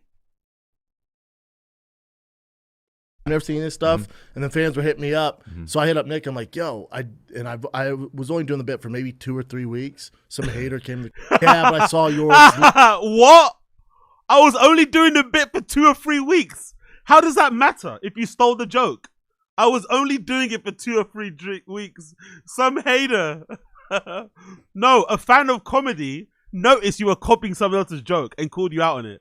Some hater. Never seen this stuff, and the fans were hitting me up. So I hit up Nick. I'm like, yo, I was only doing the bit for maybe 2 or 3 weeks. Some hater came to the Comedy Store. Was like, oh, Shop copied Nick Swartz. I call up Nick. I'm like, hey, you have a fajita B? He's like, yeah, but I saw yours. It's a little different. Oh, it's not a big deal. I was like, nah. I love how in that story he doesn't. I love how in that story he doesn't say he apologized. I love how in that story he doesn't say, oh, I called Nick to apologize and say, hey, sorry if I stole your bit. In the story, Nick basically tells him it's okay. Such a fragile ego, isn't it? Such a fragile ego, such a narcissist. Even in his story, he never calls up and says, hey, Nick, I'm sure you've heard some confusion, some things out there about me stealing your bit. I'm just being honest and say hand on heart, I didn't steal it. I didn't even know you had one. But I just want to know, would you prefer if I don't carry on doing? I don't know what the etiquette is in comedy. Do you stop doing a bit if you find out someone did it? Or do you just call them to say, hey, I didn't mean to steal it. I must have heard it by, default or something or whatever. What's the etiquette? Do people know? If you have a joke that sounds similar to another comedian, do you stop doing it when you find out? Is that what you're meant to do? Or you meant to call them out of courtesy? I think you're meant to stop doing it, right? That's the respectful thing. If you find out someone's got a joke that they've done, if you find out a joke that you've done is someone else's joke that they did before you, the respectful thing to do is to stop doing it, right? That would be the respectful thing. You'd imagine. Oh, this guy, man. I've never seen this stuff, and then fans were hitting me up. By the way, look how so I hit different up Nick. I'm like, yo, I was only doing the bit for maybe 2 or 3 weeks. Some hater came to the Comedy Store. Was like, oh, shop copy Nick Swartz. So I call up Nick. I'm like, hey, you have a fajita beat? He's like, yeah, but I saw yours. It's a little different. Oh, it's not a big deal. I was like, nah. Oh, really? Big up Asar disease. Nick Swartzen almost died from alcoholism. He went on a bender all summer, drinking almost 2 bottles of vodka a day. Really? Is that being detailed? Has he spoken about that? I want to hear him speak about that. To be fair, that's fucking wild. Cause I did see him once on a pod, and he looked rough, man. He looked fucking rough. I forgot which one it was, but he looked really fucking bad. So I want to see. I would like to hear him talk about that. To be fair, maybe Are You Drunk? Maybe an episode Are You Drunk? Maybe he speaks about it on there. I want to hear him speak about. Maybe he spoke about. Did you speak about it with what do you call it? Oh, he was on Thingy with Jiggy the other day actually. So that episode too. Okay, cool. Maybe I'll watch him on Are You Drunk? It looks like he was on there. And he recently was on Honeydew as well with what's his face? Yeah. So I'll maybe check him out there. I wanna hear if he spoke about it. Yeah, he talked about it with Theo and Bobby, I think. Okay, cool. I'll check it out. Thanks, Asar Disease. I'll check that out. Your ledge. Let's just see one more. That fajita joke. It's not even that great anyway. If you have to steal, I always said if Brendan was always never gonna succeed in comedy because you had to steal such a like a basic joke. That fajita joke and that joke he stole from that guy about is it Bud Light? Do you remember when there was that whole thing about beer making you like gay or something, and he started sucking off the bottle whilst he was drinking it? He stole that joke from some TikTok comedians. Like, bro, if you have to steal these type of jokes from people, you are never gonna be good. If you have to steal these level of jokes, you are never gonna be good. What's this one? Fajitas B. What's this? Arrived in Springfield and now I'm greeted. Okay, cool. I guess. Let's continue. What's this one? Tig was brought up recently. It reminded of his old dish when Delia's career ended. Hope this leftover fajita tastes good. Leftover fajita. What's this? What the fuck is this one about? And then we'll move back onto the very good. Well, except for Tig Notaro, and we'll talk about that. See, I was going to say, yeah, we'll talk about that. I guess if anyone doesn't know, she wasn't in the original shoot. It was Chris D'Elia? Delio? Some hack comedian that I had never heard of until it came out that he was a sex pest. Sex Jesus pest. Christ. I don't know any of the details. I'm vaguely aware of what happened with him. Yeah, we're not informed enough on the guy. We're not informed enough. The people involved with the movie decided, hey, we want to distance ourselves from him. They shot Tig Notaro.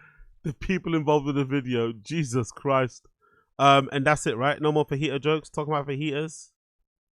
Fajitas. Anyway, let's continue.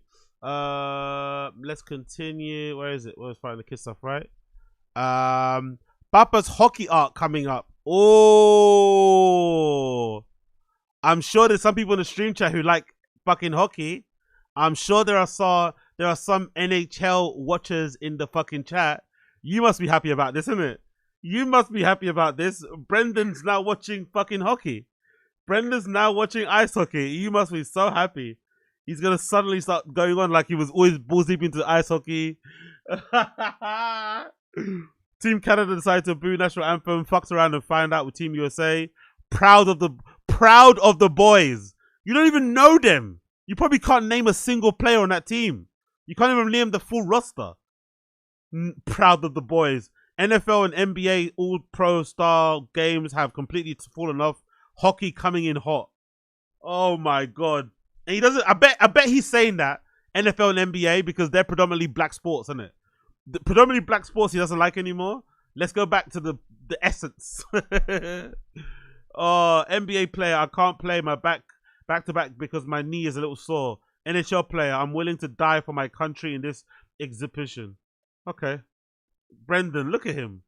Lincoln Skinner fucking Leonard Skinner fucking Freebird. Yeah, right. Oh yeah.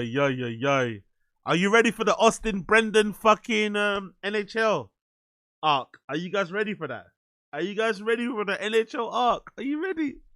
Are you ready? What else is here? Papa might have a competition. Texas man arrested for trying to rescue thick Latinas from ICE detention facility.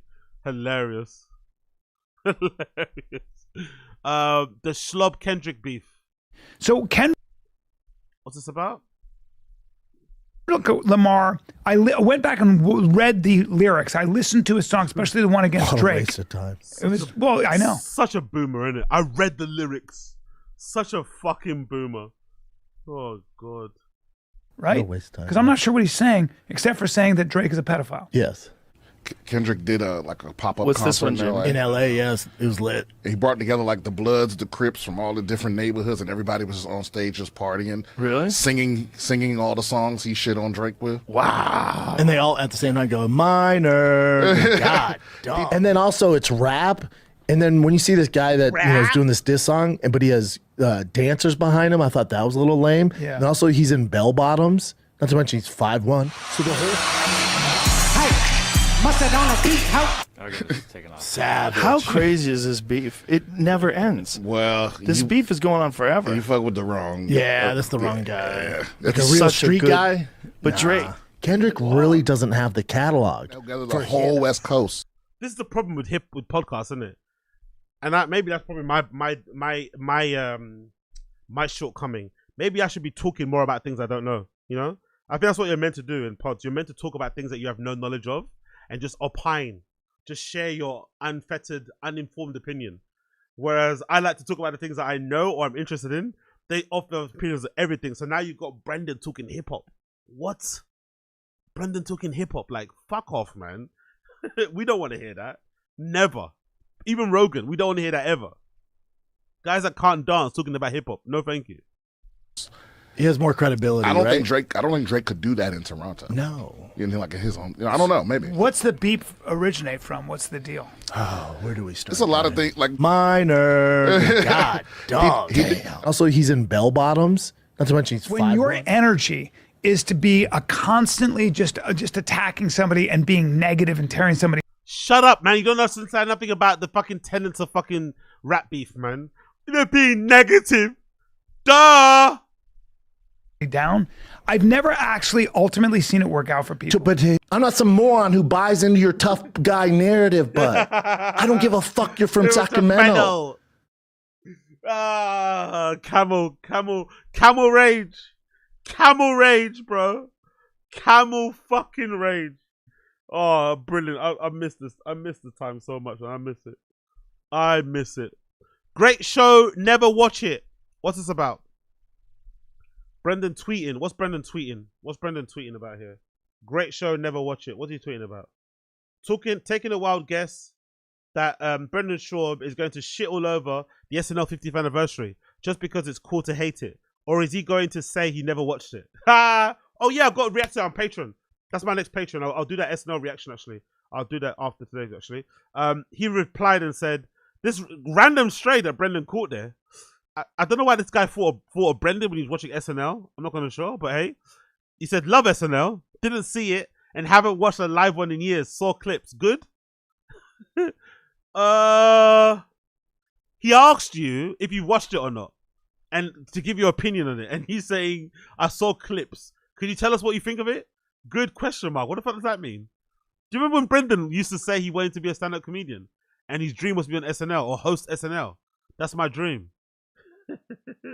Now I've not even heard him speak about stand-up, let alone watching SNL. Now stand-up is a distant memory. What happened to wanting to fucking be a stand-up comedian, my friend? What happened to that? What happened to wanting to be a stand-up comedian? Let's see if we got it here. SNL, right? It must be on here, right? Someone got that clip, SNL clip. SNL, there we go. SNL is my North Star. SNL is my North Star. There we go. We got two, actually. We got two. Let's play this one. Let's play this one. SNL is my North Star. What a time to be alive, man. Acting and comedy and Saturday Night Live was like our North Star. Still is. Still my goal to host Saturday Night Live. To host Saturday Night Live. 100,000 chickens, you can make mofongo. You can make auto compoto. Pollo guisado. Here we go, here we go. Guasacaca con queso frito. Chile on. And my favorite, chili. Chile on. Look how proud he was. Look how proud he was. He thought he killed. Oh my God, what a time to be alive. Give me back Gringo Pappy, man. Give me back that whole run. Lying and saying some comedy network or big platform wanted to, lying and saying there was a bidding war, saying that he was going to be on Comedy Central, buying that billboard on a dead end street. Honestly, bring back the Gringo Pappy run. Please bring it back. Saying that Schultz, he looked over it and helped you punch up the jokes or something. Bring it back. Crying when it got released. People thanking you for being alive and crying. That crying compilation thing. Acting like you didn't know it was happening. Oh, please bring it back, man. Bring back that whole era. Bring it back, man. Bring it back. Sing it back. Bring it back to me. Oh, last one in this arc where he kind of talks about being a comedian to Gary V. Two grifters, by the way. Two of the biggest grifters to ever grift. Brendan and fucking Gary Vaynerchuk. I used to love Gary V, by the way, but oh, he's so annoying now. I used to love him before. Gary Vaynerchuk and Brendan, the meeting of the minds. I'm glad that you're at that place at such a young age, because there are people who never like love themselves enough to go there. Correct. Yeah, and I think also like I wouldn't change anything. Like, of course not. If I would have got signed by the Buffalo Bills and had a 5 or 6 year career, or in the UFC, if I would have became champ or won my last fight, which was 8 years ago, I wouldn't be where I'm at now. Correct. Which is to me my true calling. But wow, my true calling. Comedy was a true calling at one point. Podcasting was a true calling. Now he's just paying the bills. You know his heart's not in it anymore. Now he's just paying the bills. It was his true calling at one point.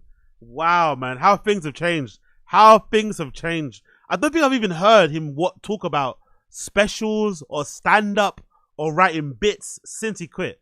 I don't think I've even heard him speak about it in that way. To go through my journey to stand up and being a headline comic and having specials. Were you a class clown? Yes, Yeah. class clown. Nah, big up Sada Seed. Did he just say he had a 5 to 6 career in the Buffalo Bills? No. He said if I would have had a 5 to 6 year career. He said if I would have had one. I don't think he said he had one. I think he said if he would have had one. He's basically saying if I would have had one, I would never change anything because I'm living in the best time. This is when he was sucking off everything. I'm living in the best time. My friends with Rogan. I grew up in Aurora, Colorado, which was predominantly like a black neighborhood. So no, it wasn't. To fit in, sports was the thing, and it was a double-edged sword for me because I love the made-up stories. This is where he actually excels. This made-up like origin story to sell yourself from this fake it till you make it dream. Perfect. I grew up in a black neighborhood, which is insinuating he grew up in a rough neighborhood, in a poor neighborhood. You know, had to grind for everything. Only white guy, so it's like basically it's a hero's journey. You know what I mean? Overcome the odds to succeed in football, a sport that maybe in a position that maybe a lot of white kids don't excel in. Come on, man. Clever. All lies though. I wasn't big as a kid. I was smaller, but I was really athletic. So I knew I could make friends by showing them how good I was at football. But my heart and my passion was Saturday Night Live. My heart and my passion. Now my heart and my passion is cars and trucks. Now his heart and passion, we see it now on his Instagram. We see his heart and passion via his Instagram. Where is it? Where's Papa's Instagram? We see his heart and passion now. Look at the heart and passion. You see it right there. It involves cars and podcasting, really. The stand-up is gone. That's his passion now. Anti-electric vehicle club. That's his fucking passion. My passion, you know. Okay, no new stories. My passion. This guy. This fucking guy. My passion. Passion for trucks. Passion for fucking trucks. All we see is trucks. Trucks passion, trucks passion, trucks passion. Allegedly anyway. Doesn't seem like much, but allegedly the passion is trucks now. All trucks. See, there it is. Look at that. Trucks guy. There's something. There we go. There's the passion now. There's the new passion. Buying parts, fitting them in. Allegedly fixing trucks. Allegedly. I'm being unable to pour petrol into your truck. That's the real passion now. That's the real passion. Oh, yo. I was obsessed with SNL. SNL. Robin, my mom would every Saturday we'd watch SNL. Then she always had me watch Robin Williams. So she loved comedy. She loved it. That's where I got my humor from. She introduced me all that stuff. So my heart wanted to be a comic, but I was really athletic, and it took me some great places. You also, again, based on what I know about your athletic career, I didn't know you got to go to camp. Obviously, I know about the UFC stuff. I mean, that means in junior high or high school, you knew you had a. Oh, he's so full of shit. I love it. I love it. Going back, the relocation to Daddy is still happening, and baseball dads are distraught. 9:30 a.m. on this crisp ass morning here in Los Angeles. We all live close. If we move to Texas, Chin, hopefully you live closer, depending where we're at. Yeah. Are you thinking of like the same thing, like Dallas, Fort Worth, or Austin? No, Austin. Austin? Yeah. I got a house, Chin. I'm just making conversation. Oh, gotcha. Thanks, pal. Yeah. I told the baseball. What did he say? I got a house. I didn't get what he said there. No, Austin, I got a house. What does he mean? I got a house? I said I got one, Chin, already? I'm guessing they already got one already. Is that what he means? That's yesterday, finally. That was tough. Because we had a team like bonding dinner, you know, which I'm like, we all know each other. I guess it's just an excuse to go out to dinner with everybody. Are you that allergic to fucking communication or whatever with regular people that you get freaked out by like dinners, team bonding? It's like, bloody hell, man. Yeah, it didn't go great. I mean, they're supportive, but they're just like, what are we gonna do, man? You know, it's like, what do you mean? You guys be all right, you know? Just taking one of the best players off the team, leaving. You guys will figure it out. Fucking hell, so self-centered and selfish, isn't it? Anyway, I love that Chin is automatically going, by the way. There is no consideration that he will stay. He's definitely going down with the ship. He's there for the long haul, which makes sense because they've definitely changed his life. Without these guys, he probably, I don't know where he'd be. So he fucking loves them, so fair enough. But I just want to see comedy.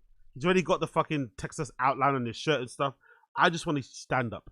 I don't want him to go there and just be a fucking, a fake cowboy. No, please get back on stage. Please get back on that fucking stage. Please.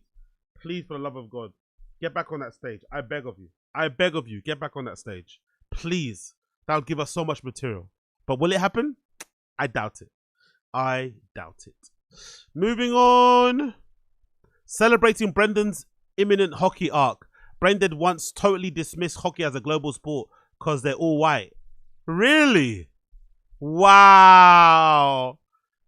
Oh, he's so fucking... Honestly, his opinions and stuff is interesting, isn't it? Hockey's not a sport. It's not a global sport because it's what? Predominantly white people play it. What? How does that make any sense? Sports are based on race. So if all the races don't compete in a certain sport, it's not valid. If you measure toughness, what sport would you say produces the toughest guys? This is 4 sports. Not even a question. Hockey. 4 sports. Go NFL, NHL, NBA. Go from the toughest to the least toughest. NBA's least. Yeah. Least. Yeah. Big up. Divas. Chin's gonna roommate with Brendan's dog. What's that? Chin's got a roommate. Yeah, definitely. Chin and Donnie. He's gonna put Chin and Donnie in the same shed. Chin and Donnie in the same shed is hilarious. Big up Ryan Harty. I appreciate it, brother. Their pedigree, like when they're like 13, they're getting Lambos and shit. Yeah, so they're been rich. They're not forever. tough. Yeah. Got it. Okay. And they're all skinny and long. Pretty tough. NFL's pretty tough. Ahead of NHL? Here's why NHL doesn't count. They're all white guys. Okay, it's like when White you tell me guys with missing teeth, though. I mean, that's like I know, legit. but they're on ice and they're in Canada. That's all there is to do. And also, it's not a worldwide sport. You're allowed to have a boxing match in the middle of your freaking game. Time out. You just said the NHL is not a worldwide sport, but the NFL and the NBA are. Hey! By the way, this guy was a fan of Brendan's, and then Brendan was acting like a douche to him, and then he eventually turned into a homeless cat. It was fucking beautiful to watch. I think he did a podcast with some other MMA fighter guy, and he said some very disparaging things about Brendan after the fact. I think this touched the nerve, because I think he might play hockey, or maybe it was baseball, something anyway. There's something that he did that Brendan pissed him off. Like, Brendan turned a fan into a detractor in real time, just like that. Hey. You got him. No, well, NBA is for sure. Half the people in the NHL got nothing but consonants in their name. They all come from Nordic countries. Sweden. What are you talking about? From Sweden and Russia. Upstate You're New about York. to get What a are lot you of talking Nordic about? hate there, Brendan. Oh, look at him. He's crumbling straight away. Look, he's looking away. He's crumbling straight away. He doesn't know what to say now. That's what happens when you don't get enough pushback. When you don't get enough pushback in your regular life, and you just say what you say, and people just swallow it because you pay their wages, and then you suddenly bump into somebody that doesn't require or doesn't rely on you in any way, shape, or form, or give a shit. Suddenly, he's short circuit, doesn't know what to do now. Why is he talking back at me? Why is he contradicting me? Why is he calling me out on my bullshit? What is this? What's happening right now? Oh no, I don't want that. The NHL. The point is they're all white. You know what I'm saying? What do you mean by that? What do you mean when you say they're all white? It's tough because if you look at basketball, like it's a global sport, soccer's a global sport, fighting's a global sport. So you're getting the best of the very best. In the NHL, as soon as black guys are like, "What the is this? A pair of skates?" They're fucked. All those European and white guys are fucked. No, I can't. I have breaking news. That's not happening anytime soon. Well, never say never. Okay, we'll see. We'll see how that. That's such a redacted point of view, by the way. That's such a redacted opinion that just because black people don't play ice hockey predominantly, it doesn't mean that you're a valid athlete or it diminishes your accomplishments as a hockey player. Like, he's such a fucking dummy. He really does beg a belief in it. Like, what? Okay.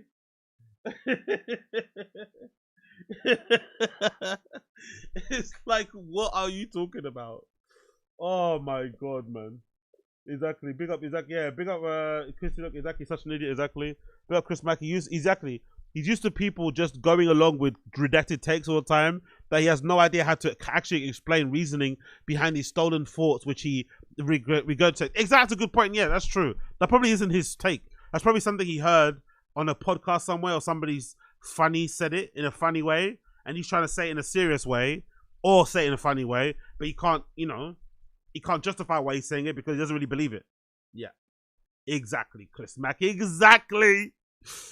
King Audio entering his loyal subjects. Entertaining. Is it entreating? Entreating his loyal subjects. What's this about?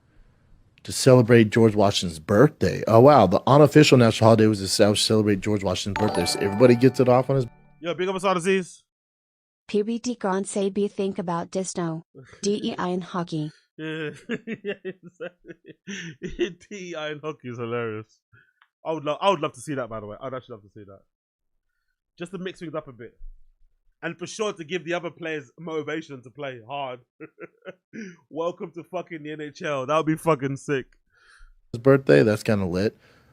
Washington, the nation's first president, no shit. Independence from Great Britain had died 1 year earlier.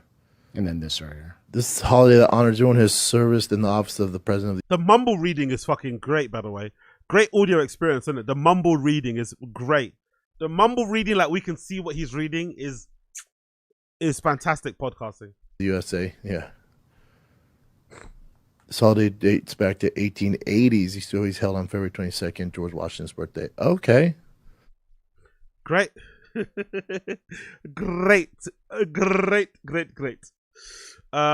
What's up here? Oh, we did that already. Fuck, my bad. Let's continue. By the way, if you're enjoying what you're seeing what you're enjoying, like the stream, subscribe, like the stream, subscribe, like the stream, subscribe, help a brother out. Ray Pest trying his hand at TikTok comedy. Gravity ain't real. It's density. This paper, when it drops, it's because it's more dense than the air around it, not because of some magical thing called gravity. There is no proof of gravity, brother. There's only...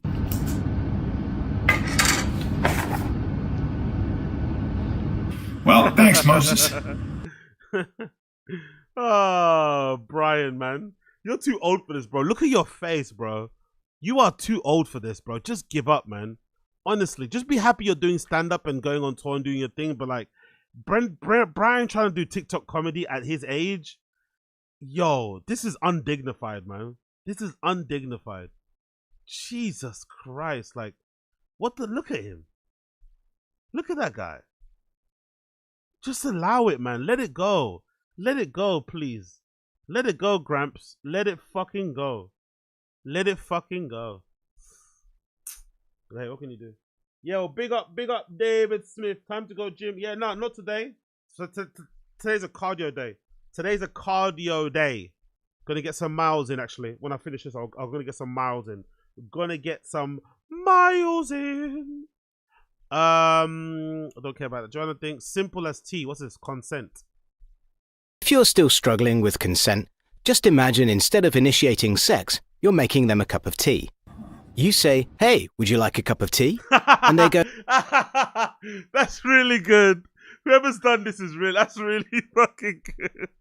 "Oh my God, I would love a cup of tea. Thank you." Then you know they want a cup of tea. If you say, Okay. "Hey, would you like a cup of tea?" And they're like, I'm not really sure.